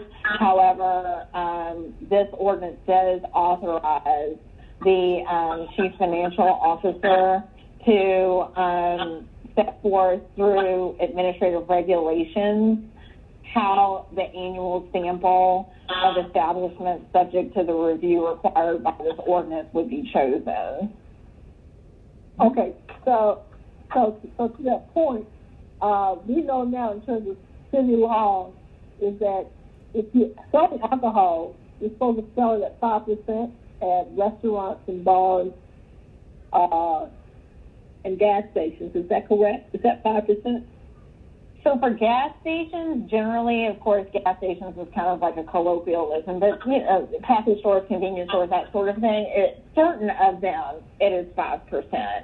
If a package store sets forth that it is only going to sell less than 5% or less of its revenue from the sale of alcohol, then it doesn't have to meet the same level of distance requirement as a non-5% store. So it allows them to be in more places in exchange for selling less alcohol. So that's for package stores. For restaurants, the general idea is under state law, if you meet more than 50% of your revenue from the sale of alcohol, then you're not properly considered what we say as a restaurant. And there's some cleanup language in this ordinance that clarifies that. But generally, you can't be open on Sunday, is the main point. And the City of Atlanta, under state law, the City of Atlanta also provides distance requirement exemptions from restaurants, and which, going back to the state law definition, which we're clarifying here, relates to having less than 50% of the revenue from the sale of alcohol. So what this ordinance will do is empower the Chief Financial Officer to create regulations by which a sample of no less than 1% of each type of establishment will be chosen for an audit to ensure that those percentage sales are being met. Okay. So the finance department, upon the finance, is going to be actually doing this, and who makes the decision as to who and what and how they do it? So yes, it will be the finance department that is empowered to do this. These sorts of audits must be done in accordance with generally accepted accounting principles, which finances in a position to be able to do. And then the CFO will prepare administrative regulations on the specifics of how they go about operationalizing the authority granted in this ordinance. So the CFO is going to make that determination. Is that what you're saying? Yes, the CFO will promulgate administrative regulations by which the sample of establishments subject to this annual review will be chosen. Can we ask, as a part of this, that they bring that before the council for overview also, in terms of how they do that? Or is that another piece of legislation, or can we make that a part of this amendment, that it comes before the council? In terms of the administrative regulations? Yes. Yes, I think we could do an amendment to the legislation that would add a section that, or some language in a section that would set forth that upon promulgation of the administrative regulations, they shall be communicated to the Atlanta City Council. Okay. To Public Safety and Finance Committee. Mm-hmm. Yeah. So, Ms. Lindo, can we add that as a part of this legislation? Yes. Yes, Madam Chair. So I'm asking for that amendment. Do I have to get a second on that? I don't have, do I need to get a second on that? I guess I do. Winslow, second. If I may, I would suggest that to Ms. Lindo that the amendment be to Section 3 of the legislation, which is on page 4 of the document, such that it would read, following the sentence that states, the amendments in this ordinance shall become effective on January 1st, 2021, and shall apply to alcohol licenses reviewed or issued for the 2021 calendar year and for every year thereafter. Additionally, the new language would say, additionally, upon promulgation of the administrative regulations, the chief financial officer shall communicate those regulations to the Public Safety and Legal Administration Committee and Finance and Executive Committee of the Atlanta City Council. I don't like that. Yeah. That's good.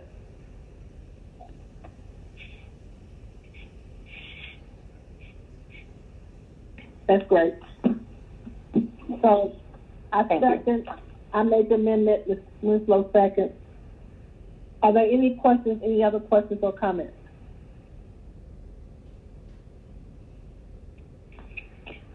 If not, are we ready for the vote, Ms. Linda? One moment, Madam Chair.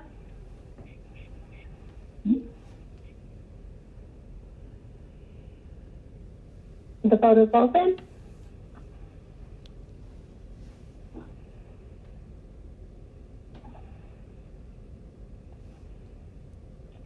Ms. Winslow, I'm sorry, you made the second. I did. Boone. Ms. Boone.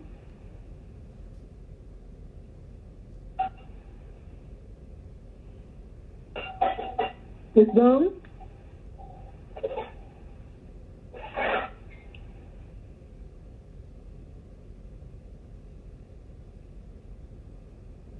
I was muted. Yes.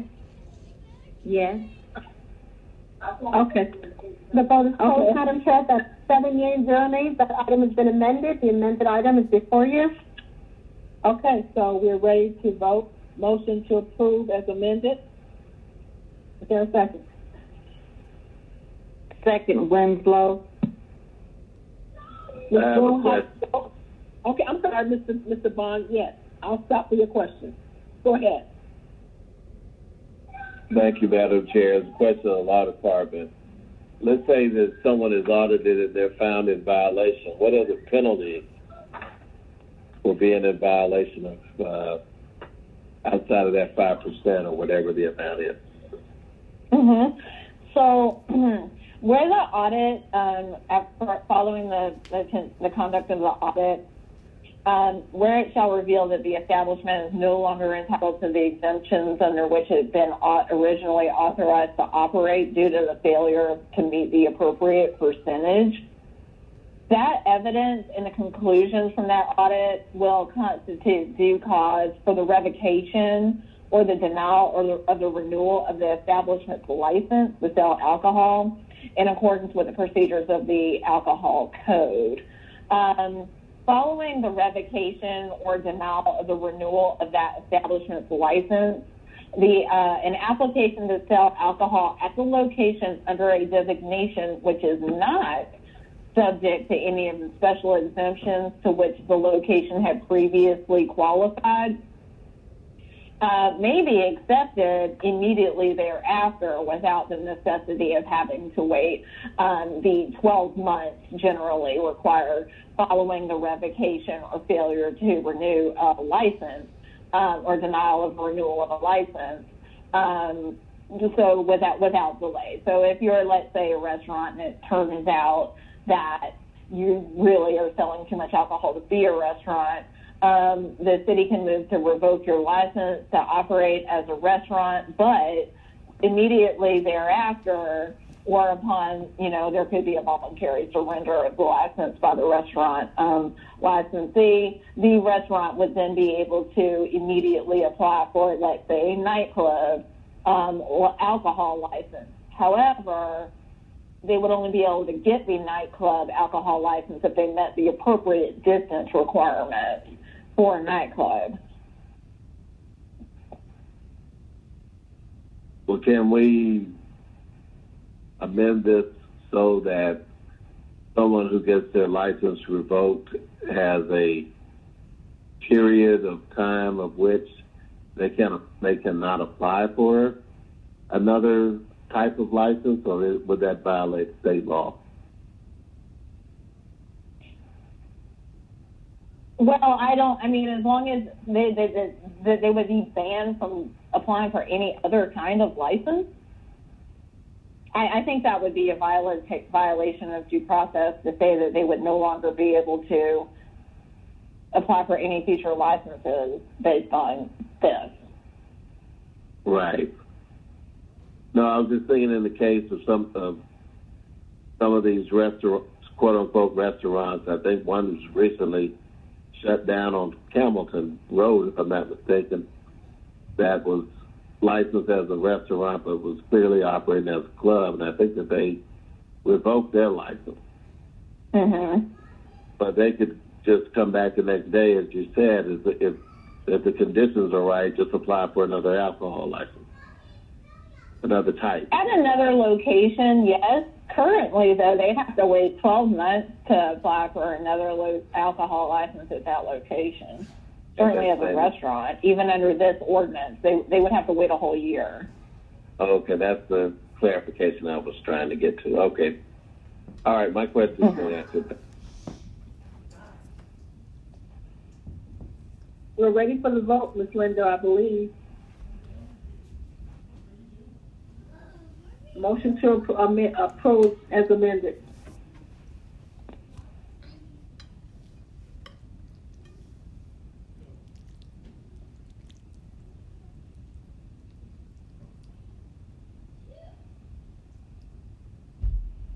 Ms. Winslow, did you second that? Who seconded that? I can't remember. I believe I did second it. Yes, Madam Chair. Ms. Boone, how do you vote? Yes. All right. And Mr. Faroki, have you already voted? I have. Thank you. Okay, thank you. All right. The vote is closed. 7 yeas, 0 nays. That item is favorable as amended. Okay. We're now up under resolutions. Item number 13, Ms. Lindo. Yes, Madam Chair, that's 20R 46 58 This is a resolution by Public Safety and Legal Administration Committee authorizing the mayor or her designee to enter into Amendment Number 3 agreement with Askews Construction Company and Home Inspection, LLC, pertaining to FC 9423 to provide citywide clean and close services on behalf of the Atlanta Department of Police Code Enforcement Section for the purpose of increasing the not to exceed amount by an additional $300,000 for the contractor or contracted work to be charged to and paid from accounts listed herein. And Madam Chair, we do have an amendment to remove the word company out of the contractor's name. All right. I'll have that motion. Are you saying we have an amendment? So I'll ask to bring Amendment 4. Motion to bring Amendment 4. Second, Hillis. All right. We're ready for the vote. Ms. Winslow, how do you vote? In favor. Ms. Boone, how do you vote? Yes. All right. The vote is open, Madam Chair. Yes. I thought I already said that. It's been a long day.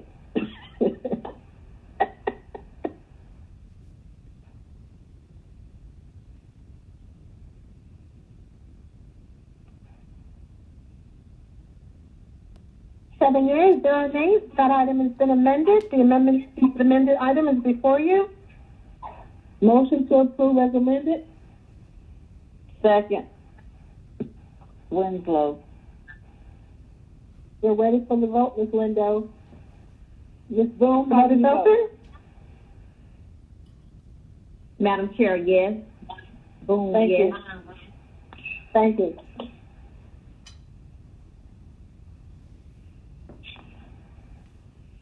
The vote's closed. 7 yeas, 0 nays. That item is favorable as amended. Thank you. We're now at item number 14. Ms. Lindo, Item could you 20. tell? Yes, Madam Chair, that's 20R 4659.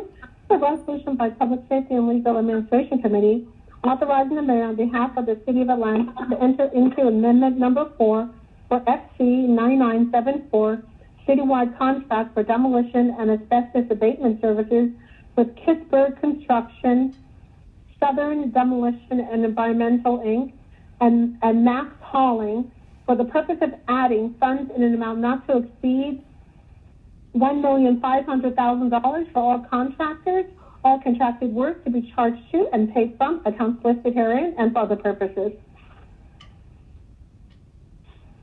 Any questions? If not, motion to approve.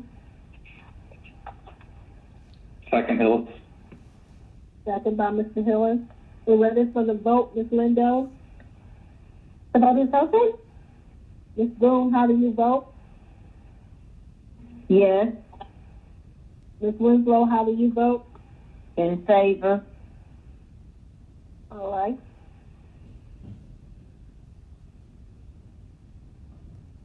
Seven yeas, 0 nays. That item is favorable. Thank you. We're now at item number 15. We can take 15 and 16 as a block. Yes, Madam Chair. Ms. Lindo, Item number can you- 20. Go ahead. Yes, Madam Chair.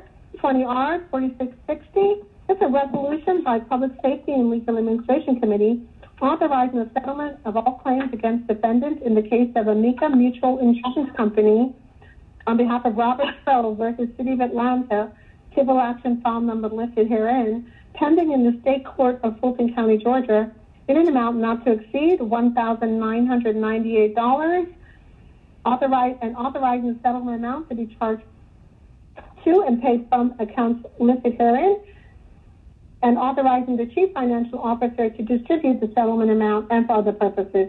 Item number 16, 20R 4687, resolution by Public Safety and Legal Administration Committee authorizing the settlement of all claims against the City of Atlanta in the claim of Sam Dixon versus City of Atlanta, civil action file number listed herein, in the Fulton County Superior Court, State of Georgia, in the amount of $14,156.75 to be charged to and paid from accounts listed herein, and authorizing the Chief Financial Officer to distribute the settlement amount and for other purposes.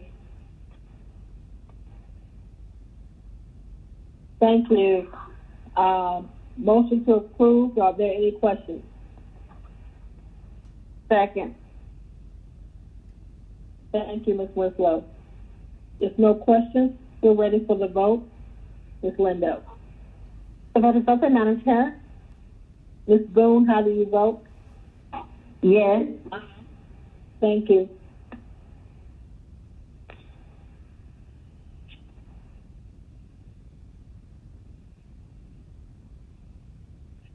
Seven yeas, 0 nays. Those items are favorable.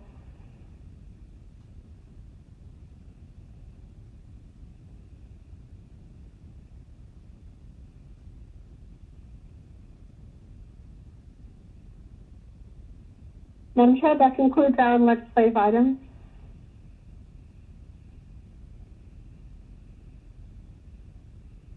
Hello? I'm sorry. You know, all day I've been Thank you, Madam Chair. Thank you, Carla. Madam Chair. Have a great day. This is really a day, but I've been talking all day with the phone on mute. I'm sorry. Who said that? Great meeting. Carla said that she's trying to get us home. All right. Okay. Goodbye. Goodbye. Y'all have a great